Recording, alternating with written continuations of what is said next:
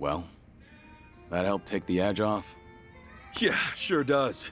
Sorry to make you pay for it. I feel like such a dumbass. But man, ain't nothing like drinking up and chowing down in Hawaii. Glad to hear you're enjoying yourself. Yeah, well, it's been a hell of a journey so far. From the moment I came here, I've had nothing but non-stop madness. But you know, seeing you here makes me feel a whole lot better. Getting sucked into local trouble's never easy, is it? That's for sure. Anyway, I'm gonna make it even for everything you've done for me. Okay, but I won't be holding my breath. Seriously, I'm not talking out of my ass here. For me, getting to help you's a privilege. So whatever I gotta do, just say the word and it's done. All right. I can tell you mean it. Thanks for the offer, Kasuga. Hey, anytime, Kiryu-san. It really is an honor. Well, here's to our strange reunion. Right on. Cheers!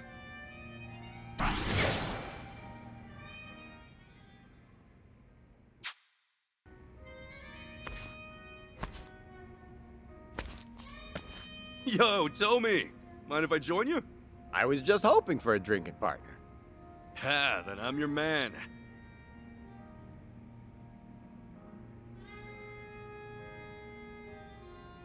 Whoa! Some days it really hits the spot. You much of a drinker, usually? Kinda, except when I came to Hawaii. I got so wasted my clothes were stolen. Hard to claim I can hold my liquor after that. Oh, yeah. Why? What about you? I've cut back lately. A while ago, I was going way too hard. You know, trying to forget. Oh, forget about Marie, you mean? Yeah, more or less.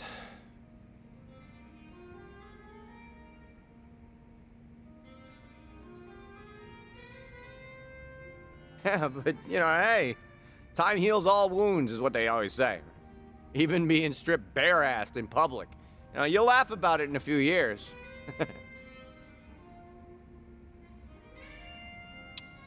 I'm sure Marie's out there somewhere, by the way, living happily. Huh. Yeah, thanks. I'd like to think so, too. The Barracudas ruined way more lives than just mine and Marie's, you know? I mean, that frame job scam was old hat by the time they got me. It's just hard to imagine anyone else took it at their happiest moment, you know, like I did. Girl I loved was having my kid. I would have given anything for one more day with her. Sorry. I shouldn't have brought it up. Don't be an idiot. Always thinking about it anyway. So the night that Marie and I first met... Oh, you want to talk about this? Do you mind? It's been a long time since I told this story. Let me get through this. Well, I'm happy to listen, I guess, if you're okay. Oh, I can't believe it was over a decade ago. Ugh, means I've been cabbing that long, too. Back then, I'd spend my nights at clubs, picking up girls, which, of course, went nowhere, usually. Usually? Bet that word's doing some heavy lifting. Do you want to hear my story or not? Okay, sorry. One night, I hit on this girl with a boyfriend. I wouldn't normally do that, but I was dead drunk. And the boyfriend, is this massive pro wrestler-looking lifter. And he dragged me to an alley, and he kicked the shit out of me so bad, I thought I might actually die. That's the worst pickup story ever. Does Marie really show up in it? Stop interrupting, I'll get there. So I'm lying in the alley, hurling out my guts. And then this woman finds me and cleans me up. Marie happened to be there that night with one of her coworkers. And we'd never seen one another before. But there she was, caring for a total stranger, staying in her nice clothes with my blood. Wow, well, that's something special. Yeah, probably the worst night of my life. Before she made it the best. Sure as hell I made a move on her. I mean, how could I let someone like that slip away? Oh, right. You know, it's funny. Now, I say it's the best night of my life. But down the road, it's what ends up ruining hers. Oh, Tomi. When we found out she was pregnant, she quit her job. 6 months later, I was in prison. All because a scumbag like me couldn't let her go. She could have had so much better.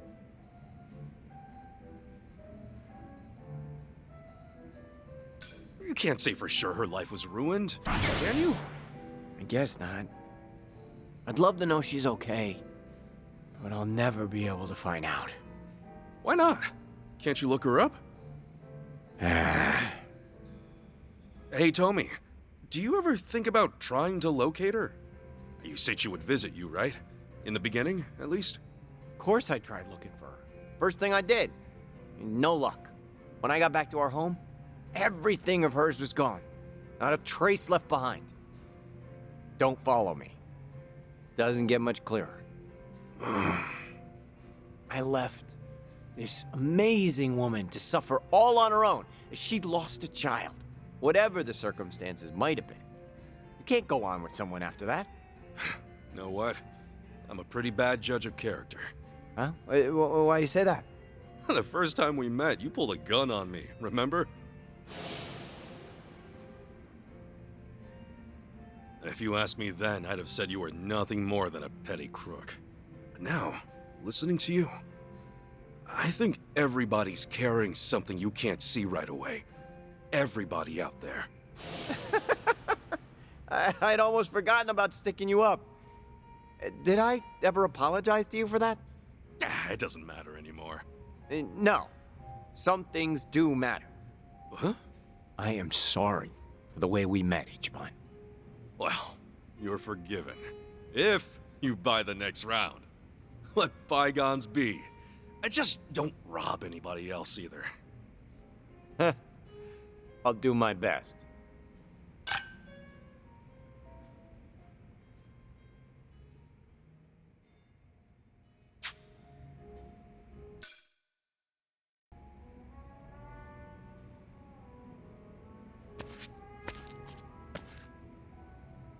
Oh, Ichiban.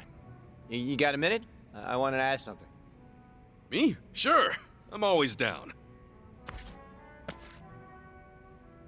And not to get too heavy, but it's about Marie again. Yeah, you remember? After I went to prison, she pretty much vanished from the earth. Figured she never wanted me to look for her. And I'm fine with that, if she's happy somewhere. So I got in touch with some old friends we had, ones I haven't seen since. I asked if any of them had heard from her, know how she's doing. Holy shit, did you find anything out? Is she okay? Long story short, yeah, probably. I don't know 100% yet. Gotta say, you don't look too happy. Isn't this exactly what you'd hope for? Yeah, I guess so. It's just, I had no clue until now. I couldn't even assume she was still alive. So why don't you seem more relieved? Marie's friend told me that while I was locked up, she nosedived bad. She'd already quit her job for the baby, but then she lost touch with everyone else in her life. She might have left Hawaii entirely at that point, according to them. Really?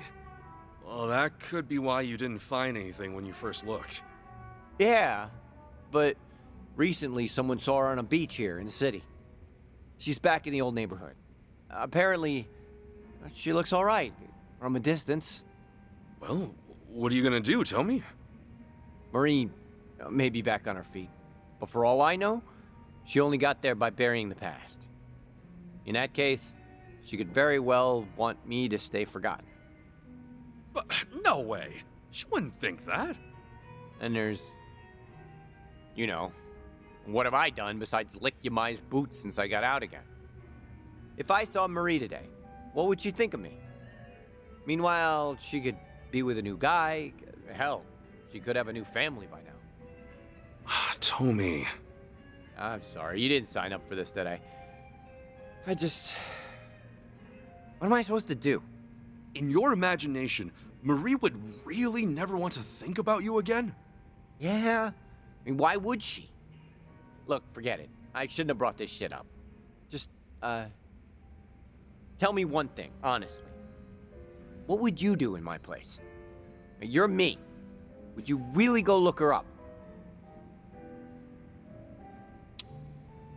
Tomi, there's no other choice, is there? She's back. You have to go find her again. No, I do have a choice here. And there's a wrong option. If Marie's happiness depends on never seeing my face again, I owe it to her to stay gone. But the thing is... Hmm? Nothing will ever be certain until you see it with your own eyes. Understand? You're worrying, well, what if she doesn't want to see you? Well, what if she's in trouble and needs help? I don't know.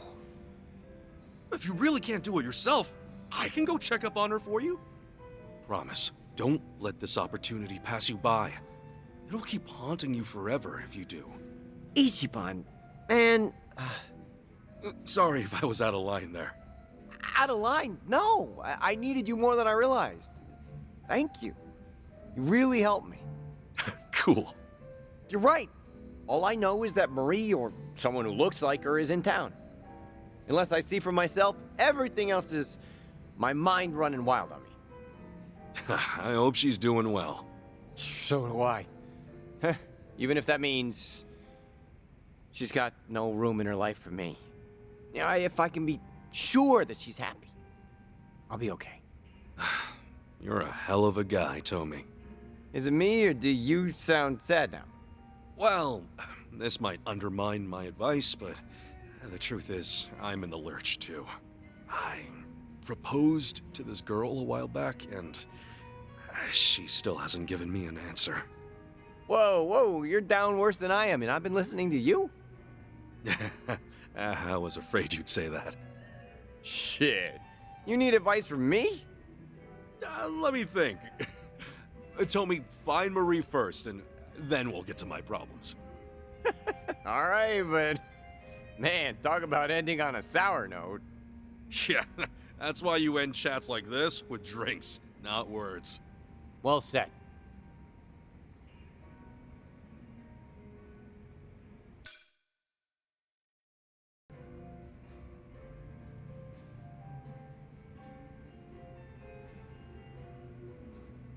Oh, Tomi, you okay?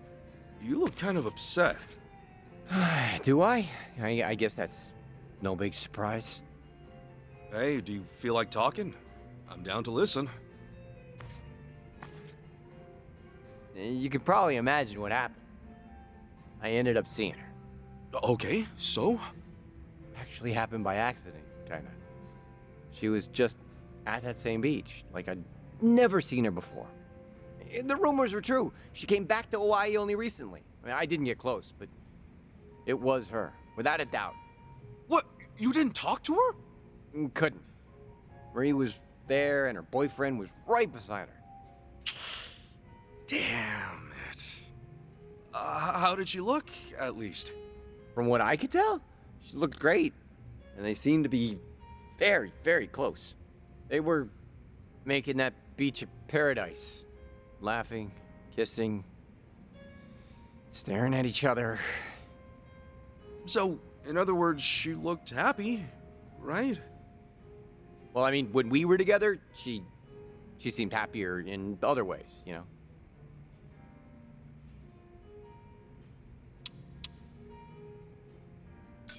You know she's safe now, anyway. You weren't sure she was even alive before, right? That's good. Yeah, I could take some solace in that. I'd never forgive myself if the worst had happened. But, how do I say this? Knowing she's doing so well without me makes it hurt all the more. I get it. I get how you feel. You do, right? Say, couldn't you try getting a bit closer, at least? You don't have to settle for a distant glance. Yeah, but if she and her boyfriend are doing as great as they seem, I'd really be in the shit. If they catch me following them a few meters behind, Marie'll think I've gone totally crazy. You're not wrong. Okay, time for me to step up and do my part. Your part? I'll stroll by the two of them, casual, and I'll feel out the vibes. You think you could pull that off? Well, if I just clock them for a few minutes, how hard could it be? Yeah, sorry, but you couldn't even play it cool enough to get your proposal answered. Okay, well, back to Marie then. What kind of guy was her boyfriend, anyway? Probably in his 40s. Clean-cut type. Looks like he's got money. All right. What else? Yeah, average build, little on the thin side. You know, more brains than brawn. He looked nice. How did Marie act with him? She had acted real goddamn happy. Right. That's it. You keep going, don't stop. There's gotta be some way this isn't what it seems like. I never said we're stopping, Tomi, okay? First of all, we have to be absolutely sure. Huh? Look, sometimes it's really hard to gauge how a girl's feeling. If I were you, I'd want conclusive proof her happiness is more than skin deep. Any woman can look happy. It's your responsibility to find out if her face is telling the truth. Ichiban, you're right. What do you think I should do?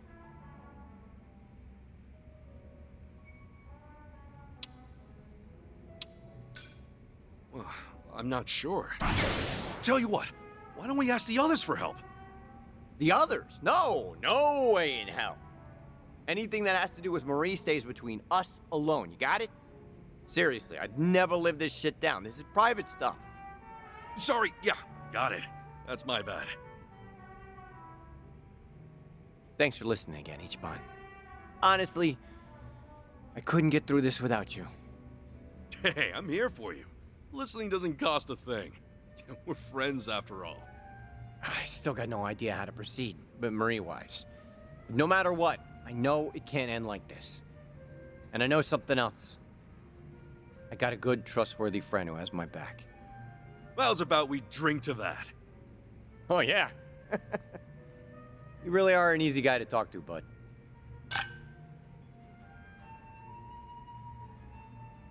Sheesh. That's it, then.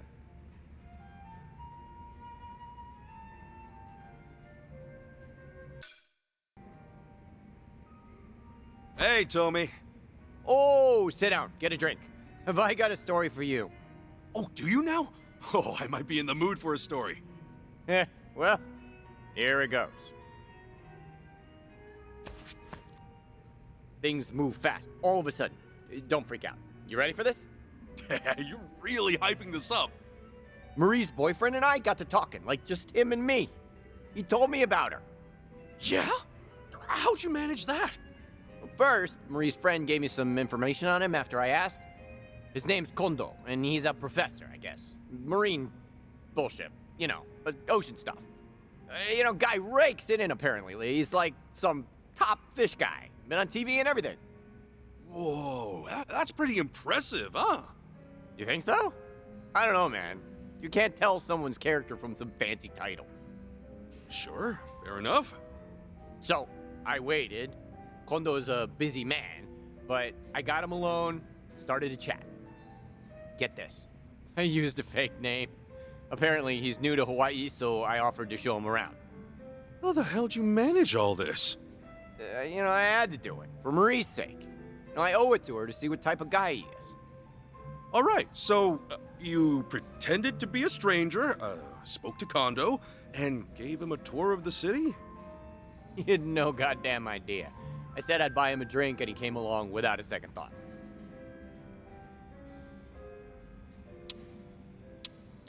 I can't believe you left me out of it. You're concerned about Marie too, you know? Haven't you got enough going on? I figured I'd just catch up with you here. So what happened? Kondo give you anything useful? Yeah, I told him I went to the same college Marie did, and that my name's Thomas. I mentioned the place real casually, so he goes, "Oh, that's my girlfriend's old alma mater."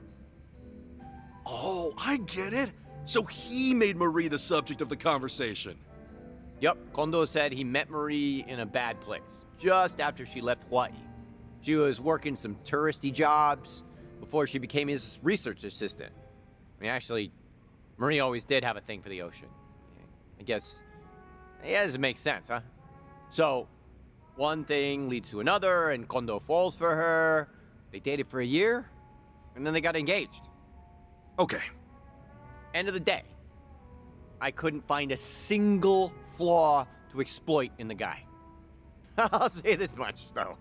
For some pointy-headed professor, he is a fucking doofus. If I had uncovered some nasty flaw, I might not have been able to stop myself from kicking his ass. Hey, come on. Don't say that. You know, right. Because I realized that I hurt Kondo, the one I'm really hurting is Marie. I mean, the fact of the matter is, I'm an ex-con. Nothing but Yamai's goon until just recently. Society is never gonna look at Kondo and me in the same way. Seems like my only option is to back down. Hope for Marie's happiness from afar. From afar, she might be hard to avoid. You're sharing the same city. Yeah, that brings me to the twist. Huh? In just a few days, they're leaving Hawaii. For good this time. No ifs, ands, or buts. I'll never see Marie again after that. Oh, shit. Kondo says Marie confided in him. According to her, she has too many bad memories haunting her here.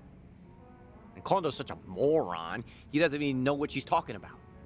Marie's chance of a happy life here died with us. She couldn't even bear to say goodbye to me. Fuck it all, then. If she needs to forget me, let her. If that's what it takes for her to find peace. End of the road. So concludes the tale of me and Marie. Tomi, no matter what, don't forget that you're a good man. You might be the only one who thinks so. And again, you might also be the only one I trust. Maybe that's how it is now, but that'll change. I wish Marie could have heard what you said.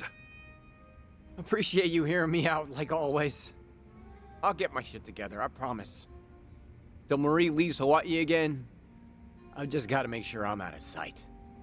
Oh, yeah. I guess so, huh? Worst comes to worst, I'll pull a fake name again. Good old Thomas. Innocent drinking buddy. Sheesh, that'd be one hell of a dance. I'd never be able to keep a straight face in your position. I'd like to see you try. One more toast, Tomi. To Marie's happiness, wherever it takes her. How can I possibly say no to that?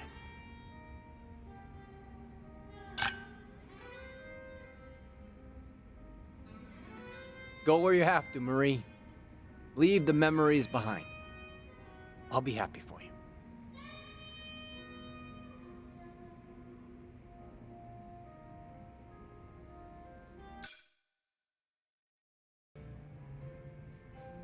Yo, Tomi!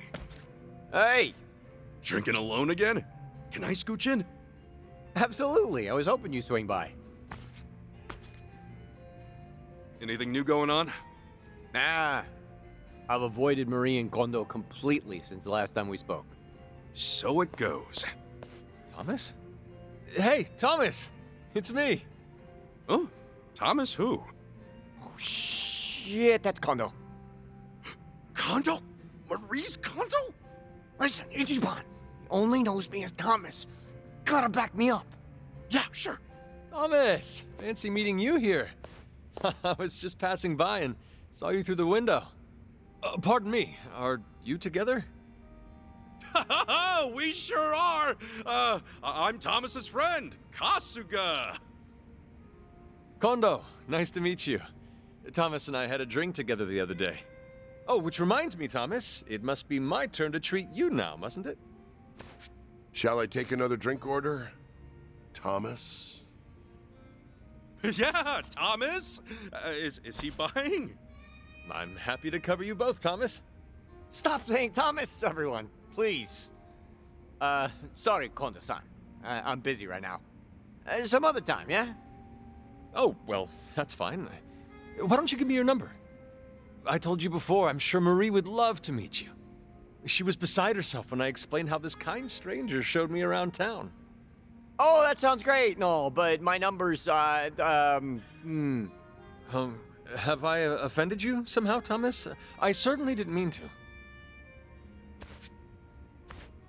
Actually, Kondo, could we talk outside for a minute? Oh, what for? This bar is lousy with eavesdroppers, you know?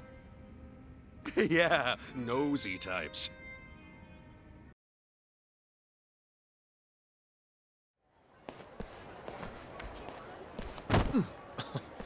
Excuse me. Watch your step, young man. Huh? Fuck you say to me? Whoa, easy, easy. My friend Kondo is very sorry. That's what he meant. What? You saw Thomas? They strode right into me. In fact, it seemed rather deliberate. Next thing you know, they'll be shaking us down. Hey, buddy. No need to cause more trouble, right? Just, stand back. It might shock you, but I'm a black belt in karate. Yeah! What are you doing? Man, aren't you getting married soon? Don't get caught up in this. You want Marie to suffer through that again? Again? What's this again? Cuz, all three of you need to shut the hell up. And this guy needs to apologize. Let's get that wallet out, jerk off. My patience is only getting more expensive. We got it, okay? 1 second, just stay cool. I refuse, Thomas. These thugs have no right to anything of mine. I'm about to take your head off too, bro. Just listen to him, Kondo-san. Tomi's only trying to help you out. Huh? Tomi?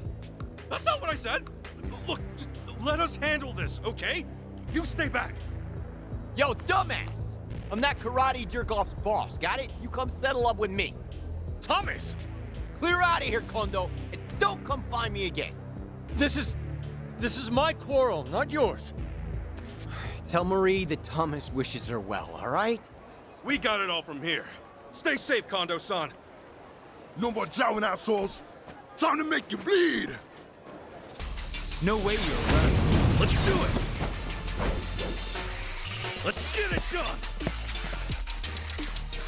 Open wide! Were they ever here at all? Were they ever here at all? Stick to my stomach. Ow! Oh, I think I'm gonna puke. Little straight. Let's go.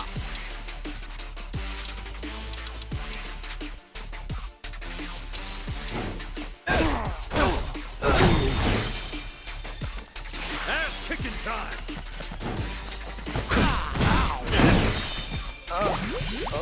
Were they ever here at all? Let's get it done! That's how it's done. On to the next level! Oh, I kind of feel bad it came to this. Hey, dummies, quit running that scam. We'll always be around to kick your ass.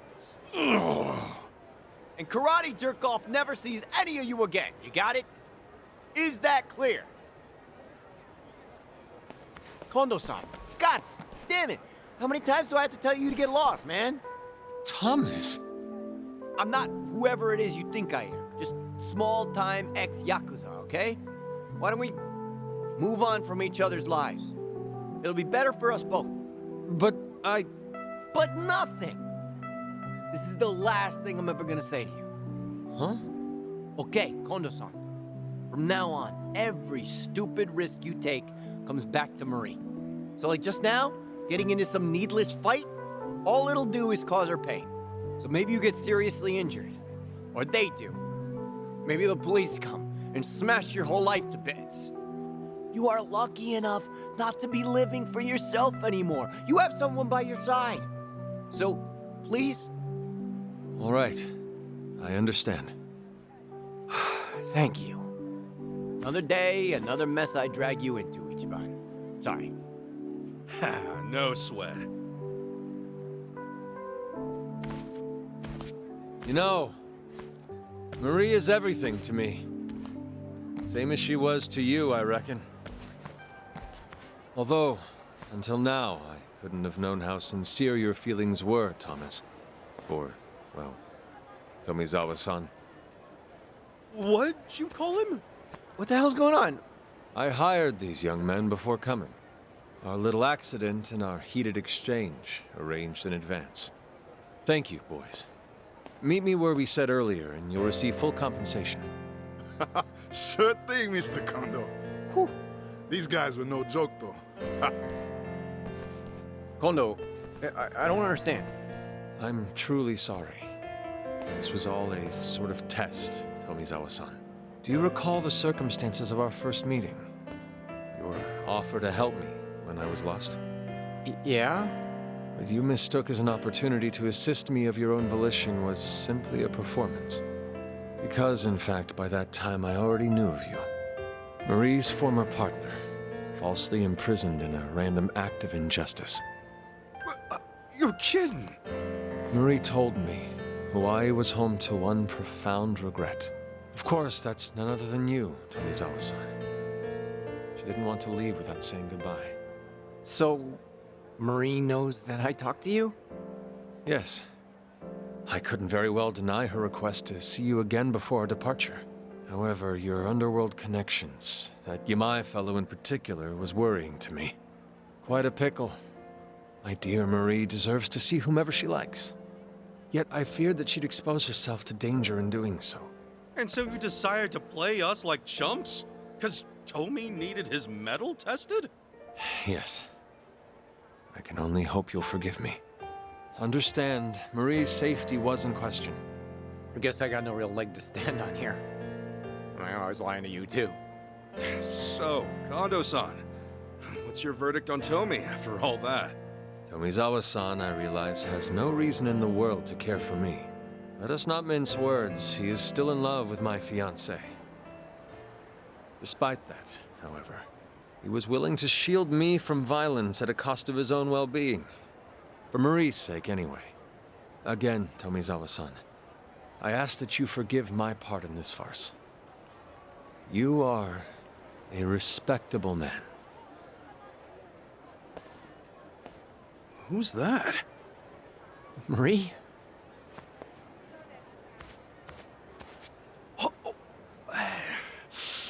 Mind if we give him a few, Kondo-san?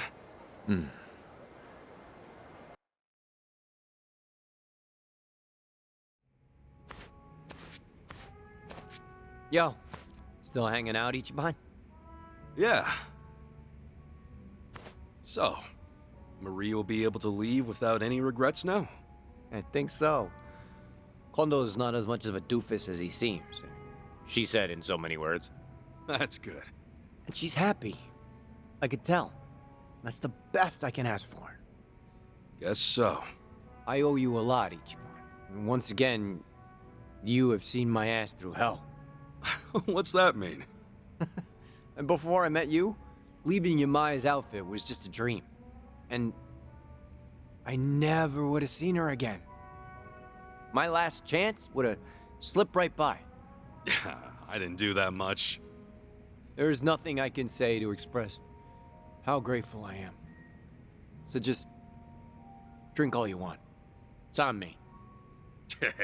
Problem is, I know your financial situation too well. How about one good drink to celebrate?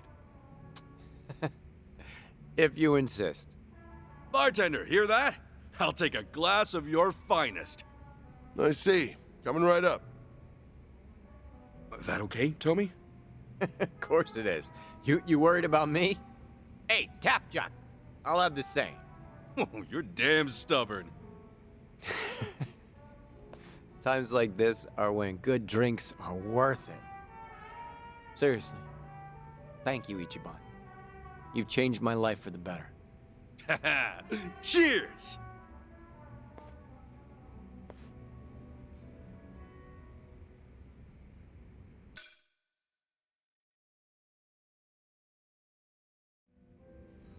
So, hey, I've been thinking about it over the last few drinks. You really are a weirdo, you know that? Wait, what? You tried to throw down? Come on, man. This whole friendship started at gunpoint. And you still bothered to help me out. Fast forward to today, and we're straight up homies. I'm grateful is all. Meeting you changed my life. And I guess what I'm trying to say is, I hope we keep this up, you and me. Me too. To raising more hell together, Tomi.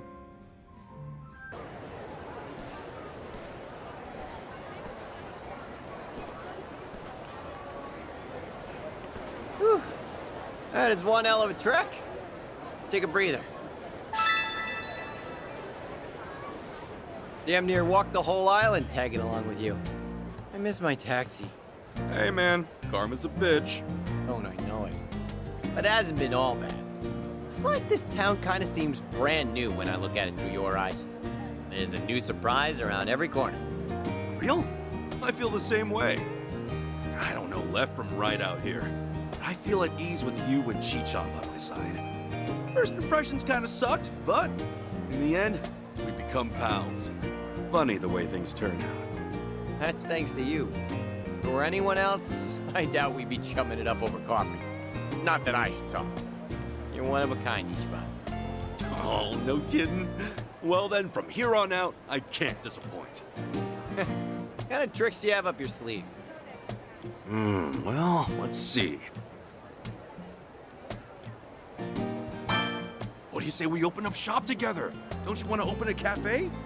I imagine a more quiet vibe, but it'd be fun with our rowdy gang around. Of course! And we're in luck. I have management experience at a senbei shop, but still. That is not the same as a cafe. Man, you're misleading. Time flies when I'm talking with you. Maybe because I can say shit unfiltered. Nothing wrong with a little discretion, no? Not that I've ever used any. Why am I not surprised? Anyway, let's head out. Wow, look at that sunset. Oh, I see it all the time. It's never hit me like this. Wow, that's gorgeous. Hey, why don't we take a pic? Title it Our Beautiful Sunset Memorial. Such a dumb name. But whatever.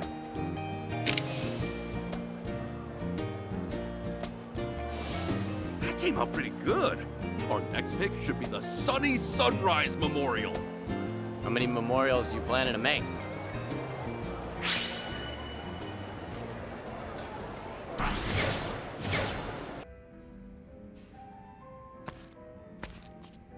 Yo, Chichon. Hey, I already started drinking without you. Yeah, I can see that. Mind if I join you? Sure, go for it. Oh, yeah.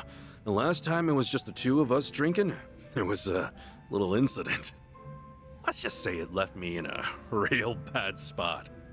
Right. You got drugged and tossed out in public. Buck naked. Maybe you ought to be more careful, just so it doesn't happen again. Man, that feels like forever ago. A lot sure changed, huh? When I first came to Hawaii, I didn't know a single soul. But now it's like, I've got the whole gang here. Well, goes to show you're a real popular guy. You always end up making friends left and right. You make it look so easy. Is it really? Personally, I think I've got way more enemies. Yeah, fair.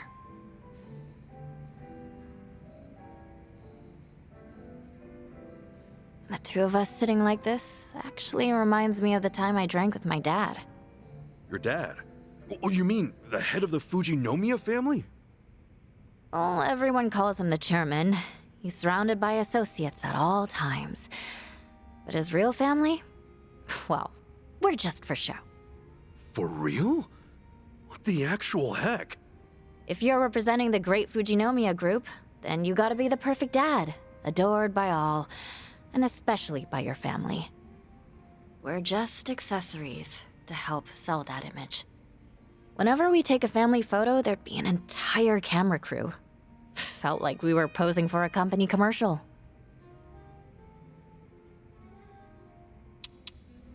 And you're taking over the company after him? I'm the eldest, so yeah. As far as bloodline's concerned, I'm the prime candidate. Well, that's gotta be a big deal. Well, there are definitely folks who are jealous. But honestly, I'd trade places with them in an instant if I could. Did you drink with your dad a lot? Huh? You said this reminded you of that earlier, didn't you? Oh, guess I did. I only ever drank with him once, though, just before I came here. Didn't even have fun either. Drinking alone with your parent is just awkward. I wouldn't know. I never had a chance to drink with either of mine. Oh, God. I'm sorry. No, don't worry about it. Anyway, what did you guys even talk about then? What was it again? Stuff about how much our company's stocks were worth? He went on about restructuring, about what sucked, and about making cuts. Maybe that's all he could think about, so that was the only way he could pass the time. Okay then, but why were you two drinking together in the first place? My dad invited me out. We didn't know how long I'd be in Hawaii at the time. Since we wouldn't be seeing each other for a while, maybe he wanted to give parenting a shot. Even if it was just a formality. You don't have to be so negative about everything, you know? You know, I'm kind of jealous of you, Ichiban. Of who now? 'Cause, like, you love your parents so much. You even came all the way to Hawaii to meet one of them. I don't think I could ever see my parents that way. It's a personal problem, though.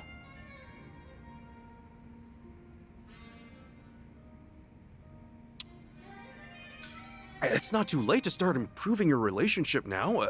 He's still around, right? Yeah, true. Can't be much different than this. You guys are around the same age, so... What? No, wait. Really? How old is your dad, Chi-chan? A little older than 50? Oh, guess you're right. Well, I'm almost pushing 50 now. Having a drink with you is kind of relaxing, Ichiban. Oh yeah? Well, I'm having a great time too. So, don't go drugging me again, alright? Sorry, but what was that again? I can't keep track of every little incident. Exactly what a big shot would say.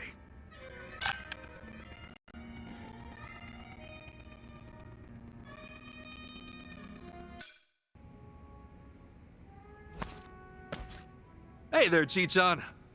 Hey, you down to drink? Sure, happy to join you. Back in Japan, you'd never see me drinking alone with a guy. Now, here we are. No lie, that's kind of surprising. Things changed when you got here? Well, the first time we met, it was just us at Akane-san's place, right? After that, it was Dwight. Dwight? As in Barracuda Dwight? Do you know any other Dwight? Oh, right. You tried to make your way into District 5. Kinda reckless to go about it alone, and in a rough place like that, too. Hey, I might be the sheltered daughter of the Fujinomiya family, but I was trained in self-defense, you know. I had a great instructor.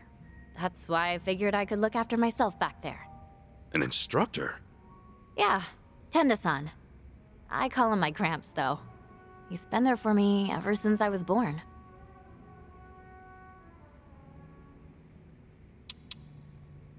What kind of self-defense did you learn from your Gramps? I don't know. He taught me a bunch of different things. I think he tailored the lessons himself to work best for me. He made sure I could incorporate different dance techniques I learned, like from ballet and stuff. Wow. Well, after hearing all that, it's clear you're real high class. My parents basically left our upbringing in the hands of other people. Most everything I know, I learned from them. Tenda-san's here in Hawaii, actually. Came with me as a chaperone, sorta.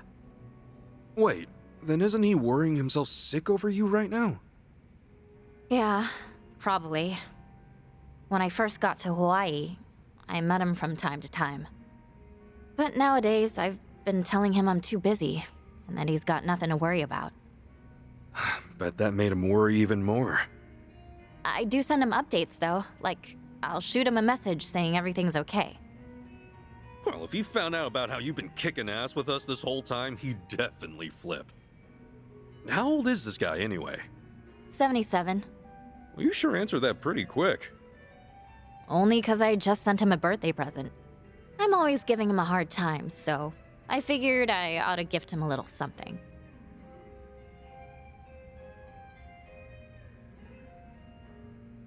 Here, have a look. This is Tenda-san.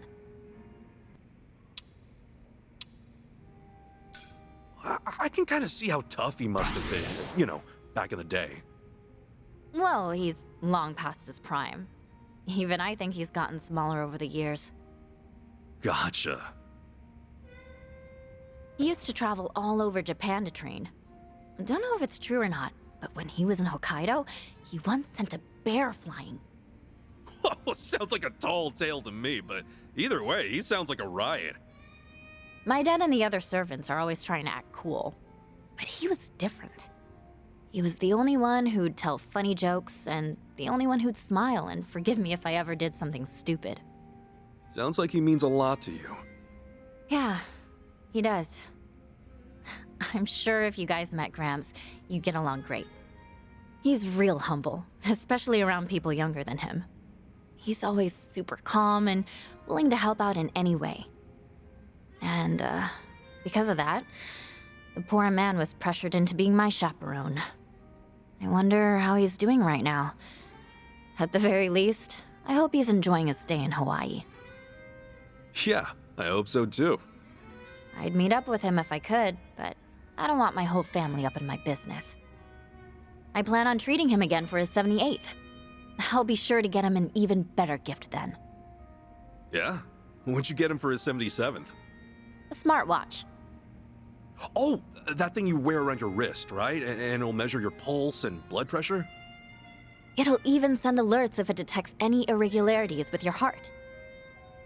Pretty smart of you. Bet that makes a great gift for the elderly. It's even got GPS, so I don't have to keep worrying about him. Say what? If he tries to spy and sneak up on me, I'll find out right away. That's a little cruel, ain't it? I feel bad for the old man. Yeah, maybe.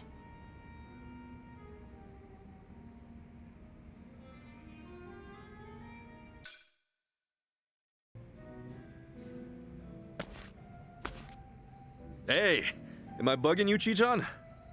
Oh, nah, of course not. It's just... What's up? Well, Gramps tried to get in touch with me just now. Saying, I'm sure you're busy, but do you think we could still meet? Right, the butler who works for your family. Ever since I joined you guys, I haven't gone to visit him in a long time. He must be real worried about you, Chichan. Yeah, no kidding. You know what else he said? I believe Milady is hiding something from me. All I've told him was that I'm just enjoying my time abroad like a typical exchange student. I mean, you gotta hand it to the old man. His intuition's pretty sharp.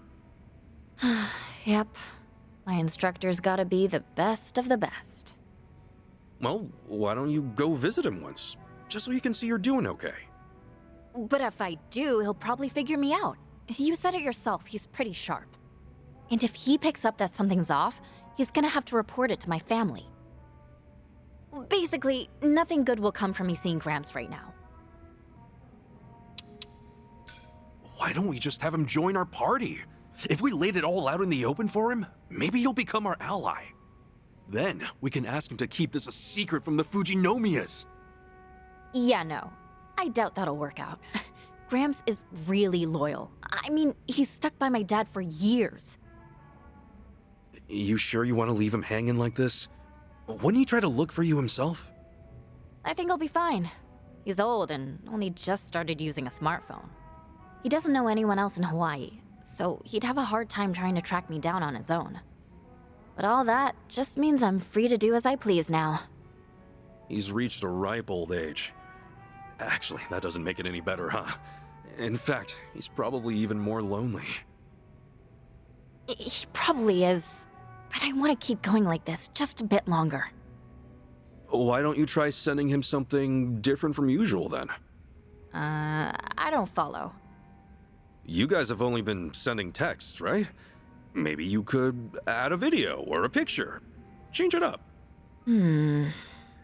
Okay, then what do you suggest?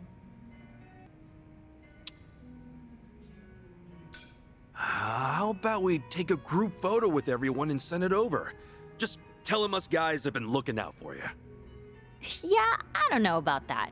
Seeing me surrounded by a bunch of buffed out dudes? Immediate red flag. He'd probably give me the 3rd degree, and I'd rather not make him any more worried, you know? Well, even if you don't want to meet him, it probably couldn't hurt to show him at least something. Yeah, guess you're right. I'll sleep on it. It's kind of funny in a way. My parents never gave a shit about me. Gramps was the only one who cared. Well... Not all family are bound by blood, you know? Hearing you talk about your Gramps reminded me of that. I wasn't related to the man who raised me, Ichiro Kasuga. He ran a soap land back in Kamurocho. But we definitely had that parent-child bond, you know? At least I thought so. Ichiban. If there's even just one person out there who gave a shit about you, then wouldn't that make them family? Yeah, guess so. Thanks, Ichiban. What for? I don't know if Gramps considers me family, but he's definitely important to me. He does deserve more than a wall of text, though. Maybe I'll give him a call from time to time. That's not a bad idea. Your suggestion's not so bad either. I think I will send him something a bit more real. Glad to hear it. That alone makes this all worthwhile. Thanks for the life lesson today.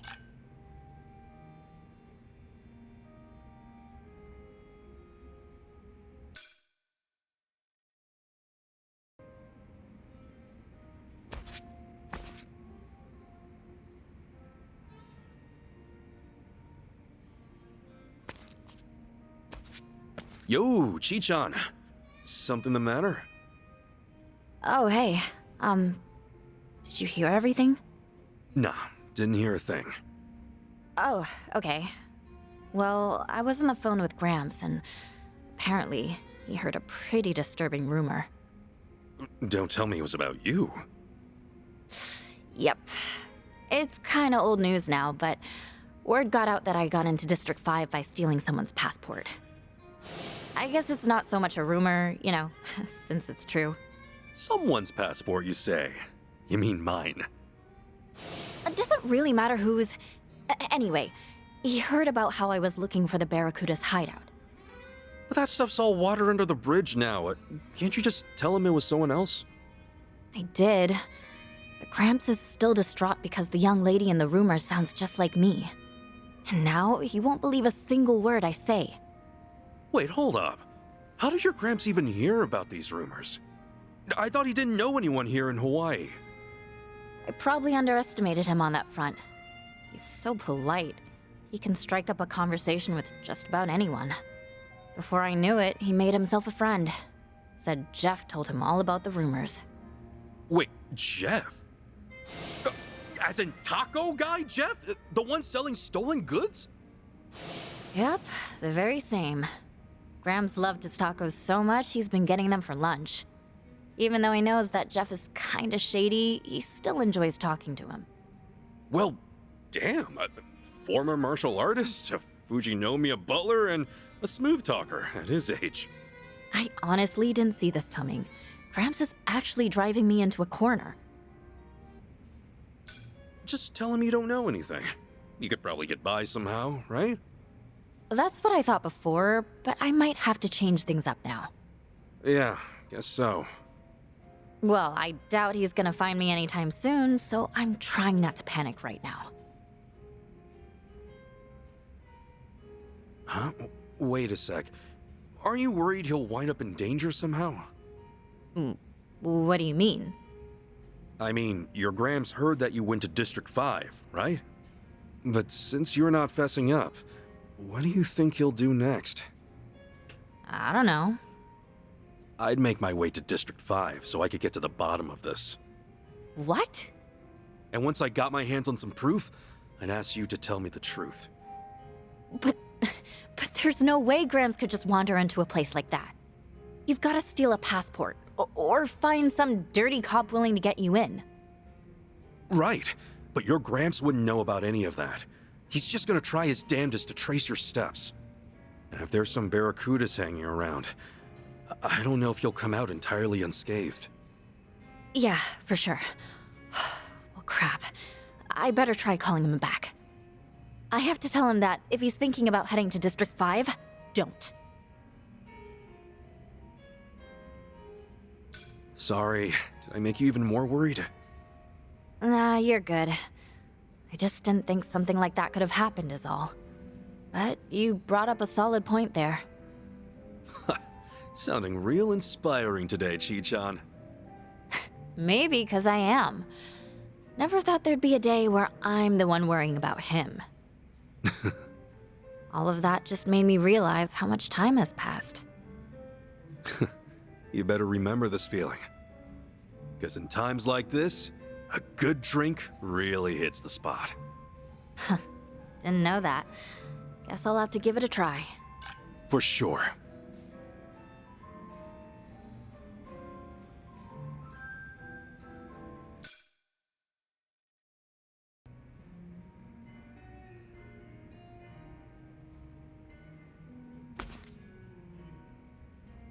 Yo, Chi-chan, how's it going? It's going.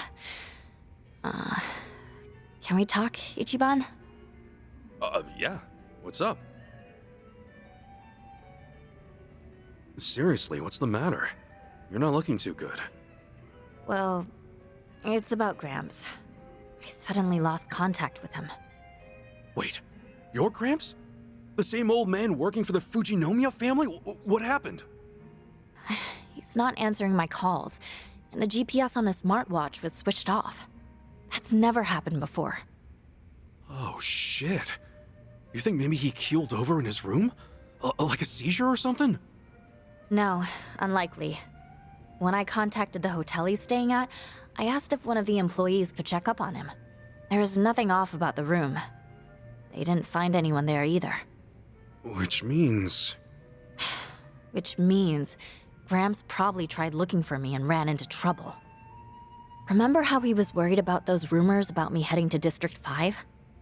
Right, he got all that from Jeff, the taco truck guy. Your Gramps was buddies with him, right? Yep, you got it. Wait a sec. Then Jeff might know where he'd be. Right? That's what I figured too. Come on, let's book it. You'll feel way better knowing your Gramps is safe and sound, yeah? Sorry, Ichiban. I keep dragging you into my mess. We can talk later. Let's hurry.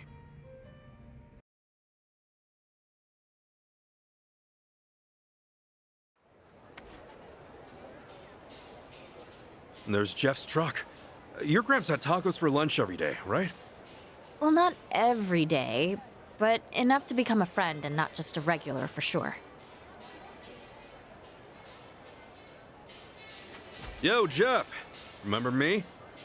Yup, and the girl with you too.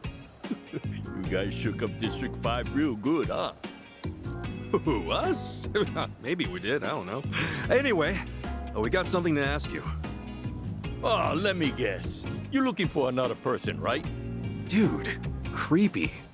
How'd you even know? A lot of folks been asking around lately. You're not the only ones looking for someone. See, he been poking around too. Huh? Hold up. Chi-chan, isn't that old man... Gramps? We finally meet again, milady. So it is him! Why's he here? No matter how many times I requested we meet, Chitose-sama refused to visit me. That was why I had to devise a scheme of my own. The scheme? Yes, one where the elderly butler suddenly cannot be contacted and his smartwatch turned off. In that situation, what would milady think? How would she act? As your butler, I ought to know at least that much. And sure enough, you made your way here, all for my sake. So, you're telling me you've been here waiting for me this entire time? For as long as I could. Whenever I couldn't be here, Jeff would try to pinpoint your whereabouts. Him of all people? But why? Who'd let an old man like him worry himself sick? Besides, the two of us are brothers for life. Every single time he stops by, he actually compliments my tacos. So I figure I'd lend him a hand, help him look for this rascal of a young lady he's soft for. And if you folks happen to show up here, I got some help to, make sure you stick around. Hold up. Why do they look ready to throw down? These guys are really fond of this old man, too. He loves tacos and pays well. Plus, he might be pushing 80, but he's damn strong. Jeff here told me something interesting. That a Japanese man with shrub-like hair was desperately chasing after Milady. That would be you, I presume. Yes, but... well, look, the two of us are buddies now. You cretin who dare swindle the Fujinomiya heiress. I will have you apologize on your knees after due punishment. Better not take him lightly. That old man's tough as nails. I mean, my friends here are like infants compared to him. Hell, he even sent a bear flying back in the day. Wow, you actually believe that story? Yep, no reason to doubt him. Well, that's not important right now. Gramps, sir, I'm not here to fight you. I'm sure this is all a big misunderstanding. Right, it has to be. I mean, Ichiban's my friend. Please, just calm down. With all due respect, milady, I am quite concerned about you. I know not what honeyed words he uttered to you, but you claiming him as your friend is inconceivable. This may get rather rough, but I hope that at the very least, this will open your eyes. Gramps! Do you remember the self-defense techniques I taught you? It's been some time since our last lesson, but do allow me to give you another demonstration. Chichon, he's kind of different from what I expected. I thought you said he was modest and kind.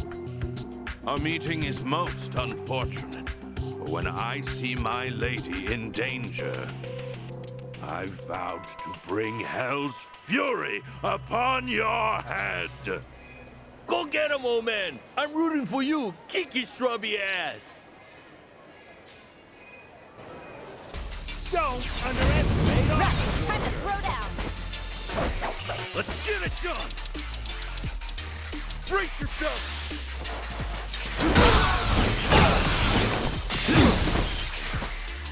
I can do this.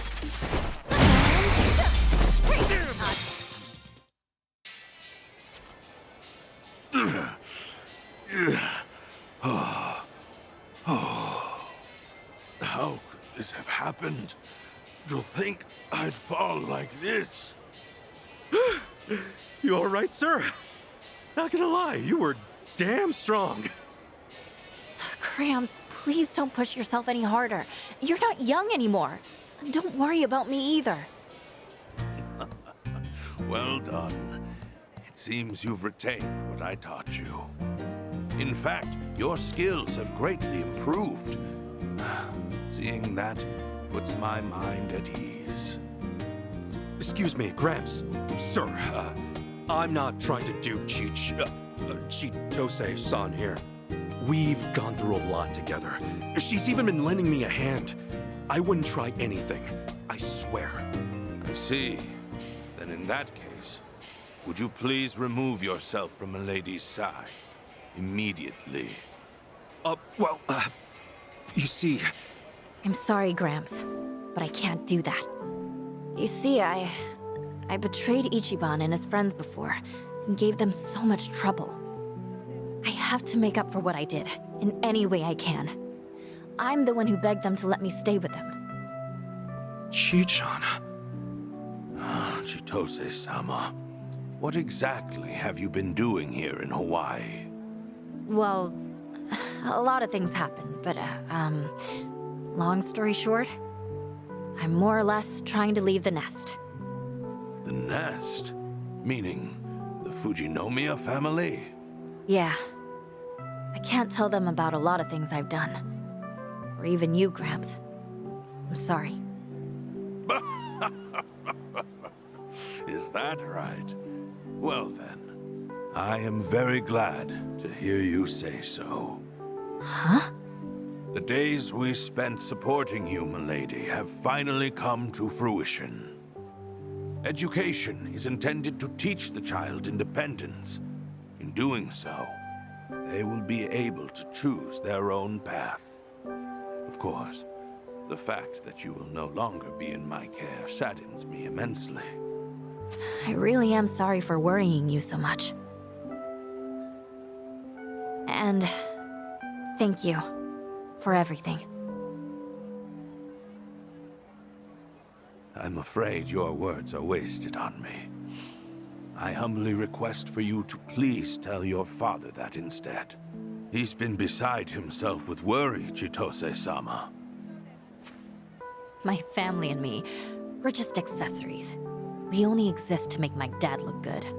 Nothing but props to show the crowd that a successful exec can have a happy family. You've seen it yourself, haven't you?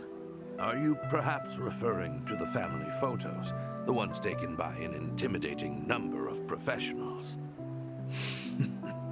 I do recall how you often complained that it felt like a set for some commercial. He'd always demand fixes to those photos. In fact, he's like that with pretty much everything he does. The Fujinomiya name comes first and foremost. Everything else can come second, third, whatever. He's willing to edit and fabricate anything, all so he can look better. Isn't that right? That's why the... Chi-chan?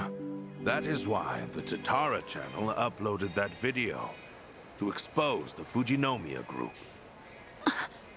Your father recently told me that he has his suspicions regarding this Tatara's identity. It is likely an insider, one who knows the Fujinomiya group well, and one who has expressed hostility towards him and the company itself. Oh, I wonder who that could be.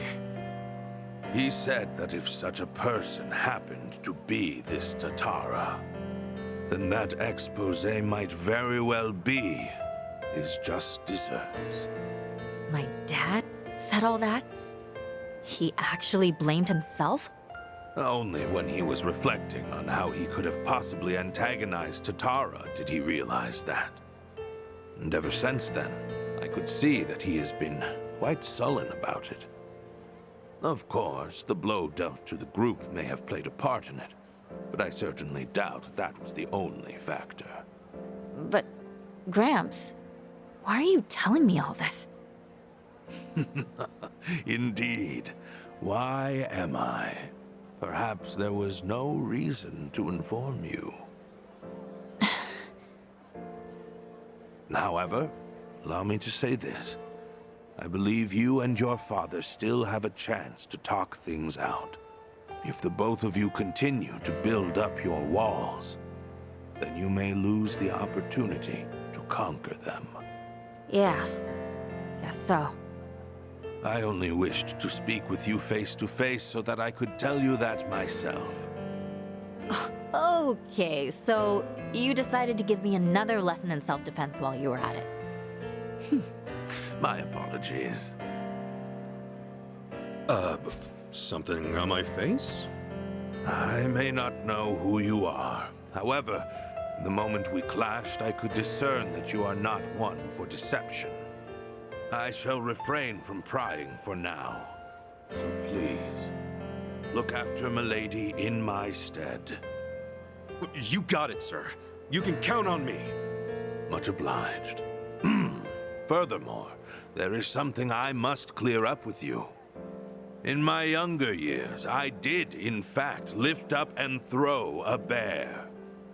Do not underestimate me. Well, I'll be damned. My bad. Didn't mean to doubt you. The two of you, take care now.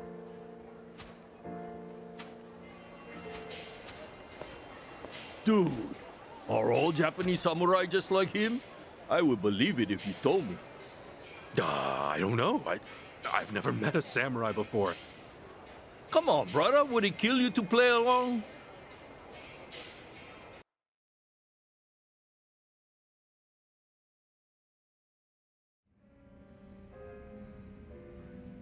Sorry, Ichiban, for dragging you into even more trouble. No worries. All that matters is that your Gramps is okay. But man, was he lively! I can't believe he's that strong at that age. Well, he is a Fujinomiya butler. Makes me proud to hear you sing his praises. You're finally starting to smile a bit more, Chi-chan. Huh? Well, you weren't in a good place before, were you? Always feeling like you weren't good enough.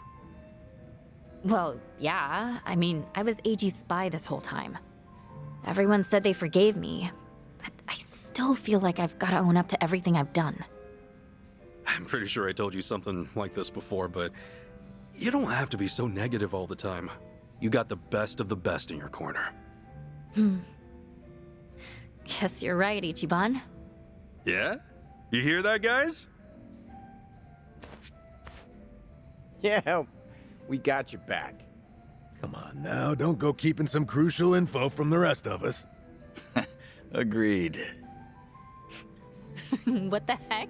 You guys are all ready to clink glasses? Well, then you can count me in too. Hey, who invited you to the party? Ah, it's all good, man. The more the merrier, right? Oh, yeah, fine. Should have figured. Hey, now you're catching on, Tomizawa. Fast learner, aren't you? If I can let my guard down, you can too, Chitose-san. And you've been doing great. Well, thank you very much. Anyway, you guys ready? Cheers! Yeah, Cheers.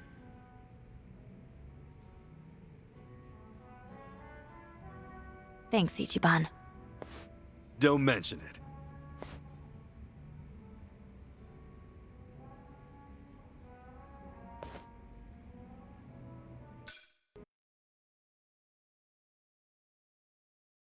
Lately, I've been going over everything that's happened.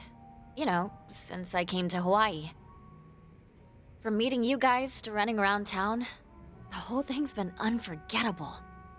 Seriously, thank you so much for taking me back in. Means the world after I did such awful things to you. Hey, we're good, remember? You also stuck your neck out for us, Chi-chan. You're someone we can count on. Though you do have a knack for causing trouble. Maybe, but you'll always come help me out, right? Say the word. Let's make sure we're always there for each other. Cool? Cool.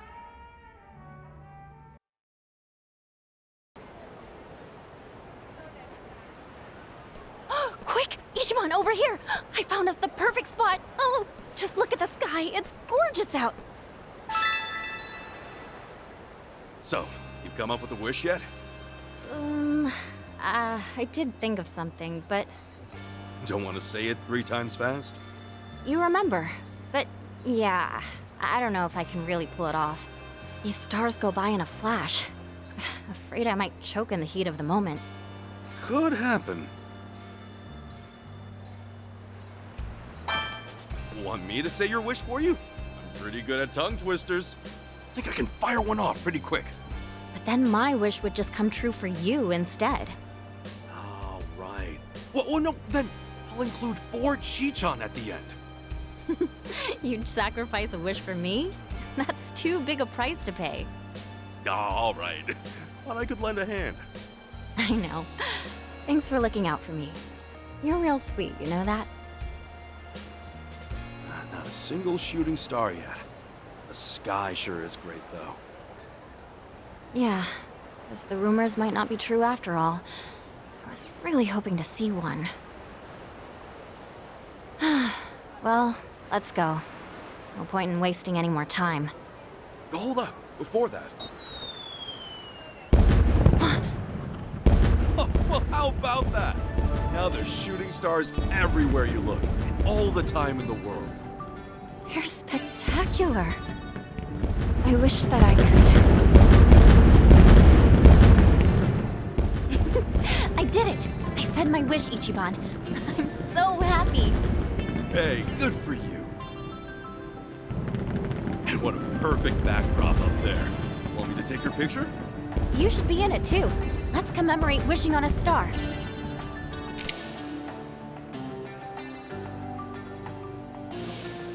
Thank you, Ichiban. I'll treasure this pic forever. And the many more to come. Yeah, as many as the stars in the sky.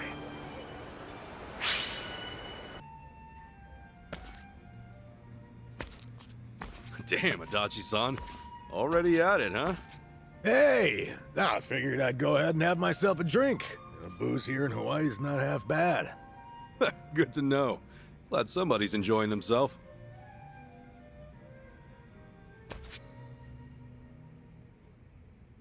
Oh, man. I never imagined the two of us kicking back and drinking at a resort like this. Yeah, I'll say. Better play it cool, unless we want folks to think we're from way out in the sticks. You know, you kind of blend in with the locals. Yeah, actually, maybe you blend in a little too well. You think so? I guess we're on the same wavelength. I was just thinking, this hairstyle's got a bit of a Hawaiian vibe. Yeah, I can see it. Maybe I'll get a little makeover myself. After all, what better time to do it? Oh, what would you even go for? Oh, then how about something like Kiryu-san style? The man changed up his entire look, yeah? Yeah, and he looks damn cool too. But isn't it pretty lame to just copy him? Oh, yeah. All right, point taken. Besides, I'm older than Kiryu, so anything I do has to be bigger and better than what he does. But still, what went down back in Ijincho feels like ancient history compared to what we're up to now. Getting fired from Hello Work, getting roasted online. Man, we've been through a lot. You can say that again. Everything we spent time and effort building up just poof in the blink of an eye. I really am sorry for getting your agency involved, man. And no matter how hard I try, I don't think I could ever make it up to you. Come on, knock it off. There's nothing you need to apologize for. Anyway, don't worry about the agency. I just wanted to know what it was like, you know, being your own boss. But you had everything all planned out, like with the company values and stuff. It seemed like you knew what you were doing. Did I really? I guess you're right. Yeah? I wanted to put my experience as a detective to good use. After all, there are some things a civ can do that an officer can't. And preventing crimes before they occur is a field that still has plenty of room to grow. I was planning on working this old body of mine to the bone. Be a little more useful to society, you know? You finally hit the ground running, too. Heck, you were even ready to take your business to the next level. Right. I mean, my goal was to develop subsidiaries for consultation and security. But that dream's pretty much dead in the water now. Yeah, anyway. No use crying about it. Figure it's better to put one foot in front of the other and keep on moving along.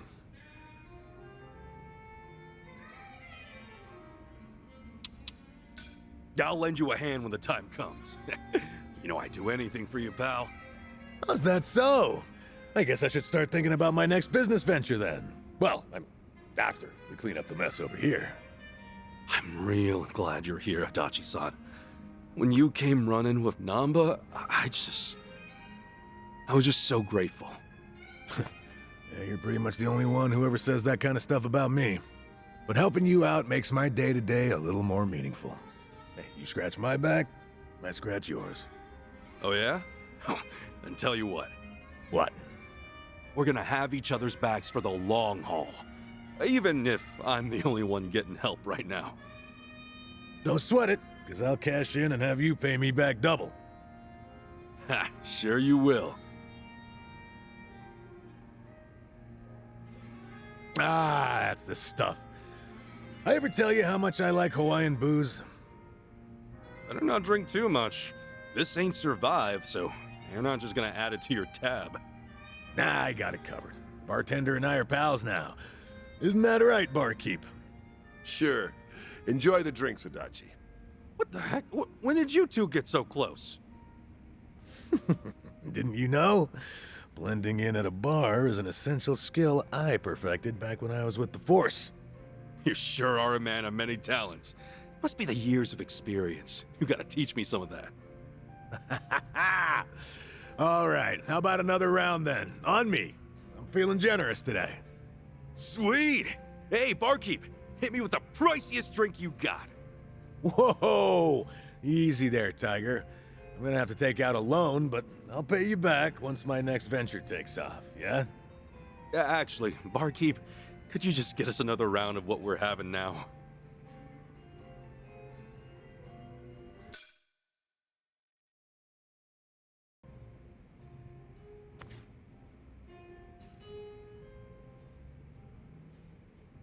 Hey, Adachi, about that ask you had for me earlier. No good info's been coming in lately. Oh, is that right? Not surprised, honestly. I wasn't really expecting much. Don't be so down. I'll ask around some more. Yo, sup, fellas? What were you two talking about? Ah, nothing much. Just asking the bartender for a little favor. Hey, thanks again, barkeep. I didn't mean to ask while you were busy, though. Don't worry about it. Just relax. Enjoy the drinks. So, what's this about a favor? Or is it something you can't tell me? Nah, it's no secret. I knew someone who supposedly moved to Hawaii a long time ago, see? I heard they opened a jewelry shop here, so I asked the bartender if he could look into their whereabouts. Judging by how things went earlier, I'm guessing he couldn't find them? I don't even know if they did open up shop.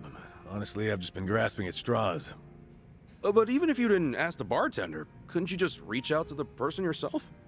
Well, the last time we met was 20 years ago. Oh, gotcha. Let me guess. That acquaintance of yours is one pretty lady? Yeah, you're not wrong.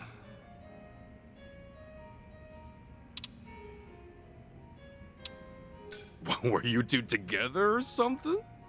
Jeez, what's with the interrogation here? But no, it's not what you think at all. Well, how would I know if you don't tell me? Well, back when I was a cop, she was involved in this one case. A robbery took place at her father's gem shop 20 years ago. She was just a high school student at the time. A jewel heist, huh? Who were the perps? Three-man team. We caught him the day after, of course. And recovered the stolen jewels, too. Wow, damn. Gotta hand it to the Japanese police. I'm guessing you were assigned to that case. Right. Just one of many investigators. And now that same girl from way back then has a shop of her own here in Hawaii? Well, that's what the rumor says. So I figured, since I'm already here in Hawaii, I may as well go check up on her, see how she's doing. You think she still remembers you? That, I'm not too sure, and the only way to find out is by meeting her. Oh yeah? Well, in that case, I'll help you look for her shop. Maybe it was fate you came all the way here to Hawaii. Nah, don't worry, man, it's fine. Seriously, you're busy enough as it is. And the bartender's already looking into things for me, so I'll be alright on my own. Well, anyway, good luck finding that shop. You got any leads to make the search any easier? Oh, only her name. Akiko Manabe. Not many Japanese folks selling jewelry here in Hawaii, so I probably have enough clues to go on. Yeah, I guess so. Well, that said, there's also a chance she did open up shop, but things didn't go so well. And since I don't even know for certain in the first place, I'd rather not get my hopes up. That's why I'll just take my time investigating. Gotcha. Sounds like a solid plan. All right then. How about a toast? To Akiko-san's success.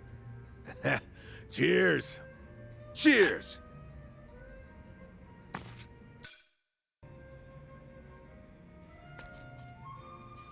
Yo, sup, Adachi-san? Hey! Actually, I talked to the bartender earlier. Huh? Oh, about Akiko-san's shop. You had him check whether or not it's in Hawaii, right? Yep, that's right. Turns out he couldn't find anything. Oh, man. Sorry to hear that. But you don't know for sure, right? It's not like he combed through every grain of sand on the island. He's talked to a fair share of people, though, so honestly, I've pretty much given up already. She might be hidden in some kind of secret dungeon, and that'd explain why she's so hard to find. Seriously? A secret dungeon? I mean like a store that sells super high-class items and only lets super high-class people in. Huh. When you put it that way, stores like that probably exist somewhere. I'll keep an eye out in town, see if there are any jewelry shops around from now on. Thanks. But there's something I gotta tell you. What's up? Oh, Akiko-san might consider me as nothing more than a nuisance. Why is that? Well, to tell you the truth, 20 years ago, when the shop got robbed, the police could have prevented it entirely. Prevented it? How? A few days before the incident, the police received a report claiming suspicious individuals were visiting the shop. The person who filed the report was just a high schooler at the time. Akiko-san. Oh, dang. But there's not much the police can do when you tell them someone's acting suspicious. Exactly. Even though she came all the way to the station, they couldn't take her at her word. To them, she was just a kid. As for her parents, well, and their daughter took it so seriously that it felt like they were accompanying her just to humor her. Oh, so because none of the adults believed her, nobody stopped the robbery from happening. Well, I learned that Akiko-san had stopped by the station before, when I interviewed her after the incident. She told me that a man would visit the shop multiple days a week but never bought anything. Also said that he'd look around with this hard, intense stare, like he was eyeing everything. Yeah, that's pretty sketchy. But not sketchy enough for the police to take action, I guess. And the best we could do is have more personnel patrolling the area, and even then we couldn't keep it up for days on end. So, because the police didn't do jack squat, a group of thieves broke in days later. And one of them was the guy Akiko-san mentioned? Yep. He was their ringleader. Damn. At the time of the crime, Akiko-san wasn't in the shop, but both her parents were. They ended up bound and gagged. The two of them were lucky to get away with only minor injuries, though the psychological damage took its toll. When all was said and done and the criminals were behind bars, they eventually shut down for good. Oh man, that's awful. Akiko-san was pissed the police didn't lift a damn finger. And I don't blame her. She played her best hand, but her folks still ended up in danger.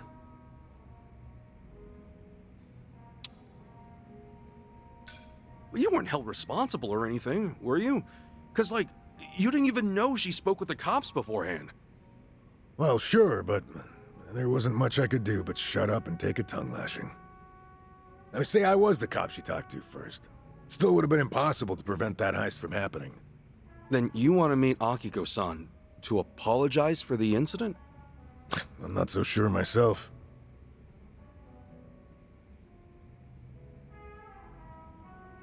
I just want to know if she's all right, more than anything else. If I didn't happen to be in Hawaii, I never would have even considered it. Guess the only way to find out is to actually meet her. Yeah, I guess so. I'll try to get in touch with my old contacts from back in the day later. You ask him if Akiko-san really does run a shop here in Hawaii, or if someone knows someone familiar with it. Wait, what? You haven't done that yet? Well, I wouldn't be able to take it if by some small chance her life was in a shambles. That's why I put off the investigation. Yeah, I feel you, man. But you know, after spilling my guts out to you, I feel like I could be a bit more expressive with my feelings from now on. Glad to hear it. The best way to vent and get it all out of your system is over a few drinks with a pal. Am I right? Maybe so. Who would have thought?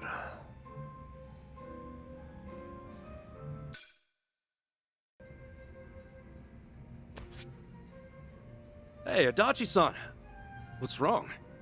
I've never seen you this down before. Oh, you could tell? Good eye. Don't be like that, man. What happened? Well, you see, I found Akiko-san's shop earlier and decided to swing by. Wait, hold up. You're talking about that jewelry shop, right? That means she actually opened up her own place here? Why are you so down about that? Come on, have a seat. Figure I ought to give you the rundown. I got in touch with someone I knew from back when I was a detective. Had to twist an arm to get him to look into stuff. And that's how I learned that Akiko-san managed to open a shop near Knight Street. I headed over to check out the area myself. That's when I heard about a jewelry shop owned by a Japanese woman. Damn, you seriously pulled out all the stops, Adachi-san. Even the barkeeper here couldn't track it down. Well, you know, some things you gotta do yourself. It was stupid of me to ask him to look for a shop that might not exist. Free of charge at that. Yeah, you had no right to complain about that. Anyway, back up for a sec. Did you get to see Akiko-san? Yeah, I did. Technically speaking. It seems like the shop's pretty popular with tourists who are in the know. There were a few customers browsing, but only one woman working the floor. So, was it her? I could never forget her face, even after 20 years. The moment I saw her, I knew without a doubt it was Akiko-san. But what about her? Did she remember you? Nah. She took one glance at me and nothing. No way she'd recognize me. But that aside, the moment I set foot in her shop, I got a gut feeling that one of the customers was up to no good. Say what? So I figured I better keep an eye on him before talking to Akiko-san. What makes you say he was up to no good? Well, even though he was facing the jewels, his eyes were always glancing up, like he was checking out where the security cameras were. But Akiko-san didn't notice him at all. She had her hands full with another customer who kept asking to try on stuff. I don't know, Adachi-san. Maybe it's just your imagination? Is it really that suspicious to look at security cameras? Well, of course, that's not all. Another thing, he kept making eye contact with some other customers. Eye contact how? Well, take a wild guess. It was with the customer Akiko-san was assisting. They were probably pretending not to know each other. One person distracts the employee, and the others take their time scoping out how tight security is. At least half of the customers in the shop at the time must have been in on it. What's their game then? Were they trying to make off with some necklaces or something? Nah, not exactly. My gut says they were getting ready for a big heist. The next time they swing by, they'll have a way to shut down the shop's security system, and an escape route all planned out. What, seriously? I only left the shop after they did. Stuck around, on the off chance they'd lift something then and there. At least nothing went down. Yet. Right. But if they were already scoping out the place, they might strike soon. Well, if you think something's up, I believe you. Yeah, I figured you'd say that, but I got no proof. No one else would believe me. Why's that? There's no way the Hawaiian police is gonna get involved just because some tourist told them to watch out for a gang of robbers. Why would they waste resources mobilizing their officers? Especially when they don't even know if a robbery really will happen. Yeah, you got a point there. Yeah, of course I do. Now, if you were in my shoes, what would your next move be? Wouldn't it be best if we caught the robbers ourselves? I mean, you know what they look like, right? Okay, catch them and do what? Say we hand them over to the police, but what for? And they haven't robbed anything yet. Besides, if we get a little rough trying to capture them, we could get sued. All right, so what would you do? Well, after the whole gang left Akiko-san's shop, I managed to speak with her. At first, she didn't recognize me, until I told her that I used to be a Kanagawa police officer. She went pale after that. Then she looked at me with fear, anger, and pure loathing. Whoa. Well, yeah, it's not much of a surprise. In her eyes, I'm just another incompetent cop. Akiko-san tried to warn us about the incident, but we still didn't do a damn thing about it. We practically let her folks get robbed. Think about it like this. After 20 years, a former police officer pops up out of nowhere to warn you about an impending robbery. Also, consider the fact that this is someone she has history with. I mean, how do you think she reacted? How did she react? She was terrified, and on the verge of tears. Thought it was some kind of sick joke. Wouldn't you? I mean, from her point of view, I must have seemed a lot more suspicious than some prospective burglar. No way, man. Maybe you've got it all wrong. Nah. I couldn't get a word in with her after that. She chased me out of her shop, pretty much kicked my ass to the curb. Even told me to beat it, or else she'd call the cops on me. I think I get it now. So that's what's got you down. I just feel like such a dumbass. I should have stepped into her shoes then. Thought harder about how to approach her. Calm down, Adachi-san. What's done is done. But Akiko-san's shop is still in danger, right? You've gotta tell her that, man. No, I can't. She won't trust me. The moment she gets a glimpse of me, she'll go screaming for help. There's no way she'll hear me out. Hey, how about this? Let's wait till she cools her head, and then we hit up her shop.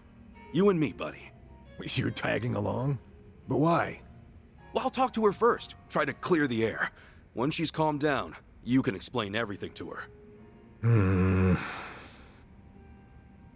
Anyway, the problem at hand is that Akiko-san hasn't realized her shop's gonna get looted.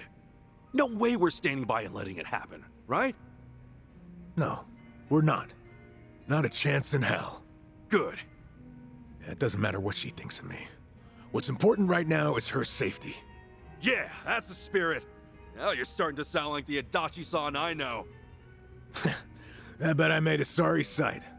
Lost my grip just because my feelings got a little hurt. Hey man, it happens. I'm sure deep down in your heart, you were actually hoping for a teary reunion. All right. You had your fun. Knock it off. Okay. Come on, let's have ourselves another drink. Cool our heads a little. Seriously, man, I don't have any ulterior motives or anything, so give it a rest. Relax, dude.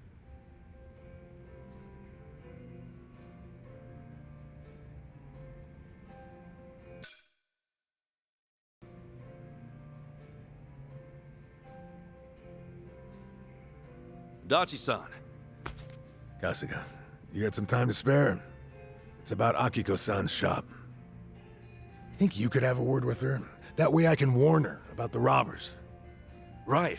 Yeah, sure. I mean, if I show up out of the blue, I doubt Akiko-san would hear me out. I was thinking you could go in first, be our mediator. If she doesn't listen to what I have to say, then the shop's gonna be an easy mark for those robbers. Yeah, if they actually try to break in, then we can pull one over on them and keep it from happening. Besides, when it comes to crime prevention, you're a pro. Damn straight. But if we want things to work out, I need you to get Akiko-san to come around. Not to pile on too much pressure, but we have no other option. I'll be counting on you and your sweet talk, Kasuga. Seriously, dude? What sweet talk?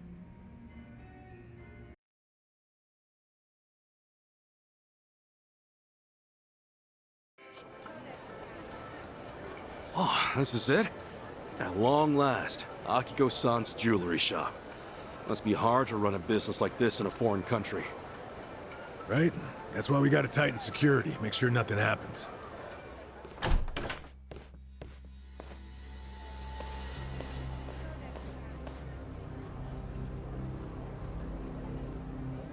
Hey, Kasuga, stay calm and listen. Huh? What's up?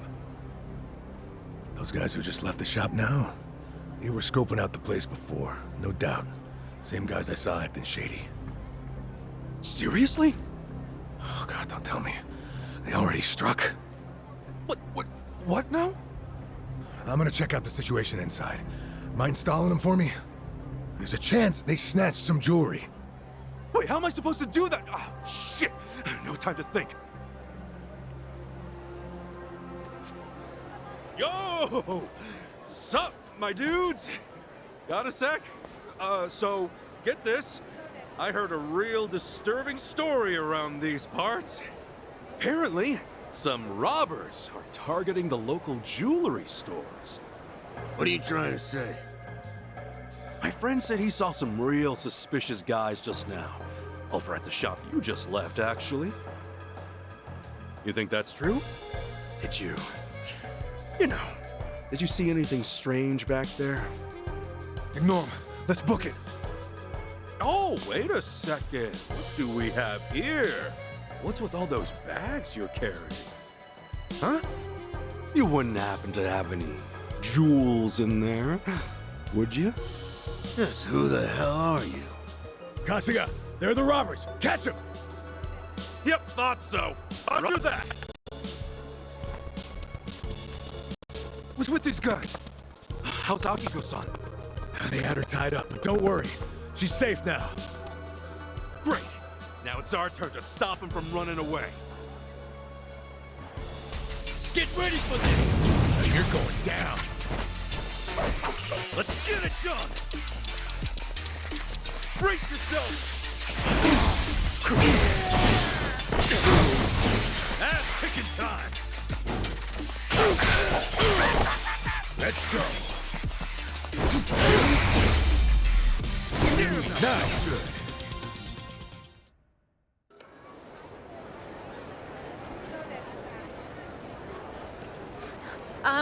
Adachi-san, I called the police. They said they'll be here soon.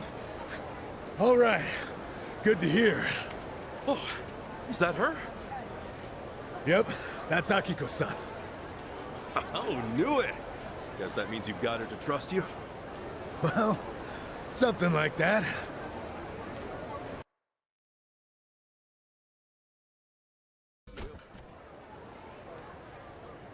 Adachi-san, Kasuga-san, thank you so much for what you did.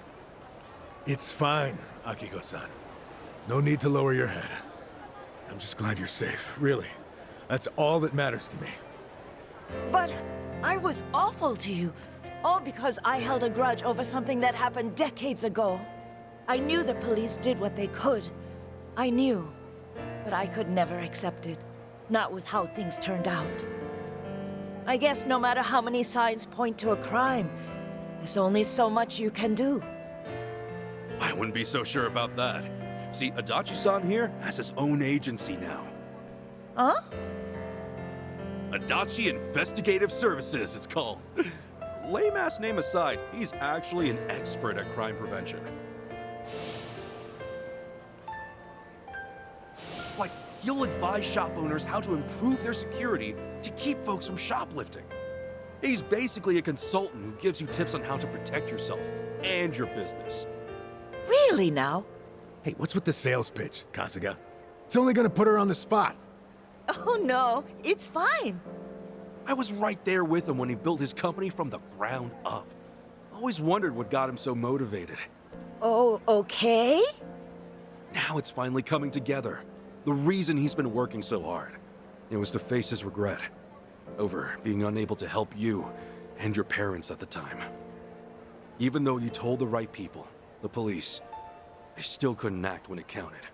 Time passed, and now here he is, in charge of an organization that can finally make a difference. Well, yeah, at least that's how I see it. Yeah, I should have figured you'd spout off a bunch of BS. Not in front of the person it's about. Come on. Could it be there's a hint of truth in his tale? Well, I mean, lots of former officers go into this kind of field. It's nothing special. Is that right? When you're a cop, you come to realize there are gonna be times when you won't be able to save someone. And to me, you were one of those people. I am so sorry I couldn't help you that time. No, don't be. Please stop. Everything's fine now. You guys just keep on apologizing to each other. So, have you overcome 20 years of regret yet?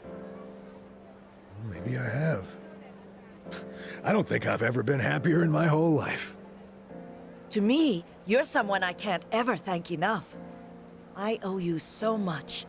Words can't describe how grateful I am. Again, thank you very much.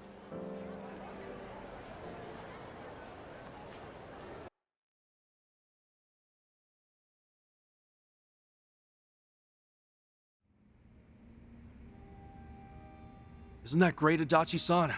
And Akiko-san doesn't resent you anymore? It sure is. But everything that's happened only made me realize that I actually do miss running my own business. It reminded me of how I felt when I first considered starting one. Well then, in that case... What? After we're back in Ijincho for good, how about giving it another shot? Get Adachi Investigative Services back on its feet. I don't know, it's just... You're doing everything you can to help me out. That's why next time, I'll be sure to return the favor. If there's anything I can do, just Just say the word. Well, only if it's cool with you. Unbelievable. You're willing to go that far for me? Seriously though, how about it? I mean, you were so fired up starting out. And now I know why you were so motivated. So... All right, Kasuga, enough. I get where you're coming from. I'll remember every little thing you just said, so don't go forgetting it later, all right? Hey, you ought to know me by now. I'm not that kind of half-hearted asshole, am I? True. Thanks, pal.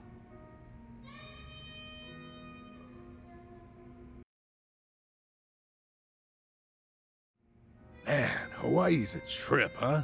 To think we'd cause trouble out here. And it's the same old trouble, too. You're as recklessly kind as ever. Can't beat that. You sure that's a good thing? Of course it is.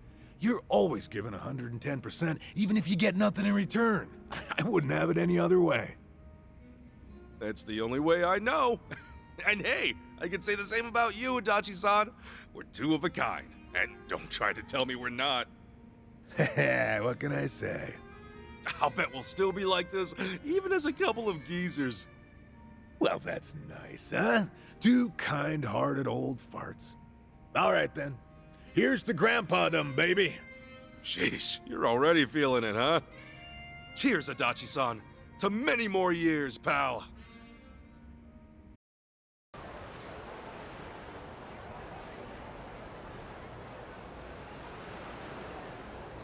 There's nothing like an ocean view to go with some wine. Makes it taste even better. Well, you sure look happy, Adachi-san.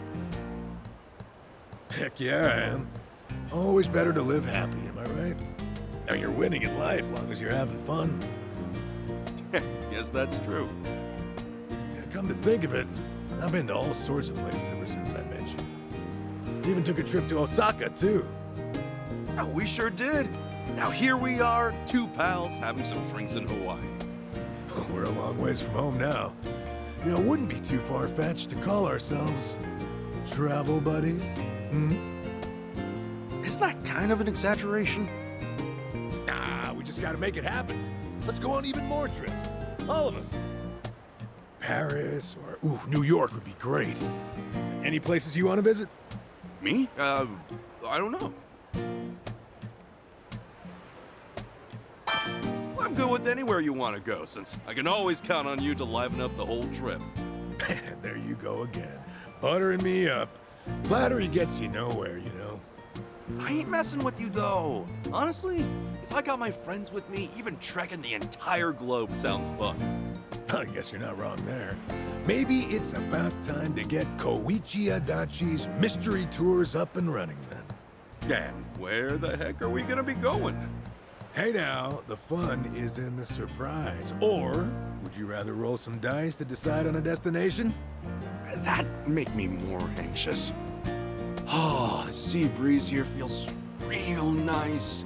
And the ocean's damn gorgeous at night, too. That makes for a nice photo op, huh?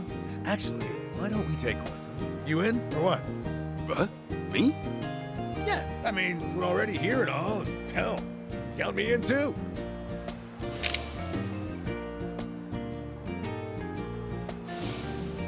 Okay, that was a pretty good shot. Maybe we ought to go around taking pictures more often. Definitely. Let's just keep at it and explore where we can. Sounds good to me.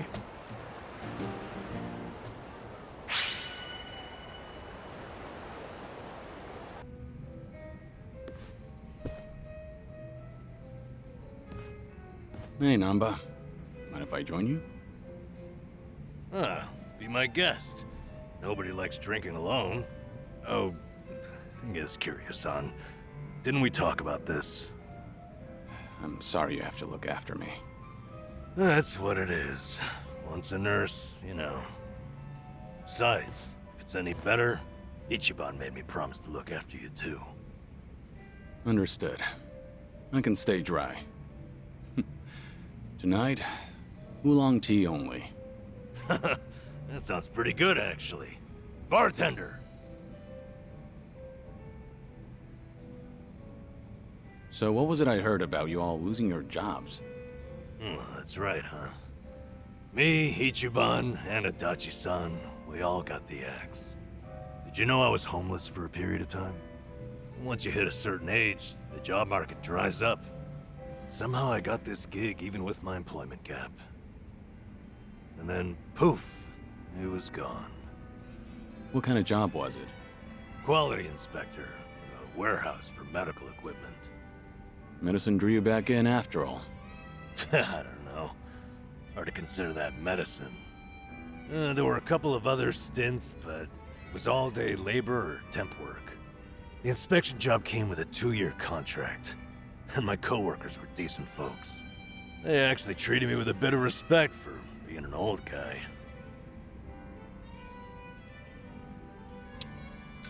You're someone people can rely on. I'm sure they recognize that. A former nurse with the life you've had? That contributes to your character. Ugh, knock it off, Kiryu-san. I want a drinking buddy, not some daily affirmation. Well, I can sympathize with how hard it is to find a job at our age. Losing it on top of everything else is a real shame. The thing is, if you don't mind me saying, it wasn't just the young guys. There was this girl there. Look at you. You're about to blush. Nothing. I mean, you can't blame a man for that, right? She was a little bit careless. She'd make tiny errors here and there. Whenever I'd catch one for her, she'd say, "Nanba-san, what would I do without you?" Must have been a pleasant working environment. Hey, I wasn't after anything, okay? I understand. You don't seem like that type. Sheesh. Listen to me, the point is, it might have been a simple job, but it was enough for me. I did good work and I had good colleagues. That's all a guy really needs, isn't it? Especially a homeless guy. For a fresh start, you couldn't ask for better. And then, they just pulled me aside and said my contract's up. Don't come back tomorrow.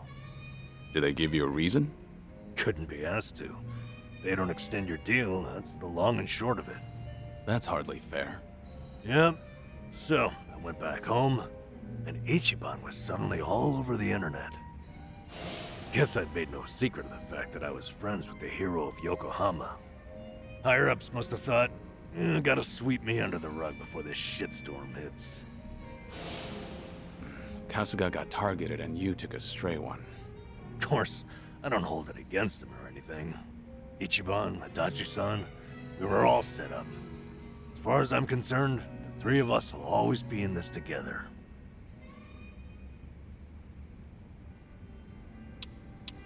It's a cruel world, Nanba. I say let's drink and forget our troubles. From oolong tea? Hell, Kiryu-san. With you around, that almost seems possible. Drink enough of anything and you'll drown your sorrow. All this talk about you trying to get things back on track. I'm sorry you're saddled with me. Come on. You know it's not like that. Ichiban only asked me to see you home from Hawaii. It's my decision to stick around and have your back. So no more worrying that you're a burden. I'm the one who's embarrassed here. If you say so. I'm grateful. So, how about we finish off with a toast to knocking back tea? I'll sip to that.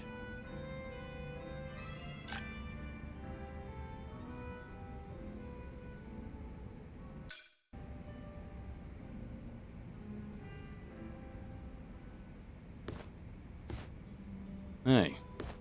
Hi there, Kiryu-san. Mind a bit of company again? Happily, but, you know... No alcohol, right? Understood. Oolong here isn't bad. You looked lost in thought a moment ago. Maybe. More crap with no easy fix. No simple answers? Well, I'm all ears. You sure? I mean, I don't want to weigh you down. Nonsense. We're friends. Imagine that. Kazuma Kiryu himself is a friend of mine. Alright. Sorry in advance if I end up rambling. Out with it. What's eating you? I guess I was thinking... No, remembering's more like it. My last job, my colleagues there had a send-off for me. Ah, that was that job inspecting medical equipment? Hey, you remembered. Yeah, that's the one. A whole bunch of them got together, but the mood was dead. Everyone was afraid they'd be next. Times are tough out there. Yep. Oh, hey, remember that girl I mentioned? The clumsy one? Of course. You seem to like talking about her. Ah, jeez. I wanted to show you we took a picture together that day. There she is. That's her. Miyabi-chan, making the peace sign. You know, she cried when I left. Sounds like a sweet girl. At which point, she wiped the tears away and made sure to tell me we were strictly just friends. Sweet, but not naive. She started out as a secretary. I swear, she could get any man she wanted. Must have been a good environment. Looks that way in the picture. Yeah. They all said they had no idea why the company was letting me go. They didn't know Ichiban's little PR emergency had anything to do with someone like me. So I kept my mouth shut and stayed quiet. It was sad, but at least they paid for my drinks. Okay, so why is it you're thinking back on that day now? Truth is, I should be out looking for a new job. I can't bring myself to, though. Ichiban and Adachi-san, meanwhile, have had to sacrifice way more than I have in all this. When they've got it worse, it's embarrassing to feel so disheartened. That makes sense?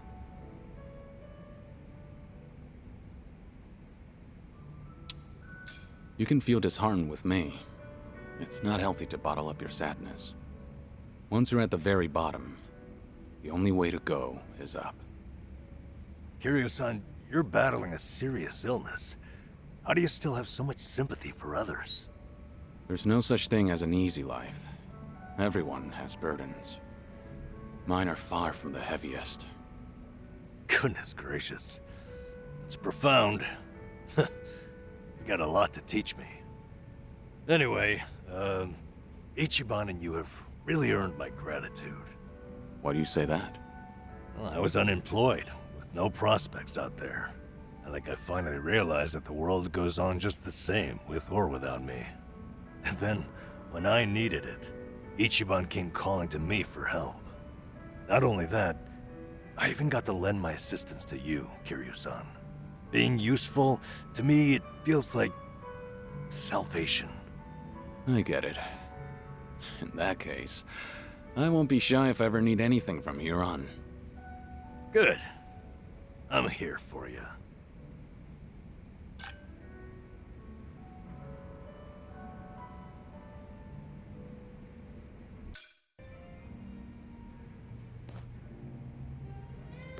Hey, there you are.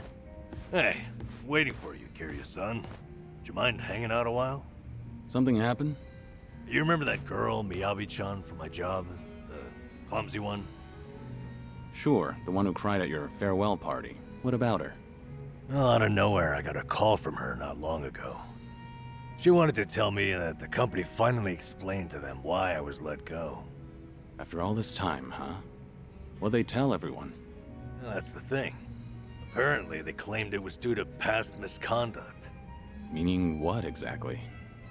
They told them, back when I was a nurse, I stole and distributed drugs from the hospital. Dealing drugs? No, I don't think you're the type to do that. Huh? You really believe in me just like that, Kiryu-san? I know you well enough. Anyway. Fortunately, I made peace a while back with how that whole incident went down. And I disclosed it back when I first applied for the inspection job. So, they accepted it for 2 years, and suddenly decided to fire me for it. By their logic, that is. That's pretty strange. Yeah, it made sense at first. firing me after Ichiban became a liability. As far as they're concerned, a guy like me is not worth any risk to the company. So why didn't they just tell everyone the truth? It doesn't seem to make sense. I wonder, could it be there was another reason they let you go? Huh? Another reason? That Kasuga video might have been popular, but it's flimsy grounds to cost you your job. You're only an inspector. It's not like you represented them to clients. Yeah, you're right. If you fired all the friends of anyone who's ever been roasted online, the world would run out of workers. Maybe there really was something else. Is there anything that comes to mind? No. But I certainly can't leave it at this now. And maybe it's pointless considering that job's all in the past. It's not pointless. This is about how well you can sleep going forward. Yes, that's right, damn it. Things as they are, I won't be able to rest. So then, what's your plan? I'll have to think about it. Thanks, though, Kiryu-san. You've got your own problems. It's fine. We have to look out for each other. That's a decent way of seeing the world. You won't mind if I ask your advice again? When Ichiban's away, I swear, I'm a total wreck. The least I can do is lend you an ear. That's all I need. It's always good to have someone who'll listen.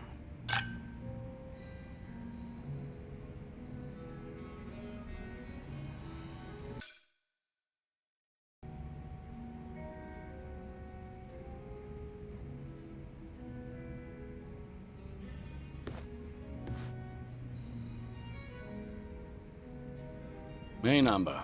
This seat taken? Hey, it's all yours. Fill me in. Any new developments? Thanks for remembering. As it happens, that girl, Miyabi-chan, asked me out to drinks to talk. My goodness. Blessings to the happy couple. Unfortunately, I'll have to disappoint you there. Ah, I suppose it was about your firing then? So it turns out, she called because the company's explanation for firing me jogged her memory. Oh? Originally, she was secretary to an executive there. Then the company transferred her to inspections, despite her having no training there. Explains a lot, actually. Why she seemed so mistake-prone, that is. Maybe she wasn't just clumsy like we thought. You were the same. The company treated you both like objects. Yep. What's more, now it gets interesting. Her transfer and my firing were done by the same person. So there's a mastermind at work. That's an extravagant way of putting it, but yes. Turns out, he's the one she was secretary to. Take a look at this here. He's on the homepage of the company. He's such a big shot. Guy's also a serial sexual harasser. He was pressuring Miyabi-chan to become his mistress. But she wouldn't do it, and she reported his behavior to Human Resources. That was courageous of her. Yeah, she did everything right.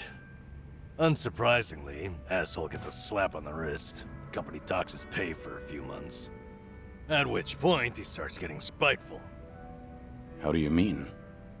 Soon, Miyabi-chan loses her secretary position and gets transferred to inspections. They tell her it's just routine human resources allocation. It's simply best for business. So she ended up in the same warehouse as me. All because this guy couldn't take rejection. And if she complained about any of it, the company could claim it had sided with her already, right? Yep. The harasser doesn't even quit after that. He'd stop by every so often just to peek at her.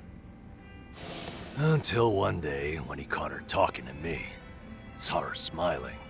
He flips out, gets jealous over it. Next thing you know, I've been shit-canned. That's it. Not the video or my past misconduct.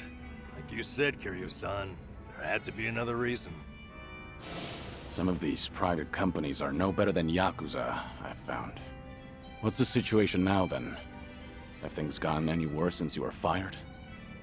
They have.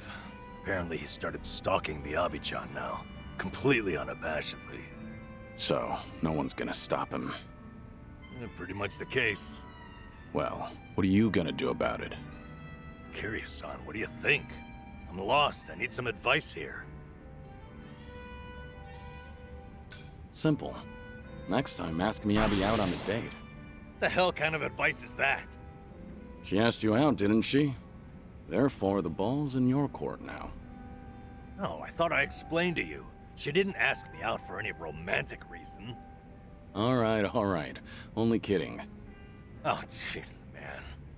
I just can't tell with you sometimes. Okay, then. Kiryu-san, thanks for this. You've helped me sort a few things out. Really? If that's so, I'm happy for you. You're damn fine company to drink with. I appreciate you hearing me out. Say, why don't we toast with a real drink? You almost had me there.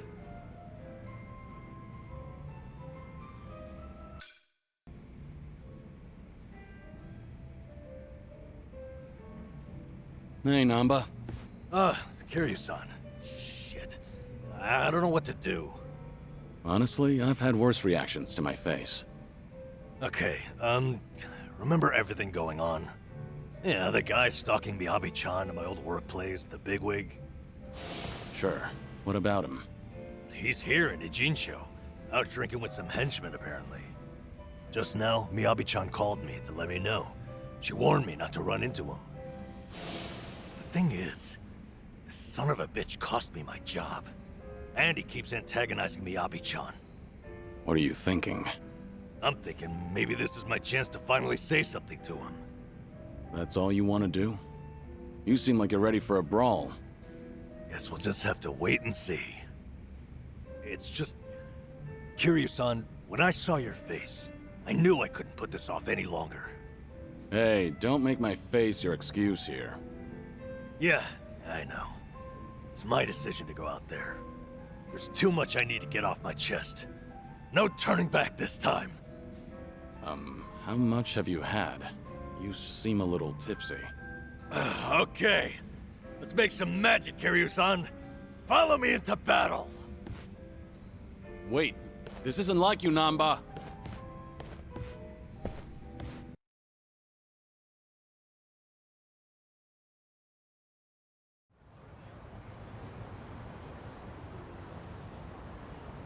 He's supposed to be somewhere right around here.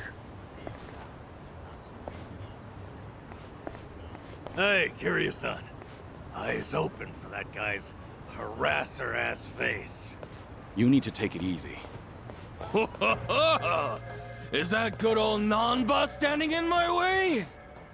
Oh, now that's a lucky break. Finally found you, you dirty swine. What now? Little grunt. Who the hell do you think you're talking to? You should be bowing. Why should I bow to you? It's not like I'm your employee anymore, right?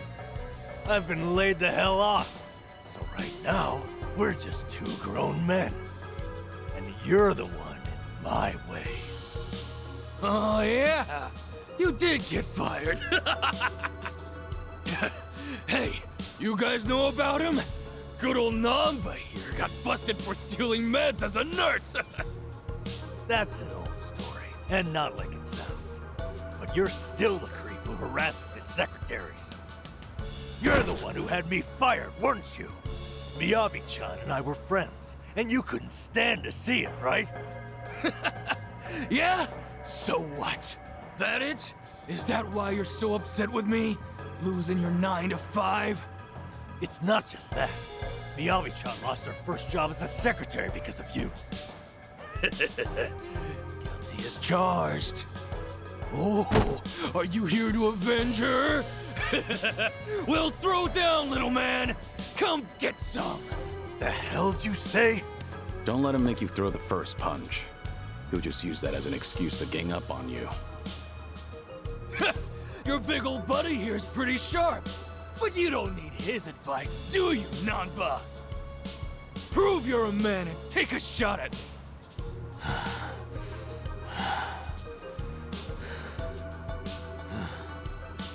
That's so. So, you admit it was you then? What? You fired me on your own. It wasn't a company decision. That means... It means Ichiban was never the reason. He's 100% innocent. He's blame-free. Huh? What are you rambling about? We did it, Kiryu-san. Ichiban wasn't at fault, just like I figured. Nanba, don't tell me. Ugh. Somebody explain what he's saying to me. Nah, fuck that actually. Talking is bullshit. I'm a man of action. Yeah, it's okay. Show me what you got. No begging for mercy now. Have fun with this.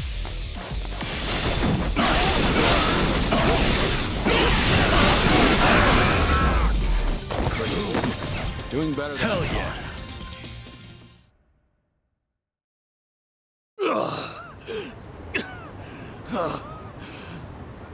Wait a second. Hold on, please. What's gonna happen to me? Hey, Mr. Grab-Ass, sir.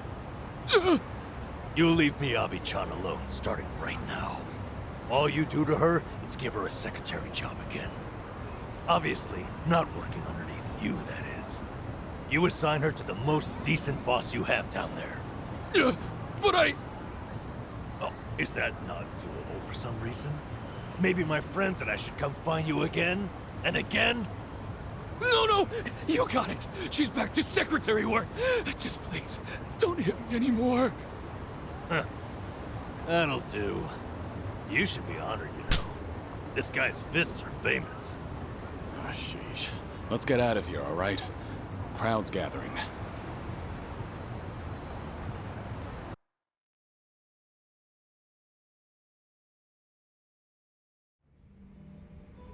Forgive me, Kiryu-san. It was all the adrenaline rush. Don't worry about it. Kasuga's lucky to have a friend like you. Huh? I never realized. This whole time you weren't bitter about losing your job. You were worried that Kasuga might feel like he's to blame. Yep. Ichiban's carrying so much guilt on his shoulders, thinking he got me fired. I had to be able to assure him that it was never his fault. All this time, Ichiban's been suffering needlessly, feeling like he owes me. I just wanted to relieve him of that burden. But even if it had been because of the online thing, you never held it against him, did you? Of course not. How could I have? He didn't do anything wrong. I see. One thing, though. Hmm? I've been biting my tongue for weeks now, and it's been pretty exhausting. Because I really did love that job, you know? So after they fired me, I had to make sure not to mope about it near Ichiban, in case he took it to heart. And now, I'm so glad. I'm glad because Ichiban is just unhateable. I could never be mad at him. Not for any reason. Nanba. Sorry. I'm just feeling relieved. Nanba, for tonight only, what do you say we have a real drink? You're devious, Kiryu-san. If we're gonna do this, I insist we go top shelf. Bartender, give me your #1 best and most affordable offering.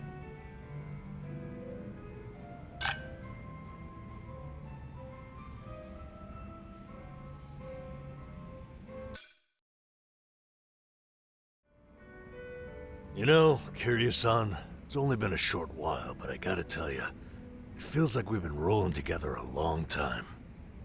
That just means we've been busy. Yeah, I'll say. Truth be told, I thought you were a loose cannon at first. Now, though, I see it's all selfless. You've a strength and charm like no other. Anytime you want to have a drink, I'm there. As long as you're feeling okay. Even if it's just oolong tea. Thanks for thinking of me, Kiryu-san. Yeah, right back at you, Nanba. I'm looking forward to the next one.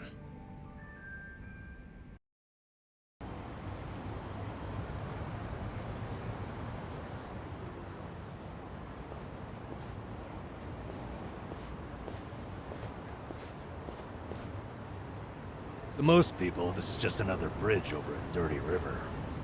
It's more than that to me, though. Yeah?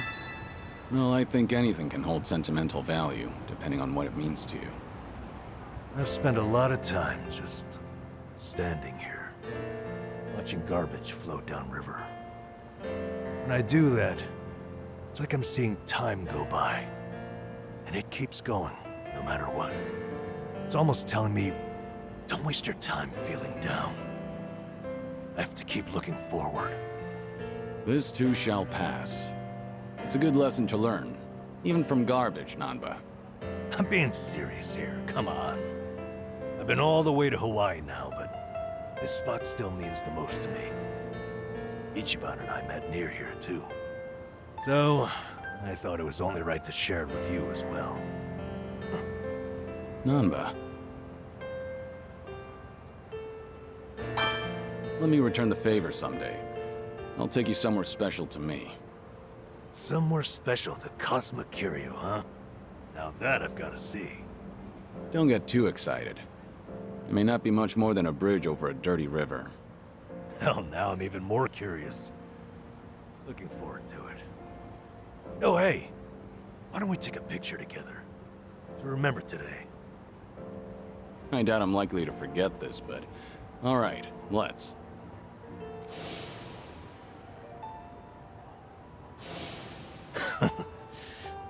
Thank you for that. You're a good friend, Kiryu-san. You too, Nanba. I'm counting on you.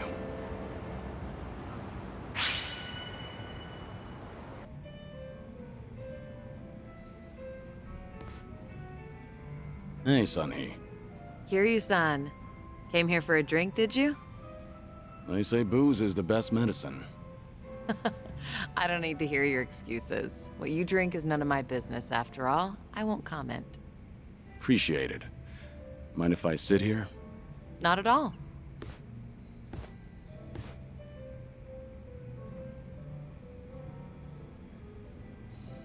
Oh, still, I can hardly believe it.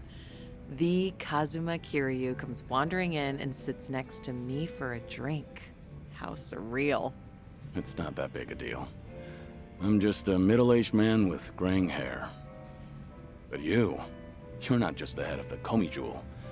You took command of the Yokohama Liumang as well. And all your subordinates have entrusted you with their lives. It must be a heavy burden to bear. Huh. You flatter me. That was a burden I've abandoned. Oh yeah, right. That.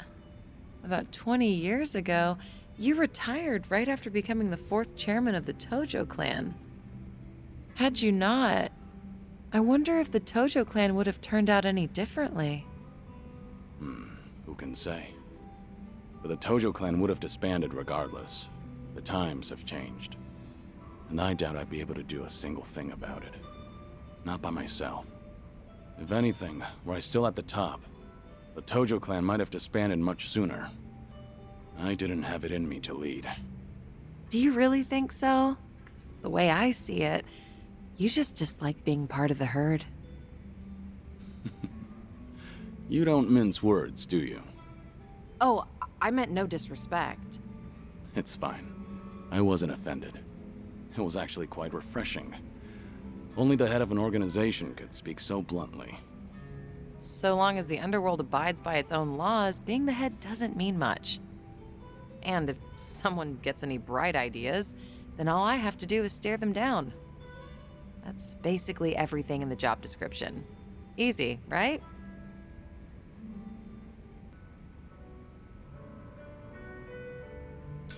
I'm sure it must be easy for you. You're something else. Thanks to you, Ijincho's still standing even after facing pressure from Ryo Aoki. Wow. You really think so? I'm honored, but flattery won't get you anywhere. I'm not one to pay lip service. I'm completely serious.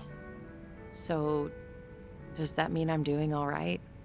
At least in your eyes? Yeah, for what it's worth, I think you're doing just fine. You good on time?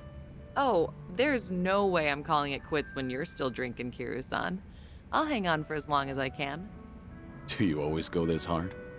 Your subordinates must have a tough time keeping up. Power harassment is a prominent concern in the underground these days. I never force a subordinate to drink. I won't deny that there's merit in ruling by fear, but you won't last for long with that alone. That all makes sense. It's becoming more and more apparent that you're a natural-born leader. That reminds me, does Komijul still monitor the whole town? All the information you've extracted is the source of Komijul's power, am I right? Right, but it's not like I keep track of every little detail. One of my rules is that my confidant only brings me crucial information. And by confidant, you mean Joongi-han? Of course. He's a very capable man, and one of unwavering loyalty at that. I'd say he's the perfect right-hand man, if only he weren't so snarky. But there are others I consider my confidants. Some are even from my father's generation. Your father's generation, huh? Must be close to my age, then. You're right. The elders of the organization are like my great and wise uncles. Every now and then, I'll get an earful from them. So even you have something you're afraid of. They were part of the Jingon Mafia before Komijul. Back in their prime, they had a healthy rivalry with the Tojo clan. Probably a little before you made a name for yourself. I've heard a lot about your heroics, so having someone like you sit right next to me is sort of unnerving. What was that? Oh, it's nothing. Forget I said anything. The former Jingon Mafia. I hope they don't disapprove of you siding with me. Well, I'm not sure myself how they feel about all this, but even if they do disapprove, I can take care of it. I wouldn't worry about those old gents. After all, what I say goes.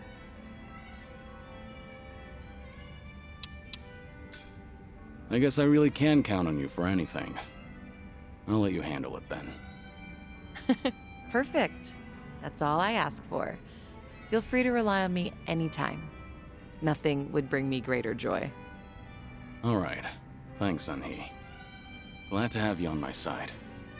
Ijincho has been a little too quiet lately. I was honestly hoping for some excitement. Now, with you in town, things are bound to get interesting. Hold on. Are you expecting something dangerous to happen? Not necessarily. A toast, Kiryu-san? Let me welcome you to my town once more. Of course. Welcome to Ijincho, Kazuma Kiryu. Cheers. Cheers.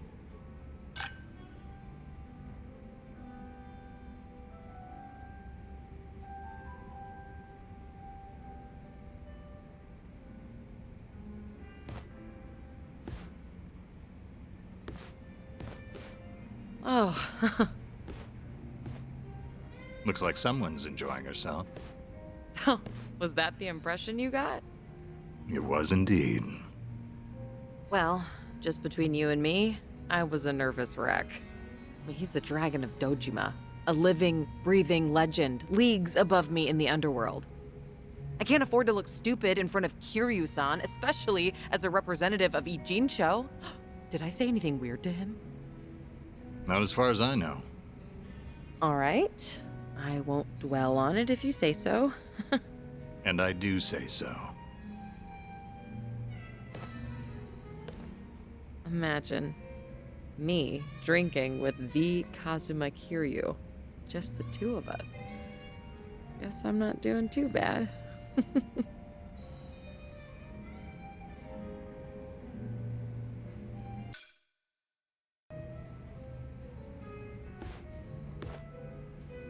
Hey, Seonhee.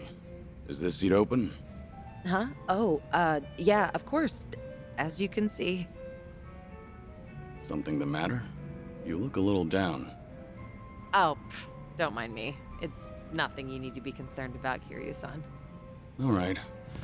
I'll just wait until you feel like talking about the thing I shouldn't be concerned about. Don't mind me. So that's how we're doing this? There's no winning with you, is there? I see.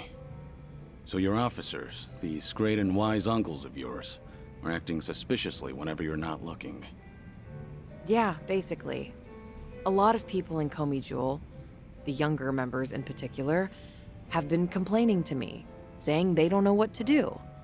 The elders put up a front when I'm around, but when something goes sideways, they take it out on their younger subordinates. It's unbelievable. If they have a problem with how I run things, then they should say it to my face. It's hard, having to deal with subordinates who are older than you, or who may even have more experience. Seems like the Queen of Komijul has some troubles of her own. It's a minor issue, and a personal one at that. It's really nothing you should be concerned about. Those officers are around my age, aren't they? I could lend you a hand if you need it. Oh, no, please don't. I am not saying another word so I can at least preserve what's left of my people's dignity. You've been nothing but hospitable to me ever since I first stepped foot in this town. It's high time I repay your kindness. Well, unfortunately, this host doesn't accept any form of payment from her guests. Don't worry, I'm doing this because I want to. Not only are you my guest, but you're also sick. You should put your health first and foremost. Went straight for the jugular there. There once were 3 organizations that kept a close eye on this town. Komijul, the Liumang, and the Seiryu clan. While it may have looked like a 3-way power struggle on the surface, it was actually intended to prevent outside forces from entering. Compared to the past, Ijincho seems a bit too relaxed nowadays. I suppose as a side effect of the ongoing peace. There's not much I can do about that, but my reputation would take a major hit if you're caught worrying. Yeah, I hear you. Guess that means there's nothing more I can say. Maybe the alcohol's getting to me. Sorry, I didn't mean to come off so persistent. Don't worry about it. Perhaps I'm in no position to say this, but... I prefer how Ijincho is now over how it was before. Even the Komijul bunch has become quite social these days. Yeah, I guess they have. I hear they actually started saying hi to people on the streets. I mean, some of them, of course, not all. Komijul used to have this image of being a secret organization that was always out of sight. Without any rivals around, like the Tojo clan or the Omi Alliance, they're probably enjoying the peace while it lasts. I see. Oh, thanks for that, barkeep. I prefer Ijincho the way it is now, too. Actually, that reminds me. An old regular from Komijul gave me this. What is it? A mask worn by members of our organization. It's modeled after the ones used in traditional Korean performances. We would hide behind a mask whenever we had to get our hands dirty. Right. But the owner of this mask said it's been a long time since he's had to wear it. Eventually, he amicably cut ties with the organization, got married, settled down in this town. He left this mask at the bar, saying he was turning over a new leaf. Looks like Komijul's going through some changes. Still, he shouldn't have given this mask away, much less to an outsider. Maybe I should tighten up operations.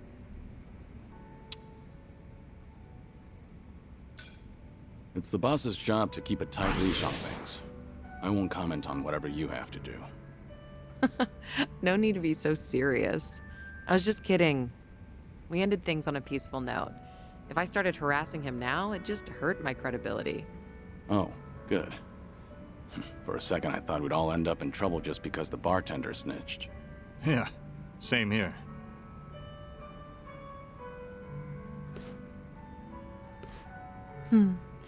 These drinks taste even better when I'm with you, Kiryu-san.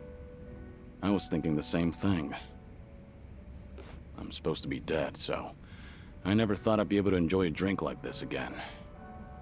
That's why I'm savoring every glass. Because I have a friend to drink with. A friend? You consider me your friend? Of course. Unless that's a problem. Oh, not at all. I'm honored.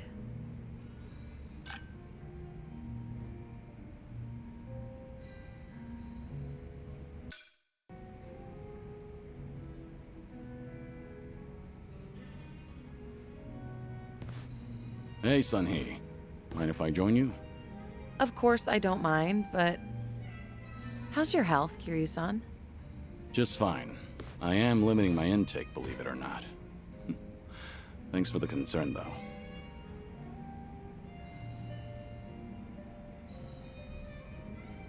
Is it really alright for you to spend so much time with us? Will your subordinates manage without you there? I'm sure they'll be okay.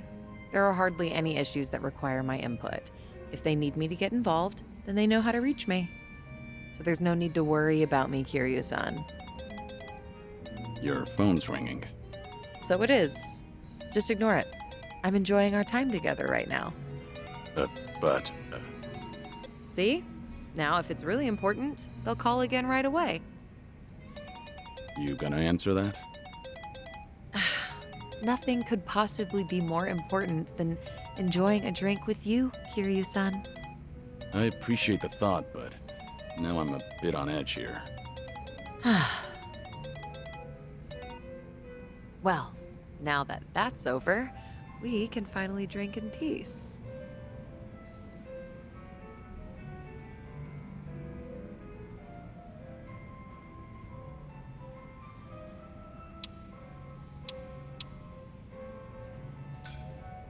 Seonhee, don't you think you should call back? Even if I don't respond right away, my subordinates will take action. They've been trained to do so on a regular basis. If you're sure. I've got nothing to say to that.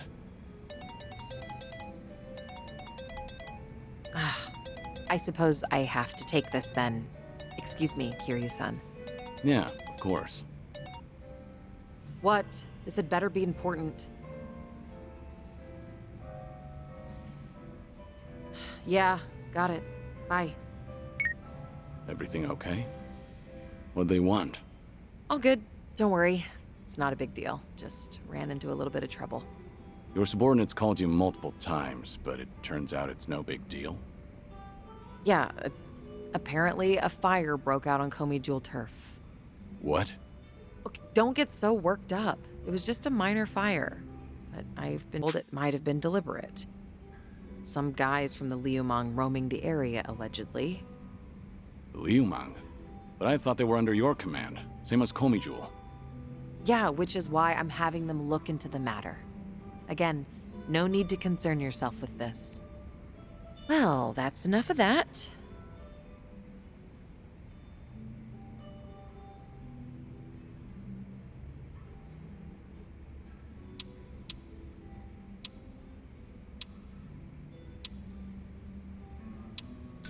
Don't mind me. I know you want to go. You're worried, right? After all, the ones who started the fire were the Liumang. If you get involved, then you'll be dousing the flames, preventing them from becoming even bigger trouble. Okay, you have a good point. I know. But still... I'm done here. If I drink any more, then I won't hear the end of it from Nanba. Go show your face, even for just a second. Your subordinates need you there more than I do here. Fine, fine. Once you've made up your mind, you can be as stubborn as a mule. Guess we'll call it here. All right. And hey, we'll drink again sometime. As long as you're up for it, of course. There's nothing I'd love more. Well, see you.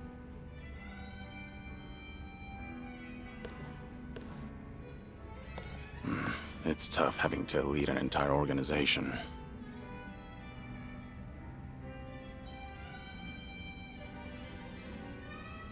Daigo really had his work cut out for him.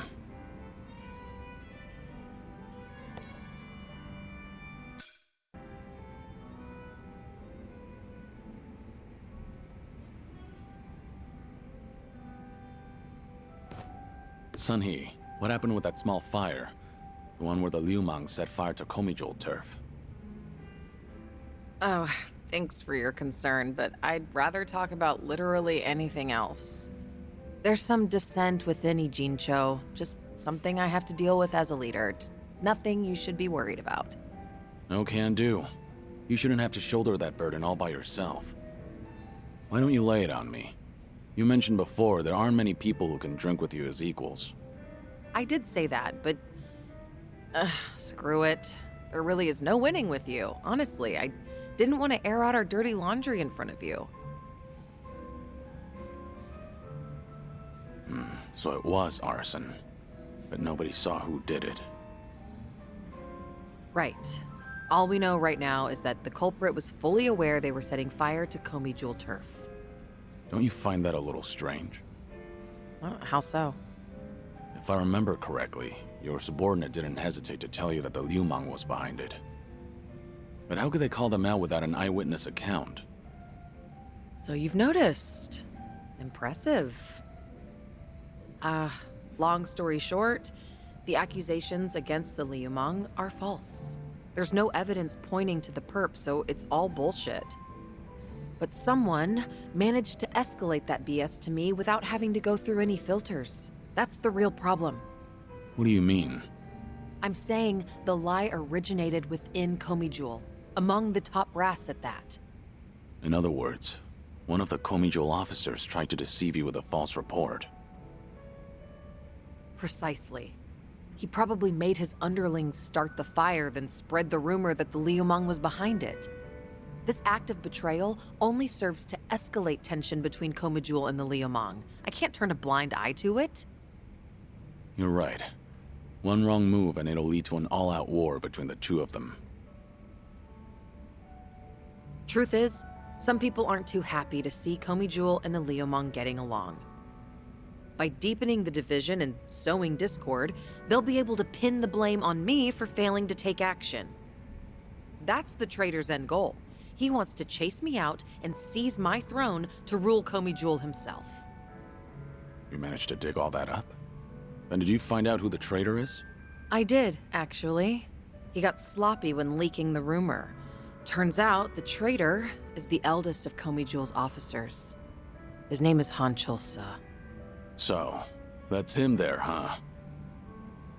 One of my great and wise uncles I've talked about before. At his age, he should be thinking about retirement. Guess he wanted to make a name for himself before going out. By betraying you, no less. If he's the oldest, then the two of you must go way back. I'm sorry to hear that. I understand why you didn't want to talk about it now. Yet I still opened up about everything from start to finish. Just how do you do it, Kiryu-san? I only hope you feel a little better after talking about it.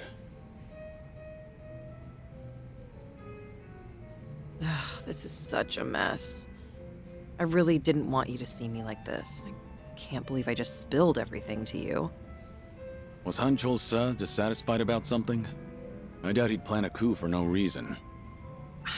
I can't think of anything. Except for the fact that I'm younger than him, and a woman. Considering he's a man who's faced countless adversities in battle, perhaps he doesn't want to end up under a leader like me. Most old men probably would think so.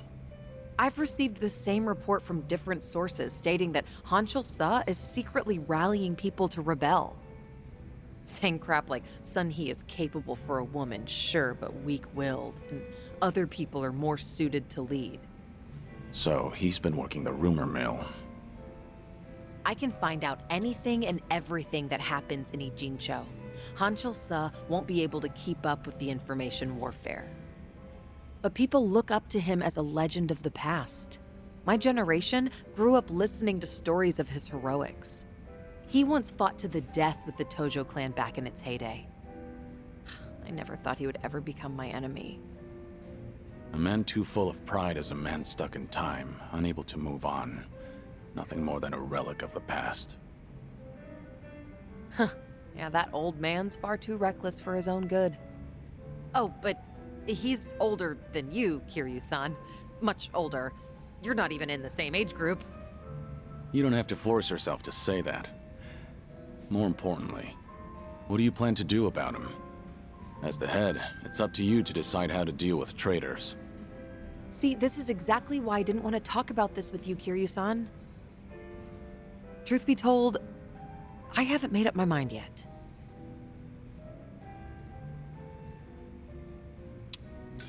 A leader shouldn't let their emotions influence them. Betrayal must be punished. or else the organization will crumble. Of course, you make a good point, but I'd rather not get any more personnel involved. I've been making plans with that in mind. Thank you, Kiryu-san. Sharing your suspicions with someone else does help clear things up. Yeah, it certainly seems so. I'm sure you have other things to do, though. Your own problems are even more pressing than mine. I don't want to cause you any trouble, so... So? Can we just drink and talk about something stupid now? Sure. What better way is there to booze? You really do get me. Always have.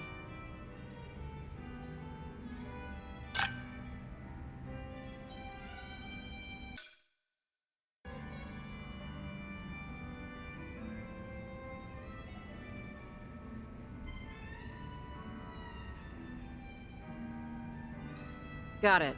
Thanks for the report. I'll be there soon. You guys have to stand down. We won't come out of this unscathed, considering we're up against Hanshul-sa. What's going on? You were just on the phone with a subordinate, right? Sorry? I don't know what you're talking about. Anyway, I just finished my drink, so I'll be leaving now. Wait, Seonhee. It sounded like you don't have enough hands on deck. Psh, I'm the queen of Komi Jewel. I always have enough hands.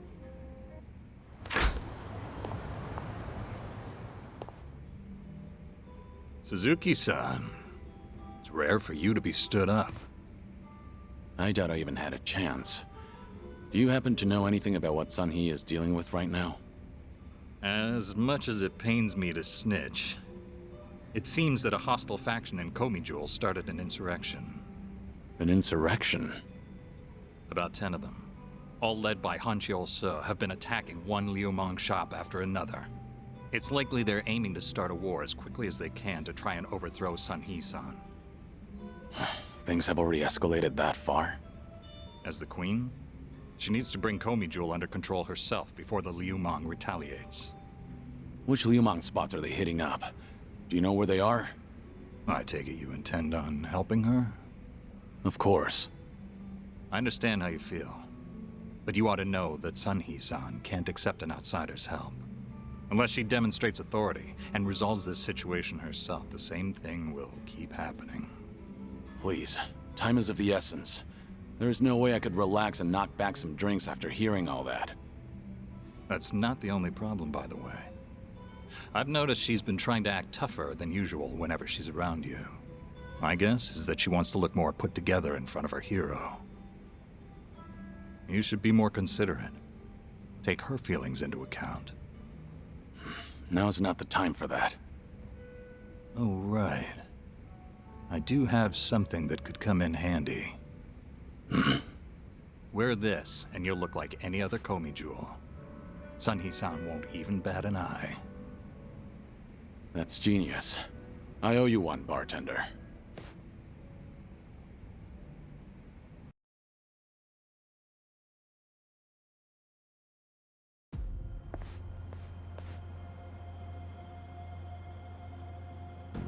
Enough, Hanshul-sa! I have always thought of you as a hero. Why would you do this? That's right. I am a hero. But should a hero be forced to spend the rest of his life under the thumb of a little girl? Only a man of brute force, undeterred by bloodshed, can rule the underworld. Not a woman like you. I'm taking what is rightfully mine. So that's Hanshul-sa. Take a good look, Seonhee.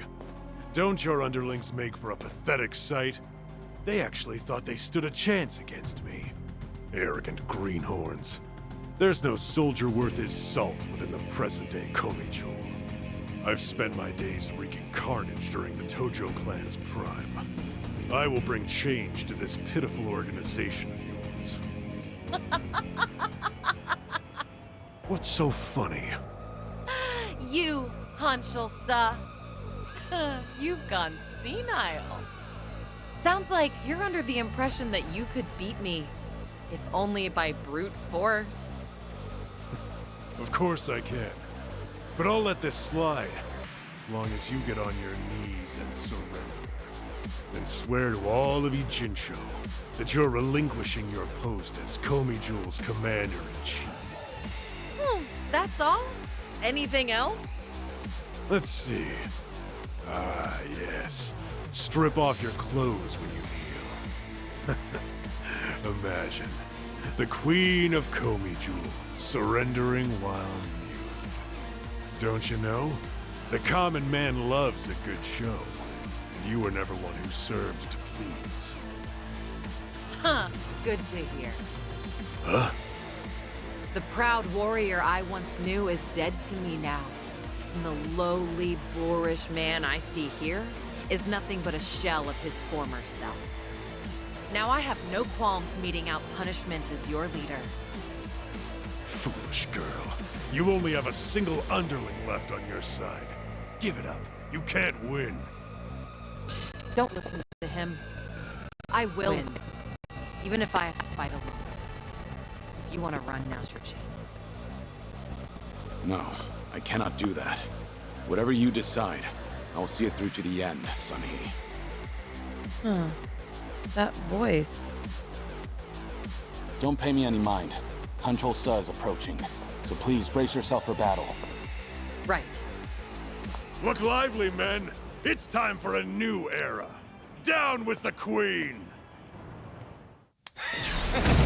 Show me what you got. Here we go. Ready for the knockout?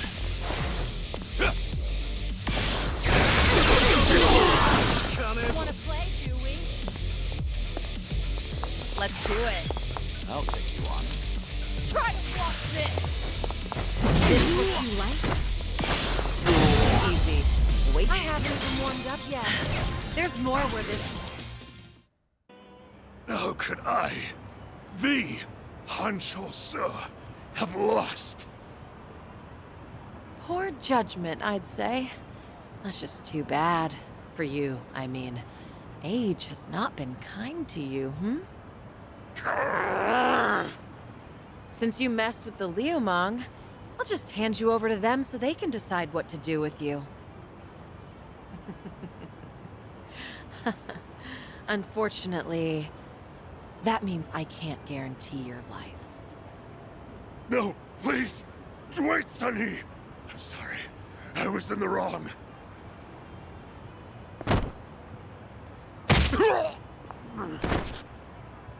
In the underworld, you can't play ignorant and expect to get away with it. You were the one who taught me that. Hey, you! Thanks for the help. You really saved me back there. I didn't know we had someone like you in our organization. It's an honor to be of service to the Queen. Why don't you take off your mask? My apologies, but it is more imperative to tend to the injured as soon as possible. Pardon me, ma'am, but I should go look for help. Fine. Go on ahead.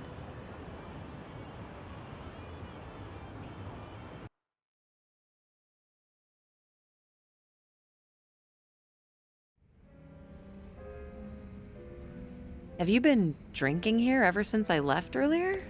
Kiryu-san, a long drinking session is no good for your health, you know? It's fine. I didn't drink that much. Then I guess I'll take this seat.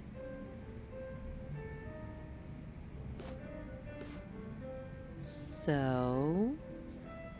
did the bartender lend you that Komijul mask? Sorry, I have no idea what you're talking about. Ah, looks like I made you worry quite a bit. But if that's how you want it, I'll play along. Right, bartender? You got involved too, didn't you? I'm afraid I'm just as in the dark as you are. Sure, of course you are. God, neither of you open up about your past or your secrets very easily. You two are certainly veterans in that field. How about a drink, Seonhee? Just relax. Try not to give the bartender such a hard time. You two might be the only ones alive who'd treat me like a child. Then again, perhaps that's why I'm rather fond of this bar. To good friends and good drinks. Cheers. Cheers. Cheers. So what happened to that one trader in Komijul? What was his name again? Hanjolsa? You're still keeping up the act? Huh. Well, my lips are sealed. It's a Komijul issue. Outsiders don't need to know. Okay, dealing with Kiryu-san is one thing, but why is the bartender smirking? That's poor customer service, you know. Look at her, giving us the cold shoulder. Yeah, she has a point. That won't fly in the service industry, bartender. All right, you two.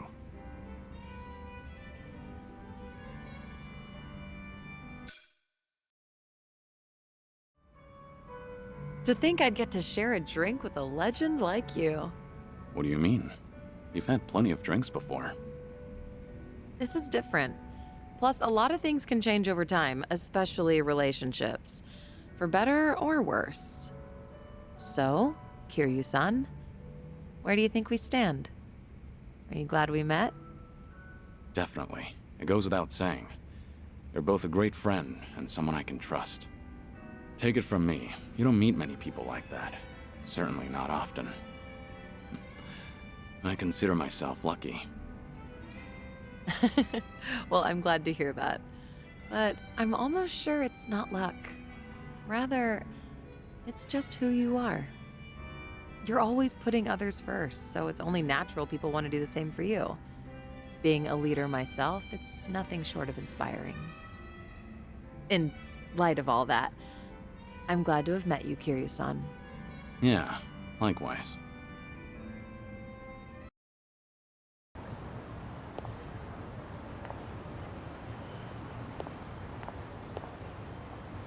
The view from here really is spectacular, isn't it? I'm really happy you remembered how much I love this place. Well, thank you for sharing it with me. This view's really grown on me, too. I've passed by countless times, but I didn't realize how scenic it was until you showed me. I'm glad you appreciate it, too. I do value my alone time, but you tend to discover more when you're out with a friend. It's made me realize that having a companion is a beautiful thing. True. I felt the same way in Hawaii, and I've learned so much from you and the others here. Everyone carries a unique perspective. Even the most casual conversations are refreshing. Definitely not something you can get on your own. I'm glad you feel the same.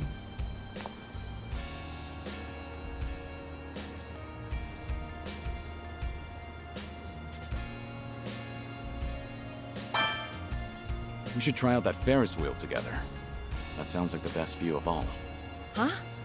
But I thought it's so nice from right here. Wait. Scratch that. Yeah, let's do it. We'll take it straight to the top, Kazuma Kiryu. I'm glad you seem excited. We'll make it fun, Seonhee. Of course. I'll hold you to that. With a view like this, we should make it last. How about a picture? I'll take one for you. A picture? You know, I actually don't think I've ever taken one here. But if we're taking pictures, why not join me? That is, if you want to, of course. You want me in there? I suppose we can take one together.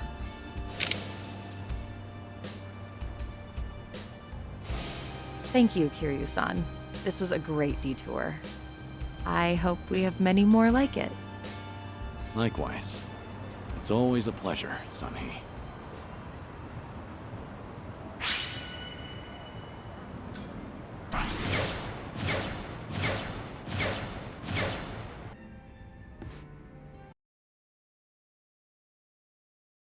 Hey there, Kiryu-san. Are you here for a drink? You, sure that'll be okay? No need to worry about me. Oh, please. But since you're already here, there just so happens to be a seat right next to me. Great. I'll take you up on that. So, Saeko, you're a mama over at a cabaret club? I'm not just a mama. I'm the owner of the whole joint. After the previous owner passed away, one thing led to another, and I ended up taking over. The younger girls are usually the ones serving the customers, but sometimes I lend them a hand too. Guess I should be paying you for this conversation then. Mm-hmm. Cough it up, mister. But I guess you did help us out before, Kiryu-san, so... let's just call it even. I won't be taking any money from you. Oh, whoops. I should be calling you Suzuki-san instead, right?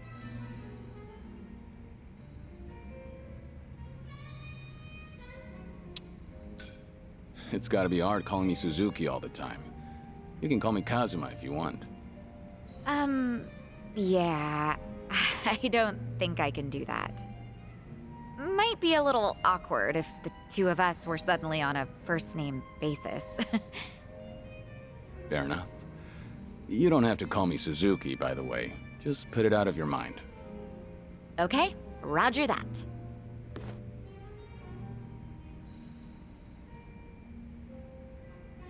You know, you give off this air of sophistication, even when you're sipping a drink.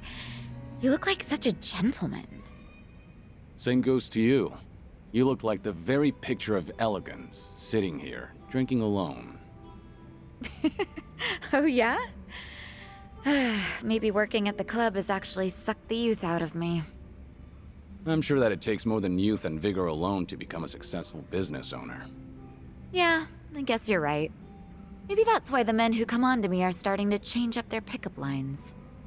Really now? How so?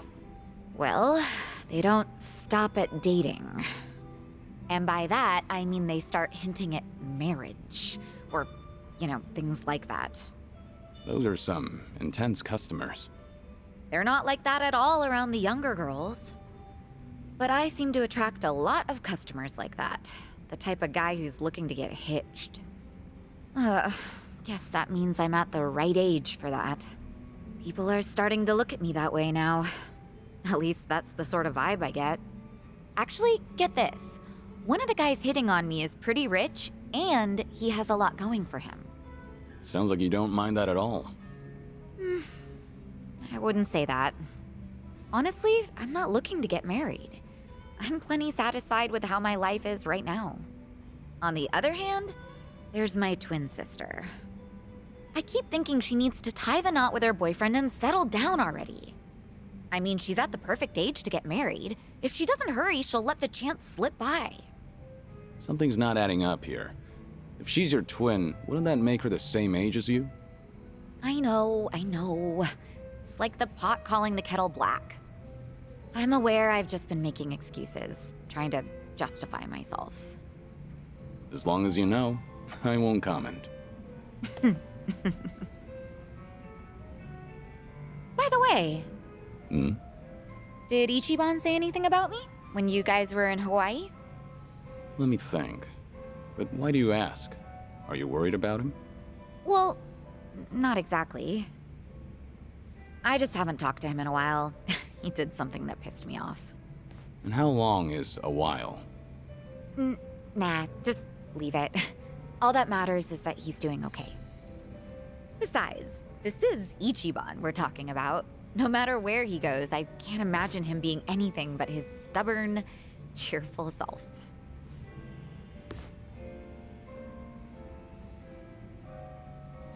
Kiryu-san? What's up? Why'd you get all quiet?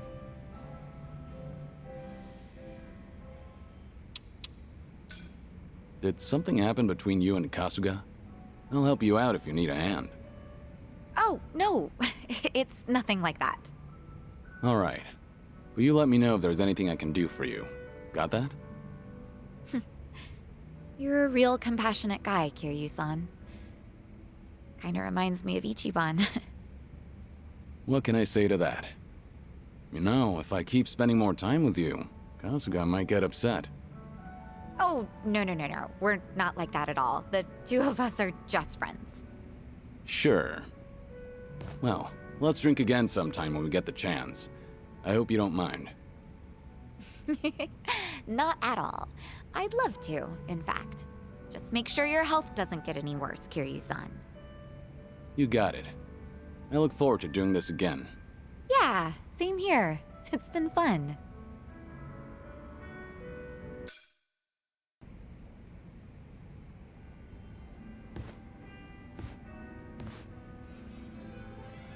Hey, Saeko. Mind if I join you for a drink? Yeah, go ahead. I've been saving this seat just for you, Kiryu-san. Gotta keep an eye on the sickly, you know. Make sure he's not drinking too much. That's so. I'm sure he'd appreciate it. Actually, there's something I wanted to ask you. When you're hitting on a woman, are you the attentive type? The kind of man who takes care of all of her needs? I'd say so, yeah. But not to the point where I'd embarrass myself. Have you ever given someone a bouquet? That's not my style. I've never done that myself, but I think it's actually pretty bold. Okay, but if a guy gave you enough roses to nearly fill your room every single day, that'd be crazy, right? And crazy expensive to boot.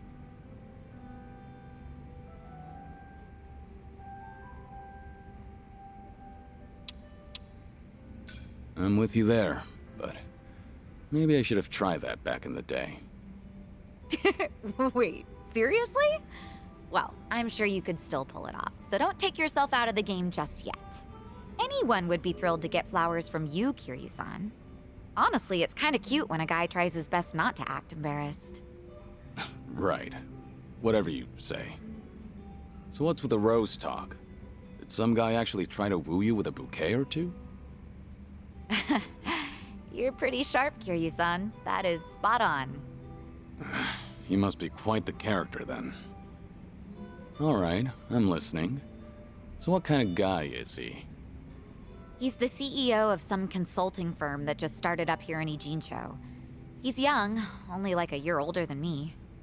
After his first visit to the club, he asked me on a date, and I figured it wouldn't hurt to say yes.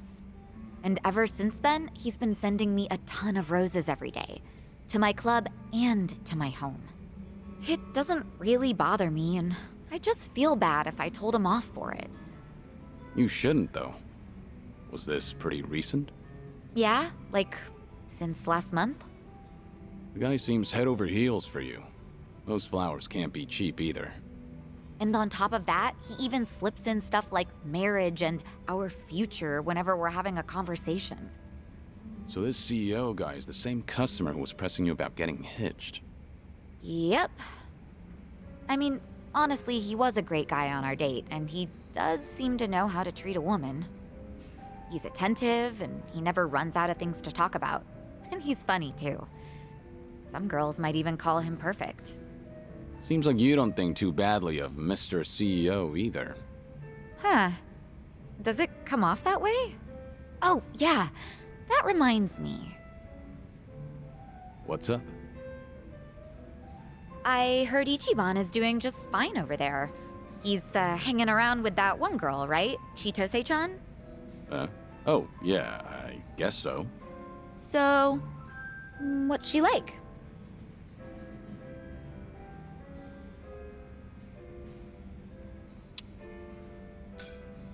Oh, she's a wonderful young woman, but she's not as lovely as you. Where did that come from? You flatterer. Boy, you sure know how to make a girl feel special. Honestly, I'd probably tell Chitose the same thing if she asked me that. Really now? You're gonna play with my feelings like that? Oh, I'm hurt. Seems I don't know how to treat a lady after all. Maybe I ought to consult this CEO of yours. Chitose-chan more or less stripped Ichiban of everything he owned and threw him out, right? Wasn't he being way too careless? Yeah, you're right. I mean, he went all the way to Hawaii to meet his mom. He should have kept his head on straight. But Kasuga wasn't seduced by her. He only got his drink spiked. On top of that, she told him she was Akane-san's housekeeper. I don't think he had much reason to suspect her. Yeah, he let his guard down, but I wouldn't blame him. Uh-huh. So you're taking Ichiban's side, Kiryu-san? That man never changes. I'm not sure if it's because he's gullible or what. It's hard to leave him alone, isn't it? Incredibly. I know from personal experience. He bears his heart to anyone, so I'm positive he doesn't look at Chitose the way you think he does. Does that make you feel any better? What? Look, if Ichiban's getting friendly with a cute girl over in Hawaii, I'm happy for him. Really. Uh-huh, sure. I'll drop the subject then. And what are you chuckling at? What's so funny, huh? That does it. I'm gonna drink all night long. I don't know if it's just your age talking or what, but that calm attitude of yours just pissed me off. Heck, how would you like it if I stripped you down today, Kiryu-san? Careful. I'm a sick man, remember? Have mercy on me. Hey, what are you smirking about?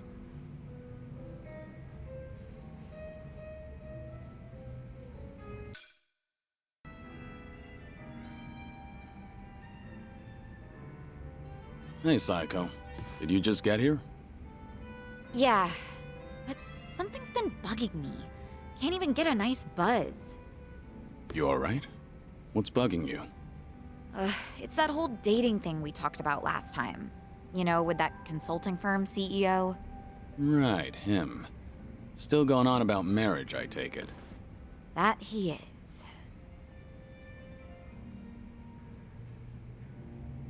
Guess there's no time to rest for the popular. I don't think he drops by the club for fun, either. He's just there, hitting on me the whole time. He doesn't even glance at the younger girls.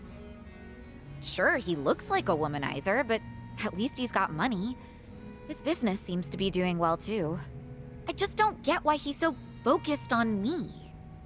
You think he's got an ulterior motive?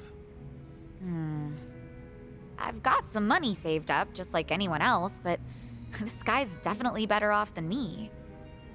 So if it's not about the money, then that means he fell for my beauty, charm, and intellect. Naturally. Naturally. Knowing all that, I can say this with full confidence. That man is just crazy for you. Well, even so, I'm not really thinking about marriage. My club might be on the small side, but I like being able to run things my way. I've even told him myself that I'm not planning to get married. But he's pressing so hard. It makes me wonder if he's after something, you know? Is it safe to assume that he's probably got some kind of hidden motive? 'Cause it is a little creepy.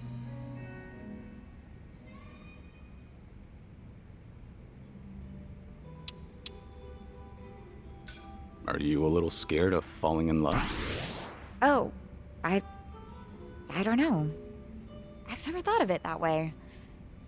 I doubt I'll ever experience true love myself, though. For better or worse, I've met my fair share of men back when I was a hostess. I'm sure most of them were all over the women, too. I can understand why you'd want to lump all men together. But among them, there has to be one guy who loves you for you. No strings attached. Hard to tell if he's one of them. This guy is... well... I told you that he founded a consulting firm, right? But he's also the son of a CEO of another large company. Judging by his background alone, you could say he's set for life. But even though he's wealthy, he tries not to rely on his parents. Seems like he really struggled on his own for a while. You know, it's starting to sound like you admire the guy. It's easy to figure out who's struggled in life once you get a conversation rolling. In that respect, he's not just another rich kid. He can be serious, but he can also let loose and have fun. I think people like him are pretty reliable. Ugh, I've had enough rose bouquets for a lifetime, though. Now, this is just something my imagination cooked up. But I can see Kasuga doing his own thing with roses, too. Yeah. That's not gonna get him anywhere, though, because he doesn't understand what really matters. Well, at least with him, you wouldn't have to worry about a hidden motive. He'd make it too obvious. He's not such a bad guy. Okay. You know, Kiryu-san, sounds to me like you're trying to talk him up. Let me guess. You heard something, didn't you? Like, oh, I don't know, how Ichiban asked me out on a date?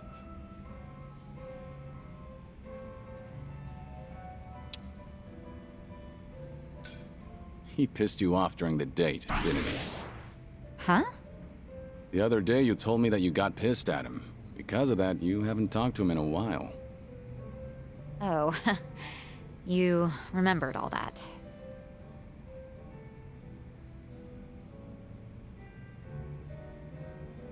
Sounds like something happened on your date? Yeah, sure was something. He proposed to me on our first date of all things. No kidding. That's a very Kasuga thing to do. But I assume it didn't go well, considering you're not on speaking terms. It did not, no. Ichiban just kept going on and on about what he wanted us to be when we got married. Obviously shows how much he's thought about it. Yeah, I know he can be a bit awkward when it comes to this kind of stuff. But honestly speaking, that's not exactly what I wanted to hear. But you weren't against a proposal? Well, we've known each other for a long time. I guess Ichiban figured his feelings wouldn't change. Not then and not in the future. So I take it you didn't completely hate the idea. Well, truth be told, it got my heart fluttering. I'm pretty sure that I was feeling just as nervous as Ichiban was that day. No kidding. Right now, I'm the one getting all worked up listening to this. Yeah, I know, right? Enough of that. Seriously, how do we always end up talking about Ichiban when we're drinking together? Yeah, I guess we do. Let's talk about your love life for a change, Kiryu-san. Anything new with you? I've been a sick, lonely man for a good while now, but I had my fair share of romance in the past. Oh yeah? I'm listening. Well, a long time ago. Soon after I was placed in foster care, she arrived. The moment I laid eyes on her, I felt something special between us. In the past, I was innocent, eager. But then... It'll take me more than a day or two to get through this story. That and, I'm starting to doze off. What? Seriously? That is so not fair. I'll make time to tell you the whole story, once I'm in better shape. Uh-huh, sure. And when will that be?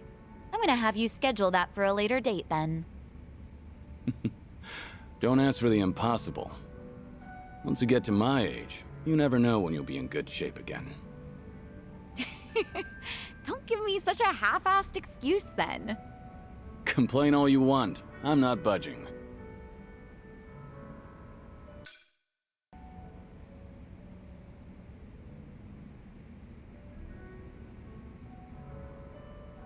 Okay, got it. Don't worry about that. Just let me know straight away from now on. Yeah, thanks. What's up? Is there a problem? Yeah, something came up at the club. I don't want to bore you with the details, Kiryu-san.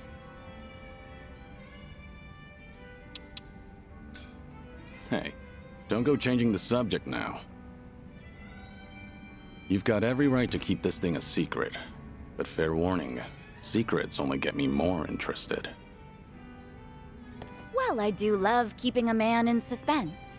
The look on his face, priceless. What great taste you have. Thanks. I'll take that as a compliment. So, a problem at the club, was it? That usually means sales aren't up to snuff, or the staff got headhunted. Or sometimes you'll have the yakuza harassing you, trying to make you cough up protection money.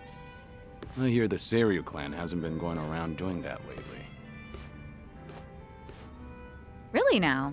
Good to hear. But yeah, one of our business rivals is headhunting our girls. Of course, that's not illegal here in Ijincho.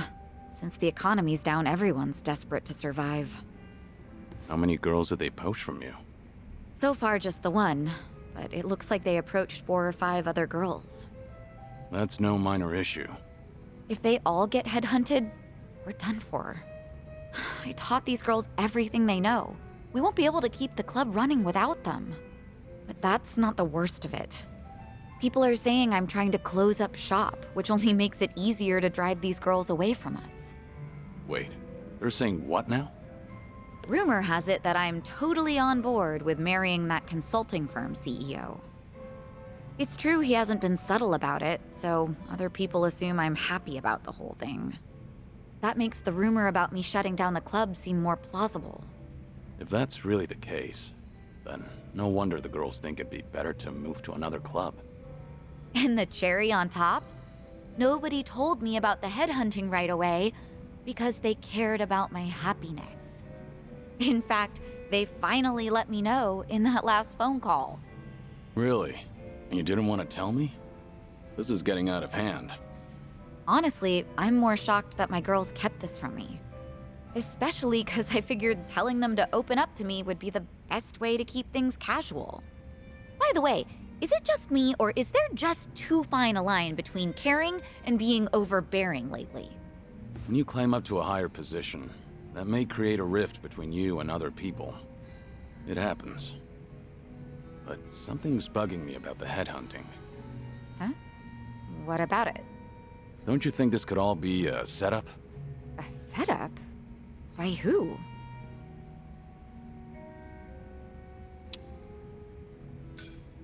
The CEO of the consulting firm is pursuing you. It all makes sense. His constant proposals made it easier for the girls to leave the club. You really think so? All the girls at your club were trained by you, so they likely feel a deep sense of gratitude. Normally, they wouldn't be persuaded so easily. They would have reported to you right away, so you could deal with it appropriately. Yeah, that's how it should have gone, but... Too much of a stretch? I've told you before, right? That CEO's loaded, so he's not exactly strapped for cash. Why would someone like that be headhunting hostesses? That's true. And I don't mean to flatter myself here, but he takes each and every proposal seriously. If this was some kind of marriage scam, I would have seen right through him. Can't argue against that. Oh, sorry. I didn't mean to blow up at you. But I'll look into this incident anyway, just in case, to see if he's involved. Sorry if I offended you. I crossed the line even though I don't know much about running a business. It's fine. No offense taken. You're pretty much the only one who'd hear me out on these kinds of things lately, Kiryu-san. I'm glad I could lend you an ear. Feel free to try and bore me all you want. I think I might take you up on that.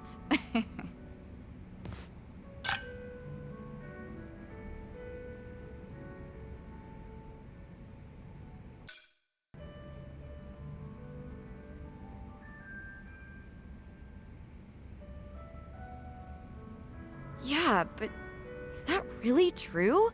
I just can't believe it. Gotcha.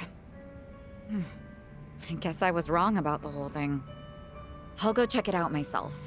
Depending on how things go, this could mean war.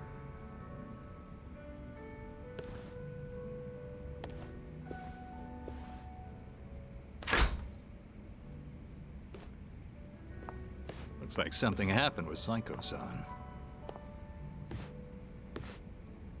Yeah, something alarming at that. Especially if it means war. If I recall correctly, the two of you have talked about it before. About how her girls being headhunted may have been part of a ploy? That's right. I guess the CEO who's been fawning over her was behind everything. Not so sure about that. It's hard to say, going by that phone call alone. Excuse me. Are you Suzuki-san? Thanks for looking out for our mama. Who? You talking to me? Who else would she be talking to? You're the only Taichi Suzuki here. You mentioned your mama. I'm guessing you're one of Saeko's girls? Yeah, she was just here, right?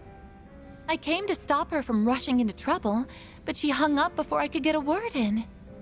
So the person Saeko was talking to. Yep, it was me. What's going on? Right. You know that CEO making a move on our mama? Turns out he has connections with a rival club.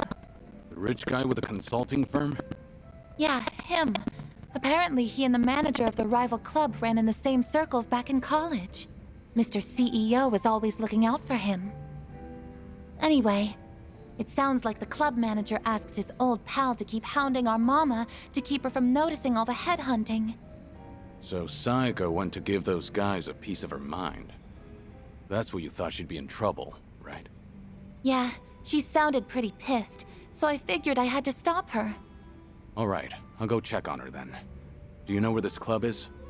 Oh, yeah, I do, actually.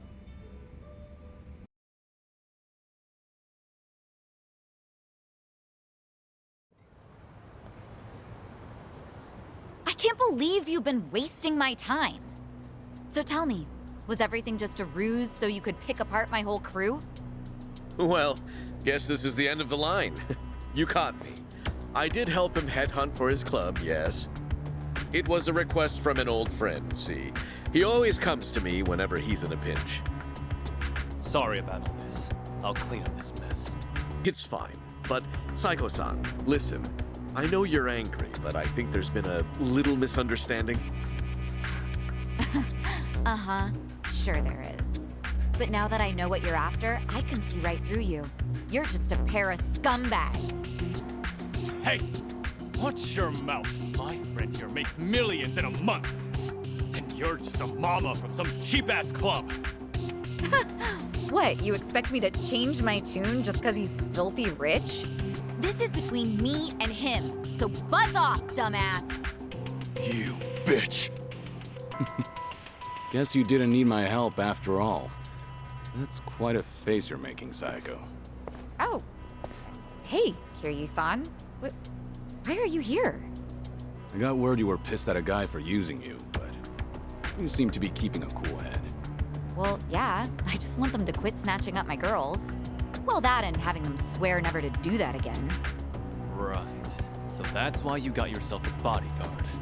But that makes things easier for us. You know, since I'd rather not lay a hand on a lady, and all. Can we not? I didn't come here to deal with you. I don't want to get dragged into this either. At least, wait until I leave? No can do, man. Gotta hit him hard and fast to come out on top. The guy's hired by the Saeko Mukoda. You can bet she's got something up her sleeve. This old man's probably gonna put up a good fight. Hold on. I think you've got the wrong idea now. Just FYI, you're messing with the wrong person. I can't tell you his name, but I'm warning you. He's strong enough to be called a legend. Like I'm falling for that. Come on, boys! Time to shut him up! Get him! Easy, bring it on. Here we go. Here we go.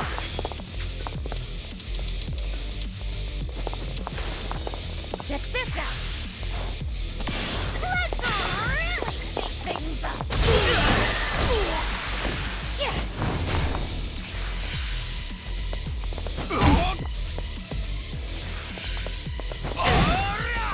Allow me. Right. Try this on the side. Here we go. It's hardly a fair fight. Yes!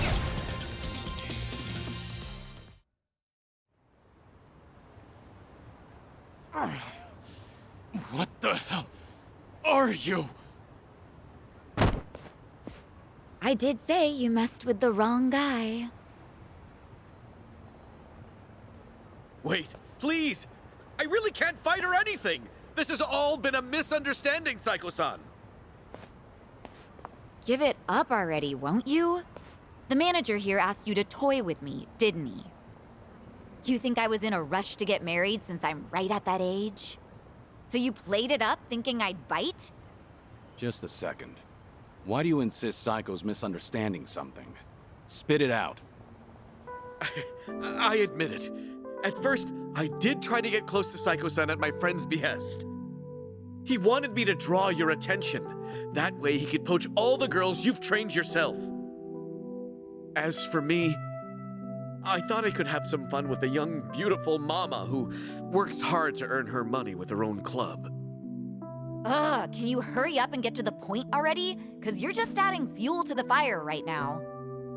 I apologize. Just please, let me say my piece.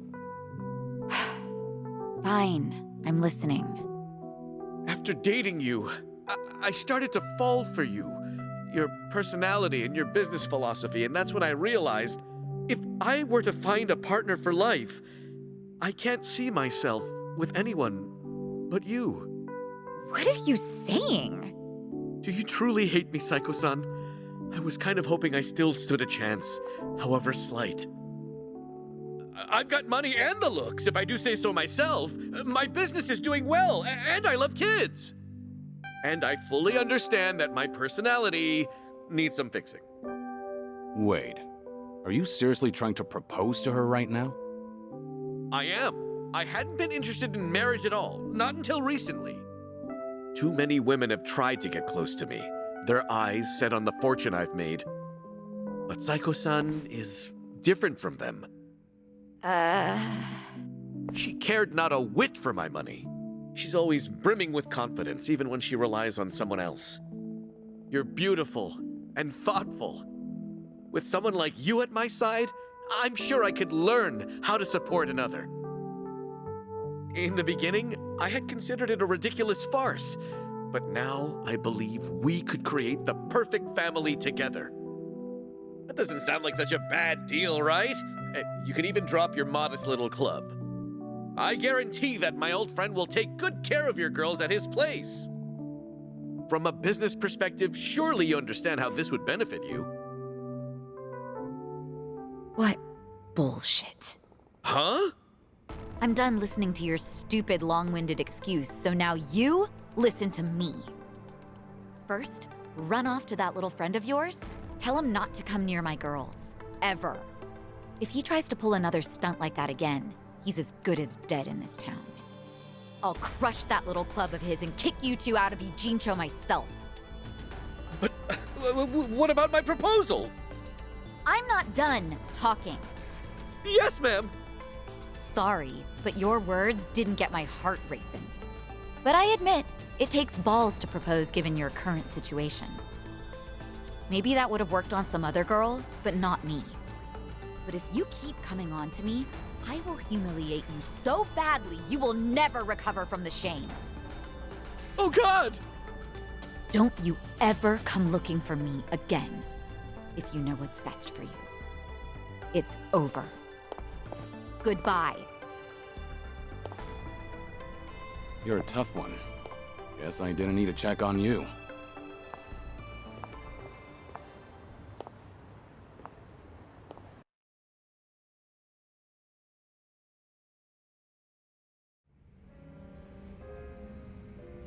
Unbelievable! Like, seriously, do I only attract guys like him? They all try to weigh marriage with pros and cons, but I don't see a single goddamn pro from my end. Ugh! Idiots, all of them. This isn't a joke. Sometimes that's just how it is. I'm a businesswoman. I have my priorities sorted, unlike most guys. Agreed. But maybe you ought to slow down. You're drinking too much too fast. Well, excuse me, but I am pretty depressed right now. Is that how marriage proposals go nowadays? Or am I just old-fashioned? Old-fashioned how? Well, when I think of marriage, I think of a place two lovers end up after affirming their feelings for one another. But that CEO and even Ichiban, Yeah? they both said the same thing, like how they'd make me happy and what sort of dream we could live out together. But there's something more important than all of that. Why didn't he realize that? And he thought he could get away with it after knowing me for so long. Look, maybe this is just my imagination. Uh-huh. The CEO and Kasuga's proposals, they both sounded the same to you, didn't they? I mean, Ichiban's was probably worse, but yeah, they were pretty similar. Especially when it comes to saying what mattered most to me. I figured as much. What makes you say that? I've spent a lot of time with Kasuga in Hawaii. His awkwardness aside, I do admire his passion. And by now, after having a few drinks with you, I can imagine what sort of date you went on and what you guys talked about. I'm sure he was spinning his wheels, trying so hard to convince you. Unfortunately, every point he made to win you over all meant the same thing to you. That there won't be a single con. And that wasn't what you wanted to hear when he was proposing, was it? But you can't bring yourself to tell him that you wanted to hear something else. Because of that, you spent all this time not talking to him. You really think so? Actually, maybe you're right. Maybe that's what this is all about. I can't answer that question for you. But I do have one piece of advice. Nobody knows when their life will be over. One day, you might be told your days are numbered. Oh, Kiryu-san. When you're young, you think you have all the time in the world. But the clock's ticking. I don't recommend you end things the way they are. That's all I have to say. Thank you, Kiryu-san. No need to thank me. That was just the ravings of an old man. If you say so. You know, I really loved my grandpa, so you can keep going on about the good old days if you want. Hey now, I was just being modest there. Don't actually treat me like any other old man. Yes, sir. Anyway, I'll slow down so we can take our time drinking. Come on, how about a toast? To what? Let's see. To this very moment, to enjoy the rest of our lives to the fullest. Not bad. I'll drink to that. Cheers. Cheers.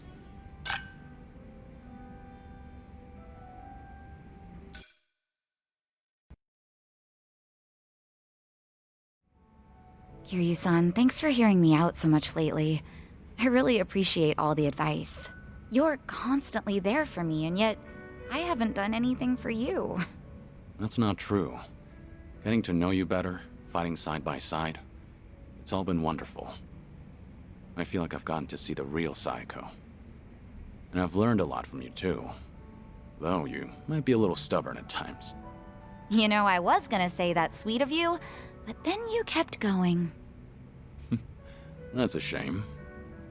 I'm only kidding. Still, I do want to give back somehow. To that end, I'm around any time you need.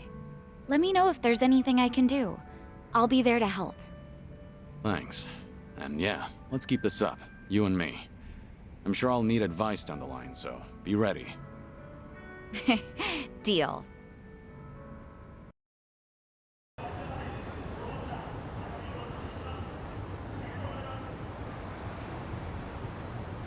It's so good. I just love how creamy they make them. You come here pretty often? Oh, not too often. This place is still pretty new after all. It's not like I've been coming here my whole life or anything. That right? Well, either way, it's a good spot. Isn't it? My first time here was with Ichiban and Adachi-san and the gang. We were just checking it out. I might not have even come in if not for them. I kind of have a hard time trying new places. I see. Well, it's hard to have a bad time at your favorite spot. But you can also make new discoveries with your friends. I wouldn't have this nice latte if not for you. Yeah, that's true. The guys would drag me to all sorts of new places.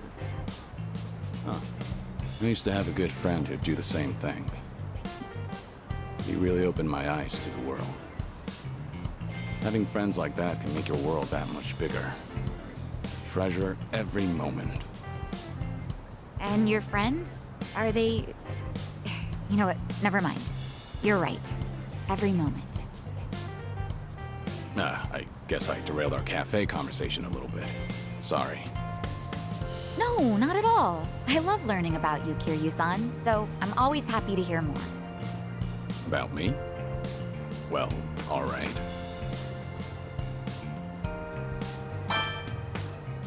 You know, I'm a big riddle guy. Oh, okay. Well, do you have a good one? What do a latte and a minor league baseball player have in common? Alright, what is it? In the end, they're both just a cup of coffee.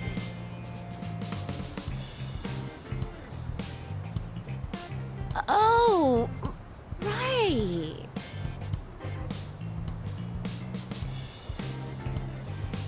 But, you know, I was kind of hoping to hear your thoughts and stuff. I don't know if a riddle says much. No, it was cute, wasn't it? You're surprisingly playful, Kiryu-san. As long as you enjoyed it. Oh, I know. Why don't we take a picture? Taking pictures at fancy cafes is really trendy, you know. Sure, that's fine, but aren't you supposed to do that before you drink your latte? Oh. Well, let's just forget about the rules for a sec. All right, here goes.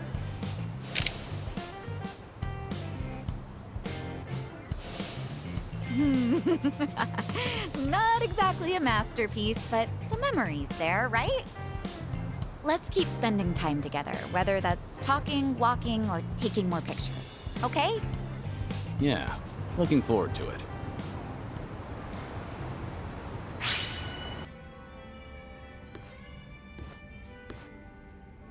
Hey, Zhou. Ah, hey there, Kiryu-san. Someone's been knocking him back. You know, I still haven't had a drink with you yet. Mind if I sit here? Of course not. Be my guest. Some one-on-one time with Kiryu-san, huh? Kinda making me a little nervous here. And I guess you've already got a good buzz going.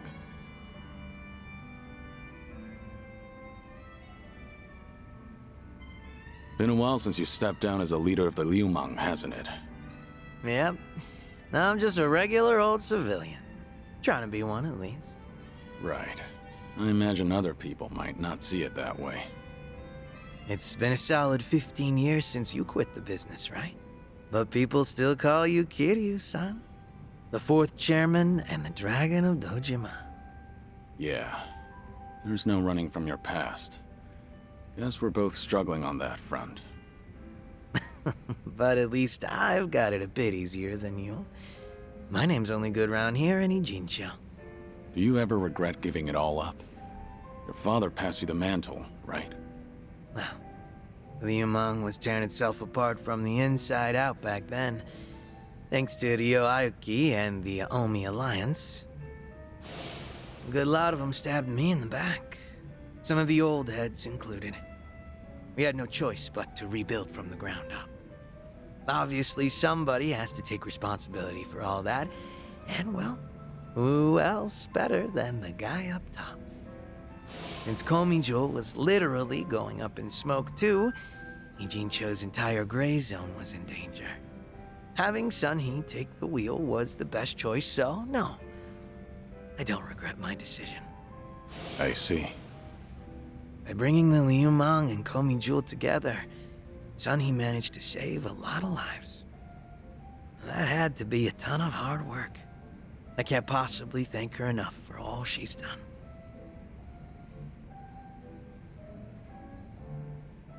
I'm impressed you're so honest about it. Gotta say, it hits different when you're the one dishing out praise, Kiryu-san. Kasuga-kun's got away with words, but you're not too bad yourself. Thanks. Kiryu-san, you're a dead man walking, aren't you? So you can't pay your family or friends a little visit? That's right. Are you sure you should be talking to me then? The Daidoji probably think that this will all work out in their favor. So they'll turn a blind eye. All right then. You think it'd be cool if you came over to my place? Your place? I own a Chinese restaurant, see? An old little hole in the wall, but it's mine. Sometimes I cook the food myself. Scratch that. Not sometimes. I cook pretty much every day. From the top of the liumang to the head of the kitchen. I've always loved cooking. You catch me in the kitchen even during my liumang days. A lot of my guys like to eat whatever I whipped up to. You ever consider that it was hard for them to tell the boss his food sucks? Oh, so that's how you want to play.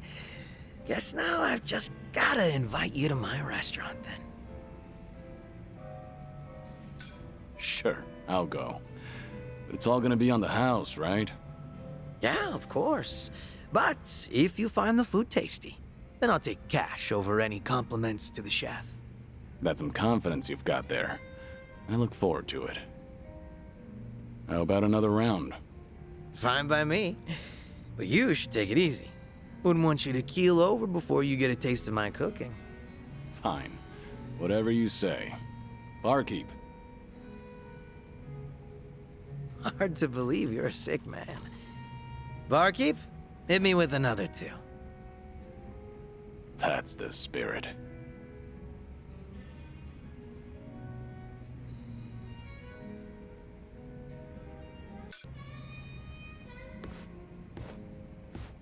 Hey, what's with the face? Huh? Oh, hey, Kiryu-san. Something's been bugging me, actually. That right? Yep. Mind hearing me out? Can't say it'll be much fun, though. I'm all ears. I was checking out this food blog earlier. They review bars and other joints here in Ijincho. Of course, that means they hit up my place, too. Sounds like they rubbed you the wrong way. Well, yeah. They wrote a bunch of crap about how the food sucks, how the employees are rude, how the place is a stinking mess. And it's not a one-time deal either. They've been writing about my place for days. You're saying these are fake reviews? What else could they be? I take pride in my cooking. Sure, my place might be a little old, but I keep it spotless. Man, even thinking about all this just pisses me off. Can't be fun to deal with. Yeah, trust me, it's not. Still trying to figure out how to handle this. Should I leave it alone, or do I do something about it? Maybe we should have talked about something else. Why don't you just leave it alone? Could just be a fad. Yeah, I know. Better to ignore some random blogger's bullshit. I get that. 100%. But did he really have to go write all that? How the hell is my twice-cooked pork inedible? All right, so you really don't want to leave this alone. Yeah. I get everyone's entitled to their own opinion. This just doesn't sit well with me. Has that blog started to affect your business? Nah. Sales is more or less the same as ever, as far as I know. My place gets lots of regulars. I think the customers who do follow blogs are usually the first-timers. Makes sense. And all that's left to consider is how you feel about this whole situation. Yep. Guess so.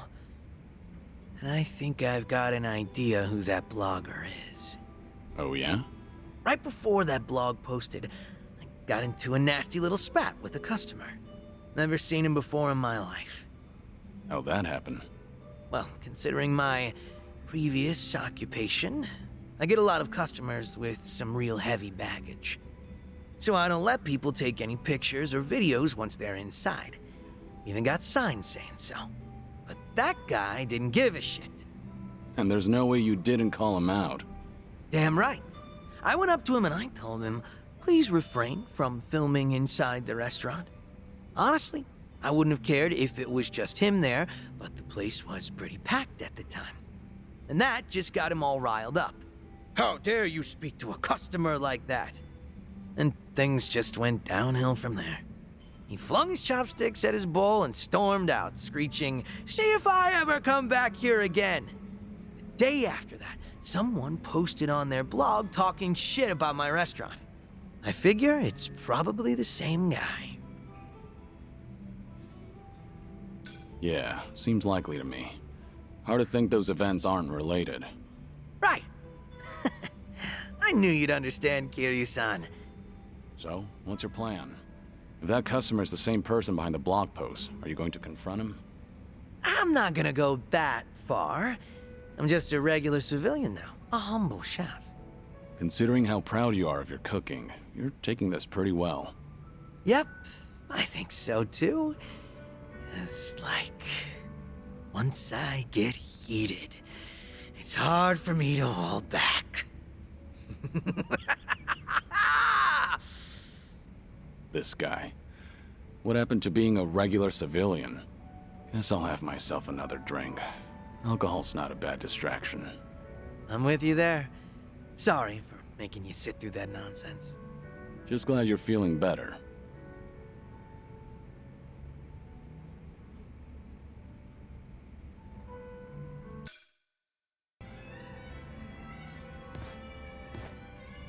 What's up, Xiao?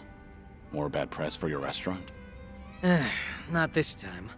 Got a message from the Liumang boys. Said they wanted to tell me something. But didn't you leave the Liumang? Yeah, I did.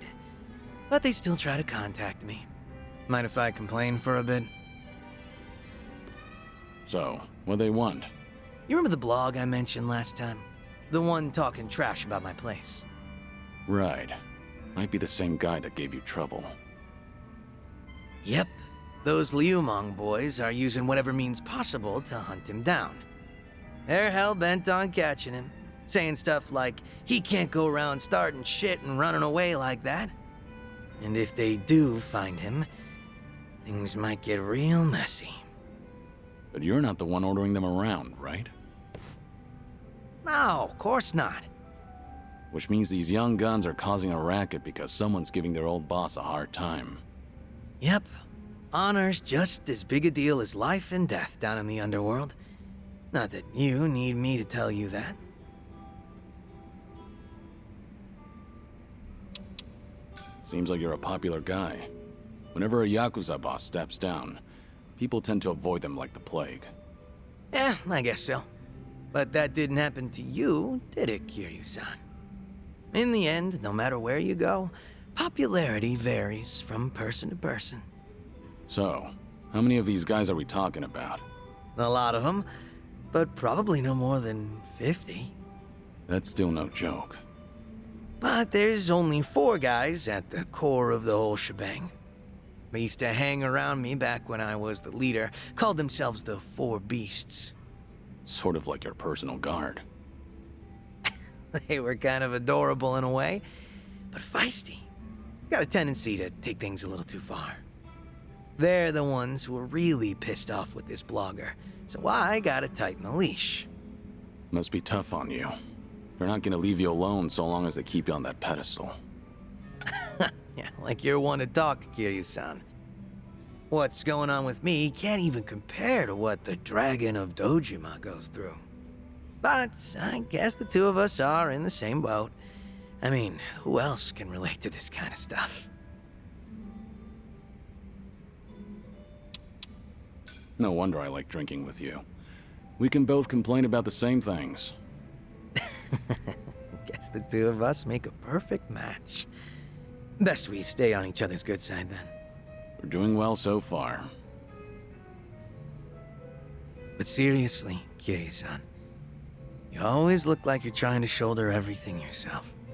Hell, you even were quick to accept the fact that your time's been cut short. Not really. I've spent plenty of time thinking about it. You don't gotta lie down and take it.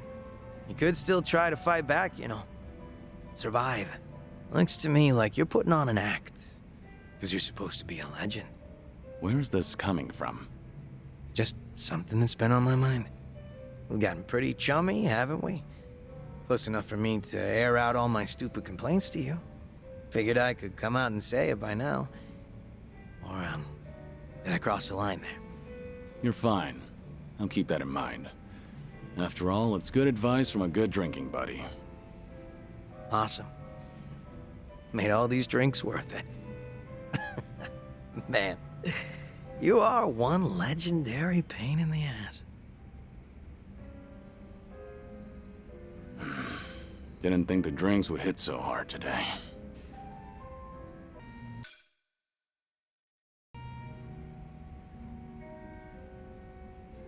Hey, Zhao. Mind if I join? Grab a seat, but go easy on the booze, all right? I know. Sorry for worrying you. You better be. I'm usually not one to say this kind of stuff, you know. Actually, remember what we talked about last time? Something new came up. Refresh my memory? That business with the blogger. The one who was talking shit about my place. Turns out the Liumang boys figured out who this guy is. Hey, isn't that bad news? I doubt they'd kill him, but... Yeah, I feel ya. I even told them to lay off the guy. And they said they got the picture. Oh. What's up? Since they've been calling themselves my personal guard, well, they probably care more about my honor than I do.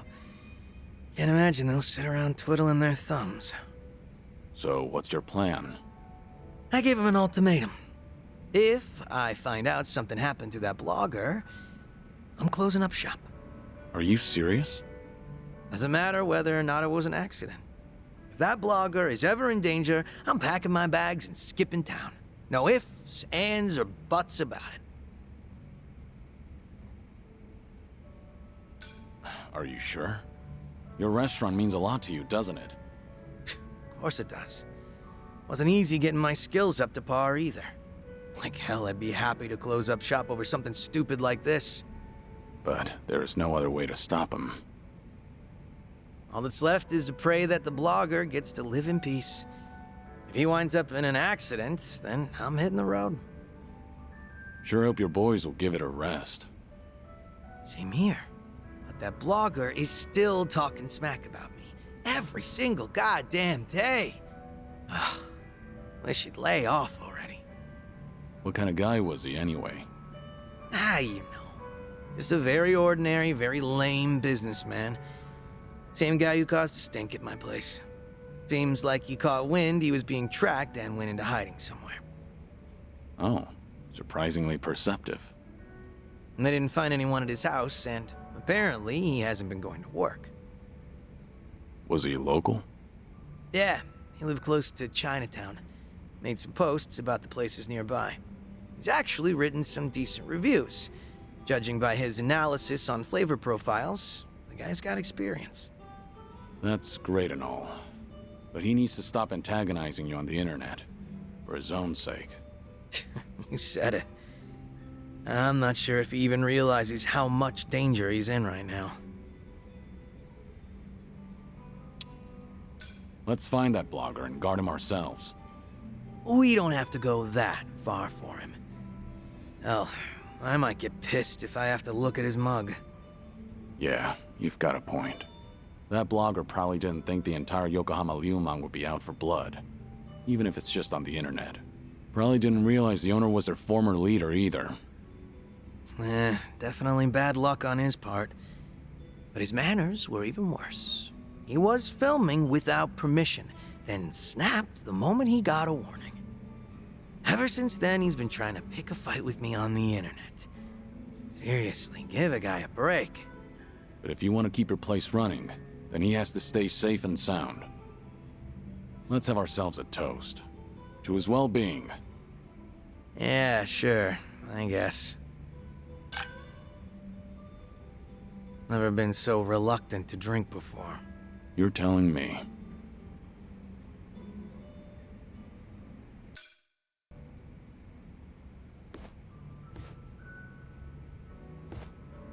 Great timing, Kiryu-san. You got a second? Yeah, I can stick around for a drink. Nah, that's not why I asked.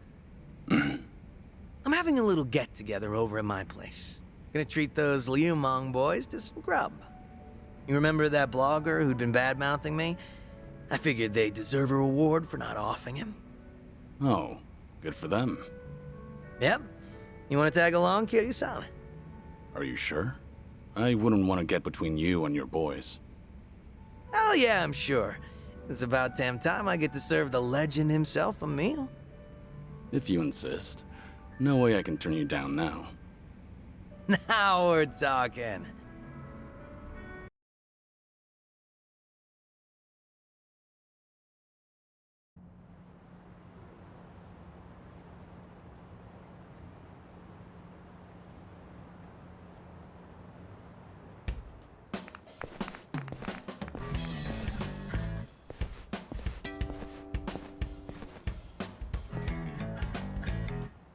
Thanks for inviting us, Zhao-san. You're cooking so good, I starved myself all day just so I can eat more of it. Thanks for having us here, sir. I stick out like a sore thumb here. It's all good. We're just here to eat good food. Hey. Guys, over there! Wait, hold up. Yo, look who we have here! This guy's snooping on us! Who the hell? Hey, it's him, the blogger. This doesn't look good, Kiryu-san. Is he really the guy behind the blog? Yep, sure seems like it. Spill it! What the hell are you doing here? I don't know what you're talking about. Am I being abducted? Please, let me go! What's all this about? This guy's been trying to start shit with Zhao-san's restaurant again. Looks like he came all the way here just to look for more dirt. Is there a problem with that? What's wrong with saying a place has bad food? I have the right to free speech, you know. Gotta say, I'm impressed you got the balls to speak up with all of us here. What should we do with him, Zhao-san? Want us to rough him up a bit? Do you even hear yourself? Come on now, you can't do that to a civvy. He's right, you know. The guy's free to post whatever he wants on his blog. Huh, you can't fool me. You're the one behind the Yokohama Ryumang. Huh? Oh yeah, I know all about it. You sent your men looking for me all over Ijincho, didn't you? When I heard that gangsters were hunting me down, I decided to look into you too. You're their boss, aren't you? Their former leader? You act like you're not involved in any of this, but you'll sick your dogs on me later. Oh, now. I think you've got the wrong idea. Nobody's gonna hurt you. Ain't that right, boys? Since we're all here, why don't we settle down and have a bite? I've already finished prepping. So, how about it, fellas? Anyway, we're gonna have ourselves a party, so don't mind us. They'll leave you alone. Really? Yep. Really. Wait a minute. Zhao-san! If we let him off, then he might write about all this on his blog just for the hell of it. We gotta take that dude's phone away first. What? No, absolutely not. You can't do that. The fact that this bastard came here knowing Zhao-san's our boss. Oh, no doubt he's screwing with us. Probably thinks we can't do a damn thing. Well, no way. He's only got a bone to pick with me. Come on, boys, let him go. We can't! If he's picking a fight with you, that means he's picking a fight with all of us! Zhao-san, you might have left us behind, but we still respect you. Even now, you keep acting like a pushover, so now some blogger thinks he can mess with us! That's right. You even tossed us aside. Gave up the Ryumang to Komijo. We can't even get things done like how we used to because of this cooperation bullshit to appease the Jinsho. Sorry. But if you're not happy with how I run things, then like I said before, go hit the road. Not happening, boss. We all looked up to you. We thought that if we stuck by you, we could be more like you. Normally, you look laid back, relaxed. But when the situation calls for it, you're ruthless, reliable, a charismatic leader. At least, you were. It's time you wake up, boss. The Tianyou Zhao I know would never let some random blogger off for talking shit. First we ought to splatter his guts all over the streets. Let the whole town know that Yokohama Ryumang's back. I told you that I'd close up shop if anything happened to him. And I fucking meant it. But boss, that'd be for the better, right? Wouldn't have to be some chef if you came back. Quit being some chef. Yeah, Zhao-san. No, I mean, boss. Our leader! Let's give him hell, boss! Stay behind me. No way. Am I going to die here? All right, fine. I get how you guys feel. You do? Then you'll come back? Nope. I'm not letting you boys lay a finger on this guy. You want him, you gotta get through me. They're just as feisty as you said they'd be. Sorry for dragging you into this, Kiryu-san. You mind taking that blogger somewhere safe? I'll stop these guys. Wait, Zhao-san, are you serious? You'll take us on? All to protect someone like him?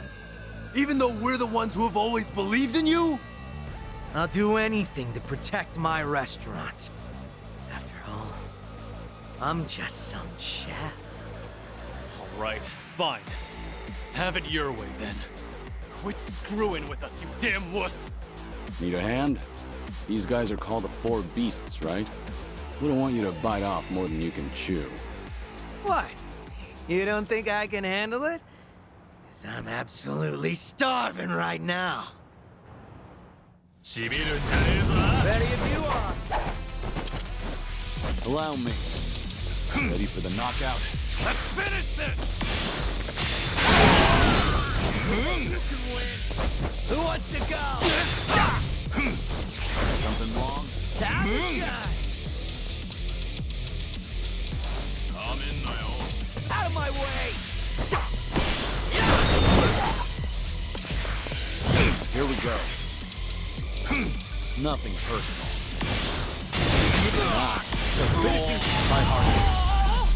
Hardly a fair fight. Doing better than I thought. Sweet!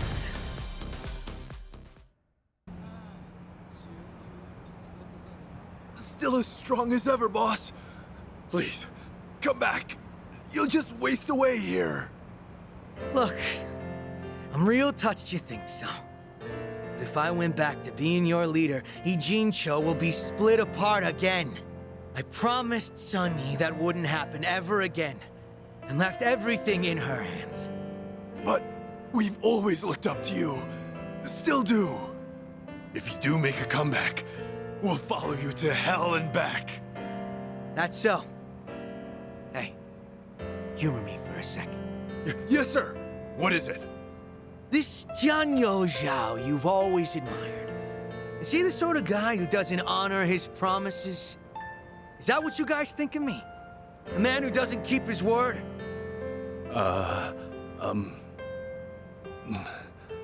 No, sir. Not at all. Good. Glad to hear it. Hey, Yes? What do you want? you saw what happened just now, right? Thus you don't get involved with them any further. I'm sure you felt safe and secure over the internet. But here, you are only safe thanks to Zhao. I'm so sorry, Zhao-san. I'll delete everything I posted about your restaurant. I won't ever come near here again. So please, forgive me for what I've done. It's fine. Don't worry about it. No need to delete anything. Huh? I just want to ask you a question. When you ate at my restaurant, was my cooking really that bad? Actually, it didn't taste awful at all. Hmm? I'll be honest with you. Your food is the best damn thing I've ever tasted in my entire life. Come again? Nothing in Chinatown could even come close. I wanted to use every word in my vocabulary to praise your cooking on my blog. I thought maybe I could spread the word, share your food with everyone. So much so that I felt like I was on fire. But when you suddenly told me to refrain from filming inside your restaurant, the descriptions I had drafted in my head just fizzled out. That really upset me. And before I knew it, You flung your chopsticks down? I really am sorry about that. I don't know what came over me. Even though I've been wanting to compliment you, I kept thinking that you humiliated me in your shop. In the end, hatred sprung from your love. So that's the whole story. In that case, sorry. But I can't let you go home. Huh? What do you mean by that? Hey, Zhao, what are you planning?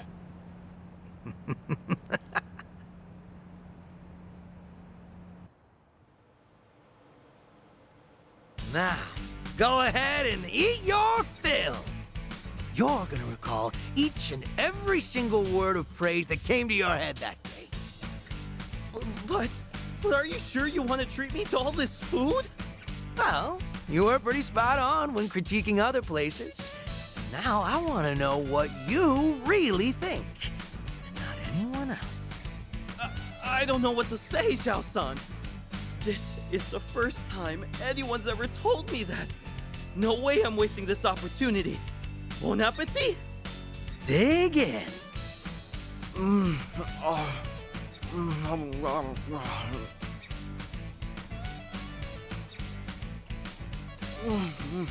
Wow, this is delicious. Damn, tasty. Zhao, are you sure this guy's the real deal? All he said so far is that he loves the food and that it's damn tasty. Aren't those the best compliments a chef could hear? There's more where that came from. You better savor it all. Woohoo! This is the best day ever, Zhao-san. Everything tastes so good. I can't stop eating.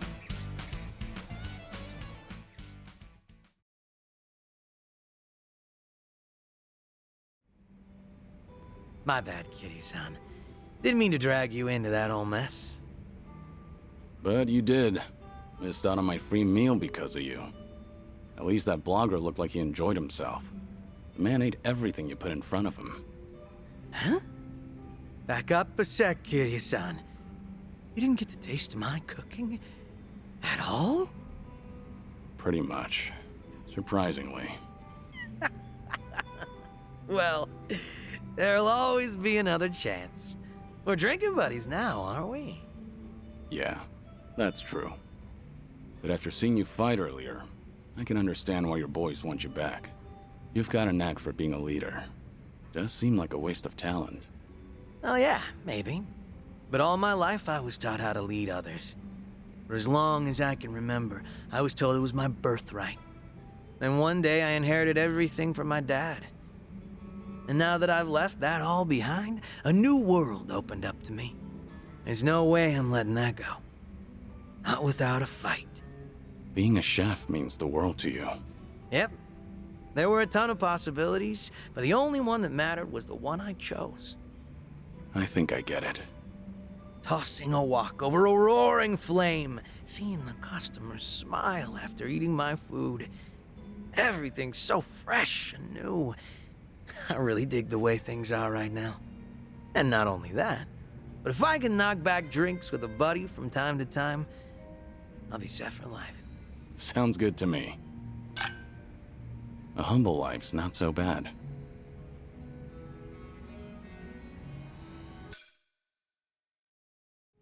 Gotta tell you, from chowing down to throwing punches to knocking them back, hanging with you's been a real treat. Really, life's just full of surprises, ain't it? Past me wouldn't have believed it. Not in a million years. I could say the same. I never thought I'd be roaming the streets with a former head of the Yokohama Liumang. Oh man, I guess that's true. But thanks to all this, I realize nothing's impossible. Quite the opposite. You can do almost anything, long as you try. Thanks to you, Kiryu-san, I was able to keep my restaurant going. Got more regulars than ever now. Glad to hear it. Can't ask for more than that. I'd love to serve you a proper meal next time. And I hope you come hungry, because you're getting the works. Be ready to stuff your face, eh? Yeah, sounds fun. I'll be sure to stop by. I'll be waiting.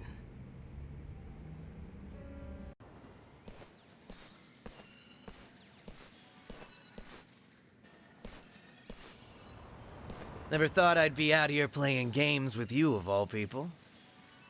Same here. You stop by often? Yeah, when I want to chill out. It's like my own little haven of relaxation. I generally come here alone, so I almost don't know what I was thinking, dragging you along. You don't know? Funny, seeing as it's your idea. Well, haven't we cruised this whole area already? Figured we could hang out at one of my favorite spots. Then I guess I should say thank you. And that'd be my cue to say, welcome aboard. As if I own the spot. Odd as it is, the noise of this place really mellows me out. I can't think straight if it's too quiet. That and I like blending in with the crowd. Everyone's equal here. Huh, I can see that. All right. How about we go head-to-head at Sega Bass Fishing? What's this now? We're here at your favorite arcade, right? Might as well play. Hey, I like your attitude. But I'm damn near a pro. Still want to take me on? Oh? Well, let's dive in. Actually, there's something else I want to do first. What's the plan? What do you say to a quick trip to the photo booth? Oh, you sure? Yeah, let's commemorate this. It'll be my first time trying it out. I admire your courage, but are two grown adults really gonna fit in there? No doubt, man. Let's do it. You always know how to throw me for a loop.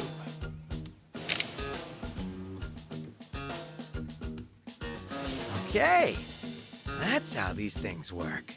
It's been ages since I've done this. Never imagined it'd be you and me messing with this thing. Well, I, for one, had a blast.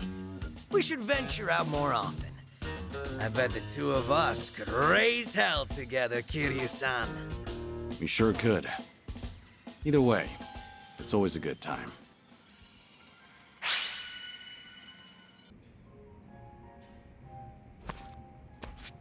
Yo, Joongi! You're looking as suave as ever, drinking here all by your lonesome. I hear that quite often. But I was just thinking that it was getting a little too quiet. Oh, yeah?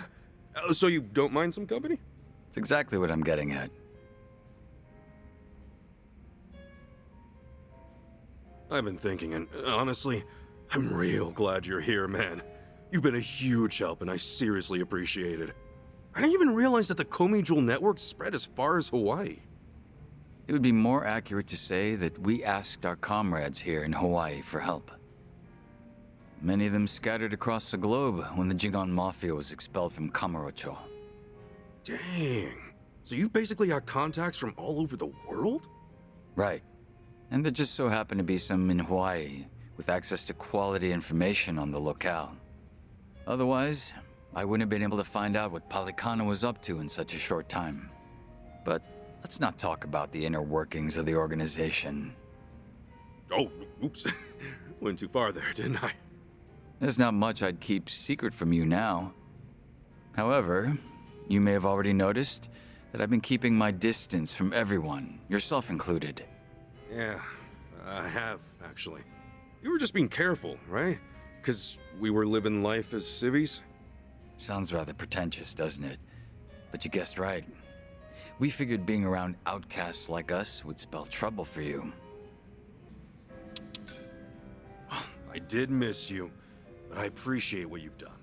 Not just me, but Nanba and Adachi-san too. Of course. I would have felt awful if that hadn't been the case. No doubt. This may come off a bit rude to you, Kasuga-san, but now, because of the way things turned out, I can finally talk with you. And part of me is elated about that. After all, Ijincho has been a bit of a bore as of late. The town's far too peaceful. Oh, really now? Sunny has also gotten livelier ever since Kiryu-san came to Ijincho. She's out on the front lines herself now, though that's not something that merits praise. Why is that? As the leader of both Komijul and the Liumang, she should not be out in the open. Whew. Not every day you hear Joongi Han himself talk about Seonhee like that. We're quite a ways away from Ijincho. It's unlikely for Seonhee to overhear us talking. Furthermore, with the Hawaiian skies as vast as they are, I feel a bit freer here. I will always remain loyal to Seonhee, of course. However, I hope I could get a pass every so often.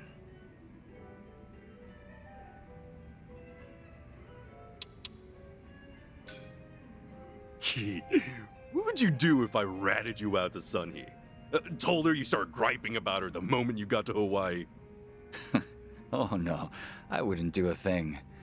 After all, you're free to do as you wish, Kasuga-san. However, I might just return the favor and in doing so, cast our friendship aside. And as a result of your actions, that lost trust can never be regained, no matter what.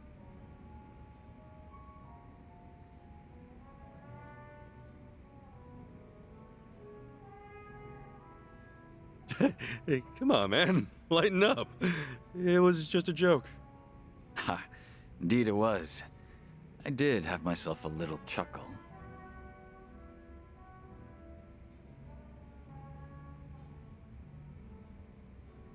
I said that I was keeping my distance from you all, but in truth, I'd been keeping an eye on you. I know that you were employed at Hello Work and that you were helping former yakuza land new jobs. I had no clue about that. Thanks, man. When Adachi-san started up his investigation firm, I wanted to lend him a helping hand as well. But in the end, I agreed with Seonhee that it was best we do not intervene. Yeah, but if Adachi-san had access to Komi Jewel's network, oh, that would have helped him out a ton. Well, the fact of the matter is that you could get things done without us. All of you are very capable individuals. I guess you were watching over us for a lot longer than I thought. Oh? Sounds as if you're implying that I was some sort of stalker. Collecting information within Ijincho's how Gomichul puts food on the table. You were merely one part of that. All right. Let's just leave it at that. But since it did make me smile, how about another drink? Ah, that'd be welcome. It's been a while since we last drank to something, Kasuga-san. Sure has. Cheers, man.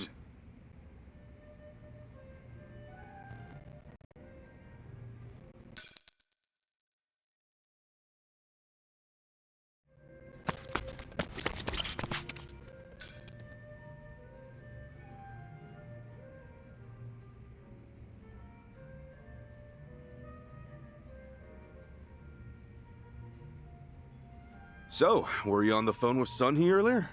Oh, no, I wasn't. I was actually speaking with a subordinate of mine. I let an officer candidate take care of things while I'm away from Ijincho. They're young, but capable. Oh yeah? Everything good over there without you at the helm? Everything should be. Up until now, I've only been managing some rather mundane group work. I apologize if this sounds arrogant of me, but I felt that I was above such menial tasks. Considering that it's just routine, I'm sure anyone could take over from me. Huh. Then why the phone call? What was that all about? That subordinate of yours struggling because you're not there or something? Small problem seems to have cropped up, but I let them decide how they should handle it. All I said was, I'll leave it up to your discretion. You know, if you were my boss, I feel like I'd have to be ready for everything and anything. Compared to the time when Ryo Aoki attempted to take over Ijincho, we can now afford to give our subordinates more opportunities to grow. Those were certainly trying days, especially when all of Ijincho's secrets were exposed. Yeah, you can say that again. Chairman Hoshino, the elder of the Ijin III, was murdered, and the Omi Alliance sent in an entire army. And since we were so dependent on the gray zones of Ijincho, Bleach Japan nearly rendered us extinct. Just thinking about it makes me shudder. Don't you feel that way too, Kasuga-san? Sounds like you've got an itching for some trouble. Yes, maybe so. I did come all the way to Hawaii to join you after all.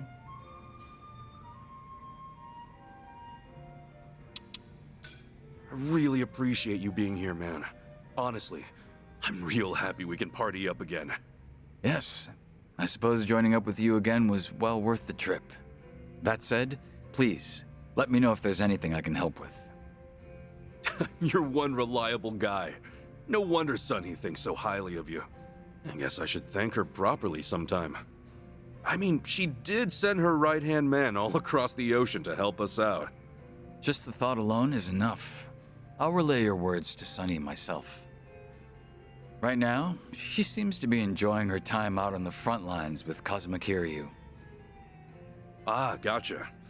Did you get to meet Kiryu-san too? Yes, at least long enough to greet him. He seemed to be faring much better than I had heard. He changed his hairstyle since we last met, so took me by surprise. Oh, yeah, same here. I was a little confused when I saw him too. When Seonhee heard that he was returning to Japan, she was quick to make her move. Before I knew it, she stuck right by Kiryu-san's side at all times. She didn't even consult me about it. At the very least, I would have liked her to ask for permission of some sort. Why is Seonhee so nice to Kiryu-san? Has she ever cared about someone else like that? She's a big fan of the Dragon of Dojima. Maybe she thought she could hide that from me. However, I could hear the overwhelming admiration seeping through her words. Well, that explains it. That's pretty cute, though, not gonna lie. That reminds me, are you aware that when Seonhee went around town with Kiryu-san, Zhao joined them? That was when she told me to keep watch over the different factions. In that moment, I felt as if I was being left out. Huh. So now Kiryu-san's got Zhao on his side. Sounds like we're going all out now. We most certainly are. Even I've come back to the fray. I do hope that I can be of some use to you, Kasuga-san. Right on. It'll be like the good old times. Glad to have you back, Joongi. It's a pleasure. I'll be delighted should I meet your expectations.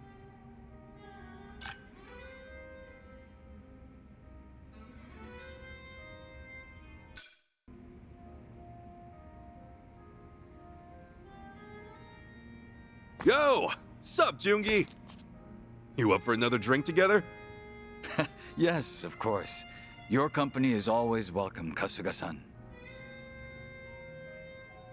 I was glad to see that some things never change.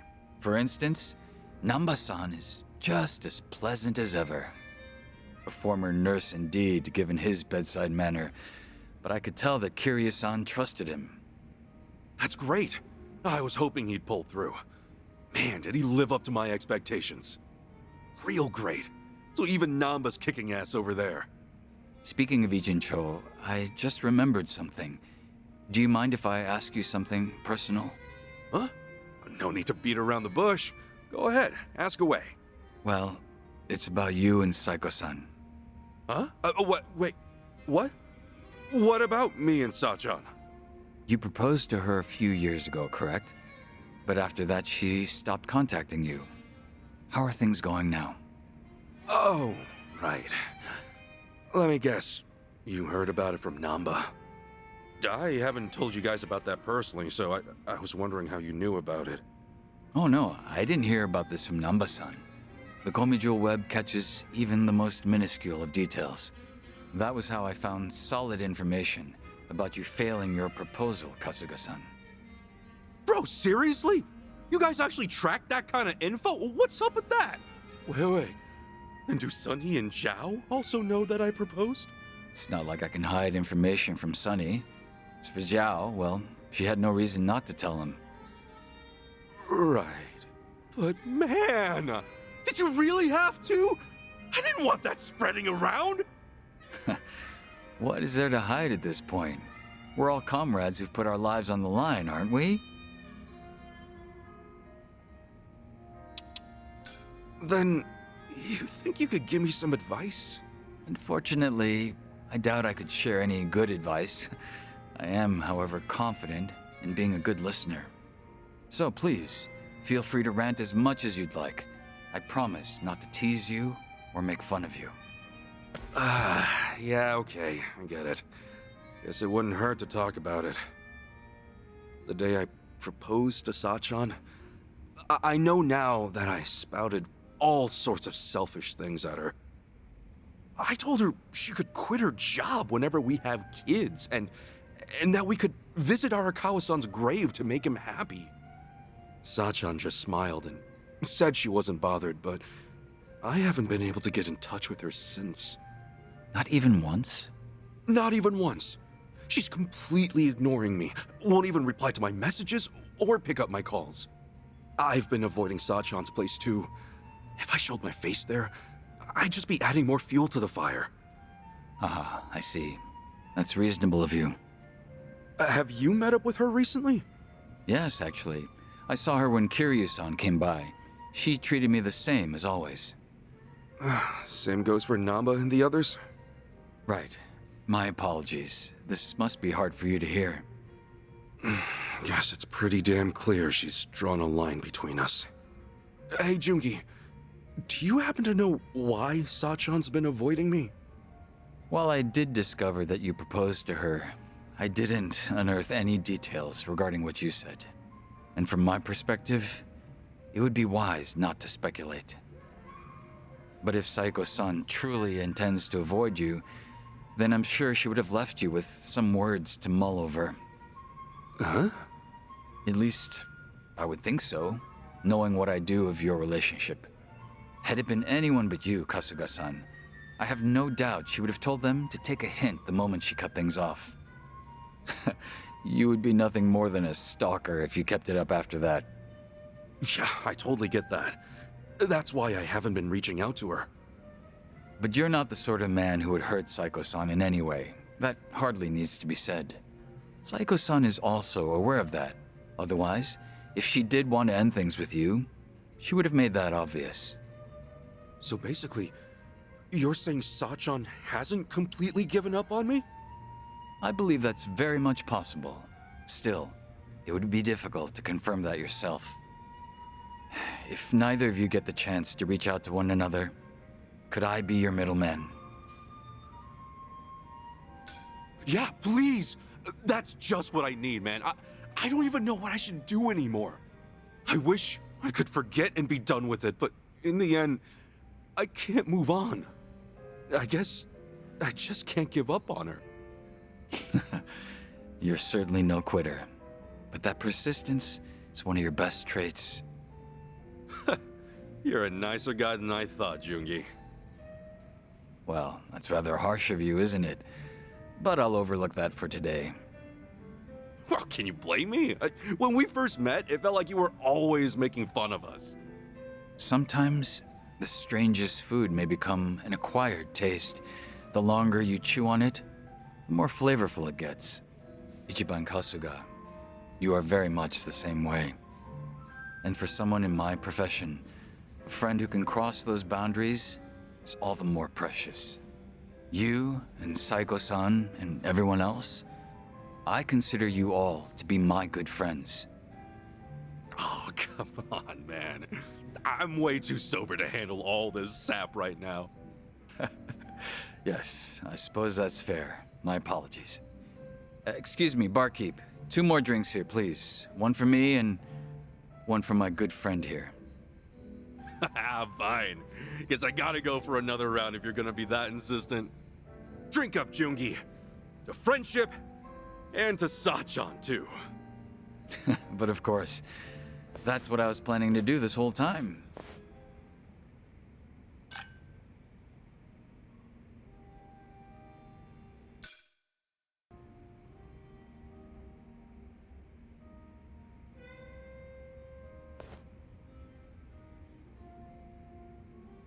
Yo, is that another call from your Komi Jewel subordinate?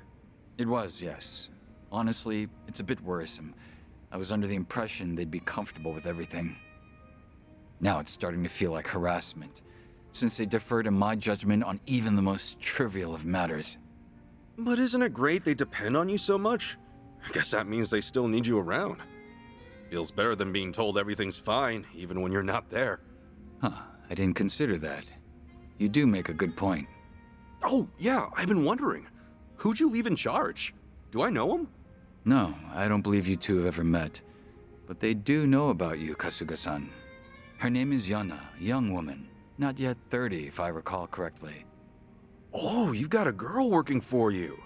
And before you ask, yes, she is quite beautiful. She's learned some mannerisms from Seonhee herself. Wow. So is she like a little sister to Seonhee? It'd be great if she were, but the two of them aren't that close. At least not yet. It's great your younger members have room to grow. You must be proud seeing him improve, right? I suppose that's one way to look at it. Frustration might be a sign of progress then. Have you ever considered training others? I think you might have an aptitude for it. Here, have a look. This is Yana. Oh, damn. You weren't lying about her being pretty. You know, this doesn't really look like a picture of a boss and his subordinate. She's a huge fan of yours, ain't she?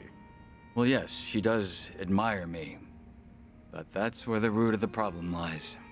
It's very likely that she doesn't want to make any mistakes in front of me, so she keeps asking me for direction. So that's the deal with all the phone calls. Up until this point, all she had to do was follow my orders without having to think twice. However, the moment Seonhee and I stepped out of the picture, she's had to think for herself and make her own decisions. To keep both Komijul and the Liumang running as they are, she can't afford to take a short break. Yana has to learn just how much effort it takes for these groups to assert their authority within Yijincho. I do feel a little sorry for her, though. I mean, you kind of dumped all this on her, right? Is that truly the case? Huh? You never know what will happen in our world. One day, you might just lose those you've relied on. I believe that I've given her an ample opportunity to steel herself for such a situation, should it ever come to pass. Whether they like it or not, the ones who will come to inherit our legacy are those of future generations. It is my hope that she emerges from this situation a little more hardened.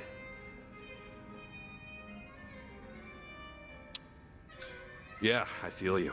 And hopefully, Yana will get where you're coming from, too. It'd be pretty upsetting if she didn't, though. I agree with you there. The fact that she keeps calling me only makes me more concerned. Sounds like Yana's got herself a great boss. Back when I was under Captain Sawashiro, he either beat you senseless or yelled at you. You're the better option, Joongi. Like, way better. 'Cause, you know, the captain would never want a picture with me. Did you want one with Sawashiro? I'd pay good money to see that. No, I thought about taking one before, but yeah, I'm good. Doubt either of us would be happy with that kind of photo. Speak of the devil. Another call from Yana. Pardon me, I have to take this.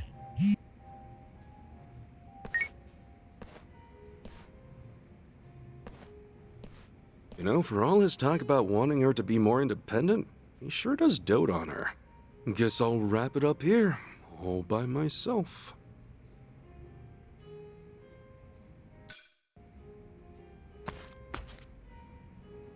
What's up, Joongi? Hello again, Kasuga-san. Huh. Oh, apologies. 1 second. Come on, seriously? Is that Yana again? She really does call you for every little thing, huh? Excuse me? What did you just say? Huh? As we speak? How could you be so selfish? Unbelievable. So you're already here? Hold up. Yana's in Hawaii? I'm at a bar with my friends right now. I've mentioned it to you before. A place called Revolve. Yana, where are you right now? I suppose I'll come fetch you myself. Sounds like you've got trouble. It's exactly as you heard. Yana abandoned her duties in Ijincho and came to Hawaii. To think she'd leave her post just like that. But you're still gonna meet with her, right? She's probably feeling real lonely right now, so let's hurry and bounce, man. Yes, Yana truly is a beauty. I'm sure you're excited to meet her and all, but... Come on, let's talk later, Joongi. Can't leave a lady waiting for long.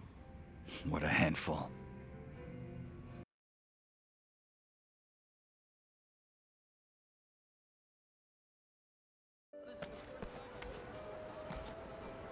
Huh? You're meeting Yana here, right? So, where is she? How strange. Perhaps she got lost along the way. No! Get your hands off me! I'm already with someone! What the hell? Get away from me, you creeps! I'm not that kind of girl! Oh, come on, baby girl. Don't be like that. Just one drink. How about it? Oh! Joongi Neem! Over here! Hey, let's hurry and help her out. Joongi? What's going on here? She doesn't need our intervention. In fact, she can take care of this situation herself. This is all an act. What? But still... Help me, Joongi Neem! I'm so scared! Hang in there, Yuna! We're on our way! Hey! The girl's with us. Sorry, but you mind leaving her alone? Joongi Neem, I'm so glad you came. Yuna, everything's gonna be all right. I'm here to help too. And who's this? You her Prince Charming? Yo, what am I, chopped liver? Excuse me, gentlemen, but that girl works for me. Very much appreciate it if you let her off.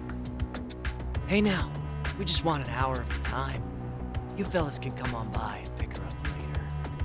But she probably won't be able to walk straight by then, if you catch my drift. I don't think they're asking her for a dance. Neither do I. Fortunately, it would appear that negotiations are off the table. Oh gosh, to think Joongi Neem would fight for my honor! You guys just gonna keep standing in the way? Alright, fine then. Let's see you block this! How the hell? Now listen here, pal. You've been giving me the silent treatment this whole time, but come swinging my way? I think twice about that shit, man. Cause that seriously pisses me off. You son of a bitch! You're fucking dead, you hear me? Ready for this? How exciting. Let's get it done! You're in for it now. Open wide!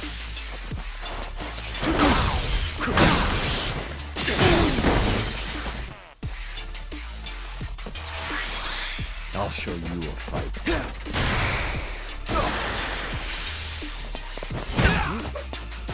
That's picking time! That's how you do it. Win your feet. Excellent.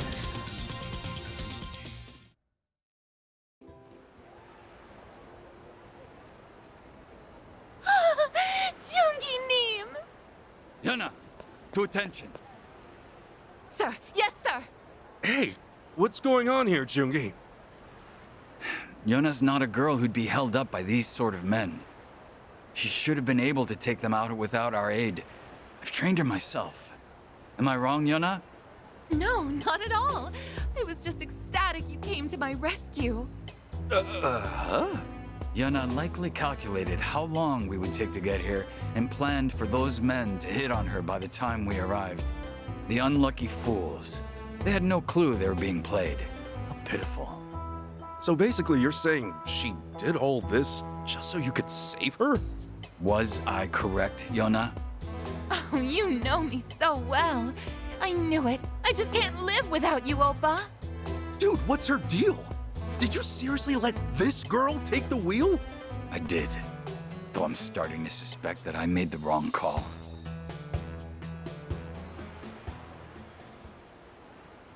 How could he be so cruel? You have to hear me out, Kasuga-san. I was trying to do my best. I really was. Okay, first, take a deep breath for me, Yuna. Now, who's being cruel here? Who else but Joongi Neem? He shot me a message saying he was heading to Hawaii, and all of a sudden I'm in charge. There's no way I could handle all that, but he went ahead and left me behind anyway, without a word. How could you, after all I've done for you? You know I'd do anything just to stay at your side. Regardless, do you think it's permissible to leave your post without further notice? Not to mention, Seonhee isn't there either. So who exactly is looking after both groups as we speak? Ki-hoon's taking care of it now. I figured it'd be a great chance for that pushover to grow a backbone. Oh, Ki-hoon, you say? What, their problem? Something up with Ki-hoon? Oh no, not at all. He's just incredibly fond of Yuna and would do whatever she'd say. I wouldn't call him unreliable per se, so Perhaps she made the right call. You made sure you executed a proper handover of authority to Kyun then, correct? Yes, of course. I shot him a message saying I was heading to Hawaii and that I left him in charge. The exact same thing you did. Why, you presumptuous little... Really following in her boss's footsteps, this one. Listen, Yona, my situation is different from yours. Did you really think such a selfish act would be permitted? Why wouldn't it be? Excuse me? What makes you say that? The problem at hand is that I came to Hawaii without your permission, right? But you're the one who came to Hawaii without Seonhee's permission. Huh? Hold up. I thought he came out here because Seonhee ordered him to. Bro, did you actually come here without telling her? Again, our circumstances are completely different. They're totally the same. You think so too, right, Kasuga? Hey, Joongi, are you for real? That's kind of messed up, man. It's not kinda messed up, man. Oh, okay. This is obviously getting to you. Look, since I was the one managing both organizations, my decision to leave Yona in charge should not be an issue. Also, Sunny and Zhao both ran off with Kiryu-san without telling me. It's not fair that they get to dump all the boring work on me. I think so too. That's why I'm here in Hawaii. Whatever you think, that's not your call to begin with. Come on, that's not fair. Why do I get all the boring work? Yana, is that your phone? It's probably just Ki-hoon. He's been calling me non-stop ever since I left Jincho. Hello? What do you want, Ki-hoon? Huh? Say what now? Wonderful. What happened this time? Why the heck are you in Hawaii? What makes you think you can leave your post like that? So Ki-hoon's here too? Oh, this is absurd. What the hell's going on with the Komi jewel? This shit is nuts. What should we do, Joongi Nim? Ki-hoon's asking if we could pick him up. Seriously? What is wrong with you people? Why must you all be so selfish? Come on, man. Take a look in the mirror.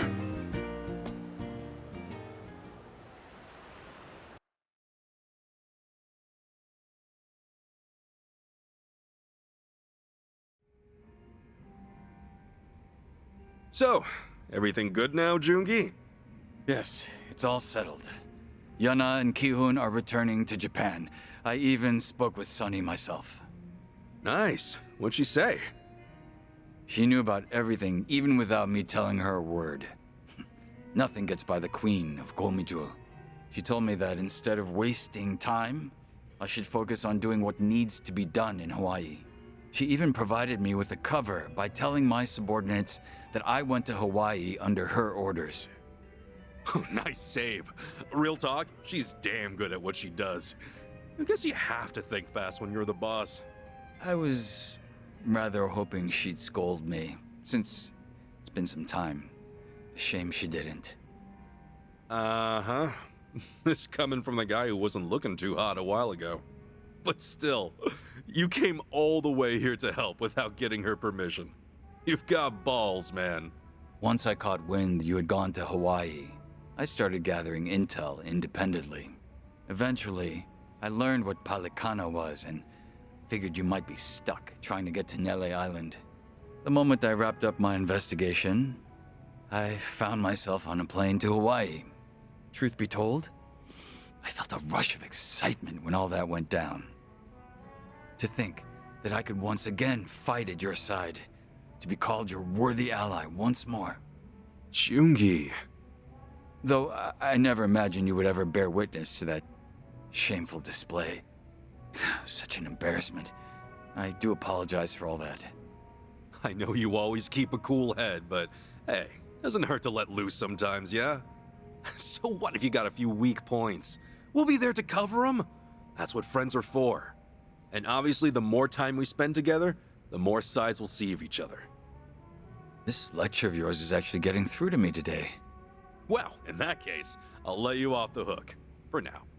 Not really my thing to nag my friends and all. Because drinks taste better when we're both having one hell of a time. Right, I'll drink to that. After all, The two of us are friends. Thanks for being there, Ichiban. Anytime, man. Cheers!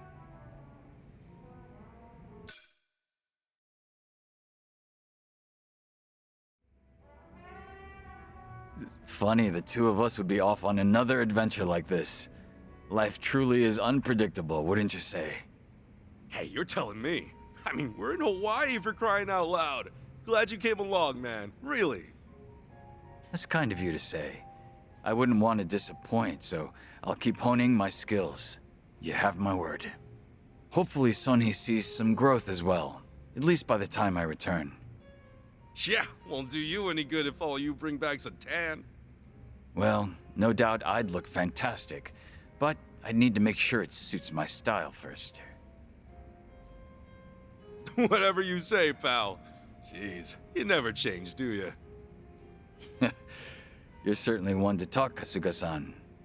It's an honor to be at your side again.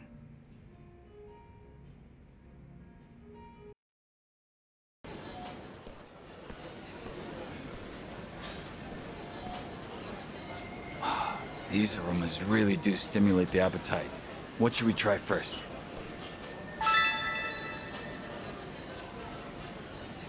Your cold sore doing okay? If not, I could always do the eating. I appreciate your consideration, but I'm quite all right. I have high pain tolerance when it comes to issues like this. You don't have to push yourself. Just eat once you're better. I'm only kidding. My cold sore's all gone. Even spicy ramen shouldn't be a problem now. Okay, as long as you're fine. I don't want to force you. Thanks for your concern. You do eat a lot, though, Joongi. When the two of us meet up, it feels like all we do is eat. Meals are the basis of life. But since you mentioned it, I feel like I do eat out more when I'm with you, Kasuga-san. Well, a meal just tastes better when you're with a kindred spirit, am I right? The fact that you say such things sincerely and truly mean it, that's a noble trait. Okay. That's a compliment, right? Of course. My personal commendation. At any rate, sometimes a home-cooked meal is more appealing than an extravagant dinner out. True. Then how about I make a meal just for you? You, Kasuga-san? You can cook? Sure! It's your choice of hard-boiled, sunny-side up, or scrambled eggs. So a basic breakfast is all you can make. Still, I do appreciate the sentiment. I'll be sure to bring along a carton of eggs. Then I'll fry them up. Whew. That meal was phenomenal. You should see the smile on your face. I'm totally sending a pic to Seonhee. As a status report, you know? Status reports are fine and good, but why now? Unless you intend to be in the picture. Besides, don't you report to Kiryu-san? What's the point of reporting to Kiryu-san that we just finished eating? Well, why not?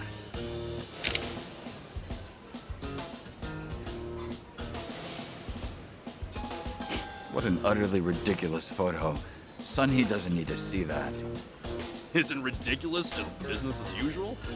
Can't argue there. There's never a dull moment with you, Kasuga-san. Hey, the feeling's mutual.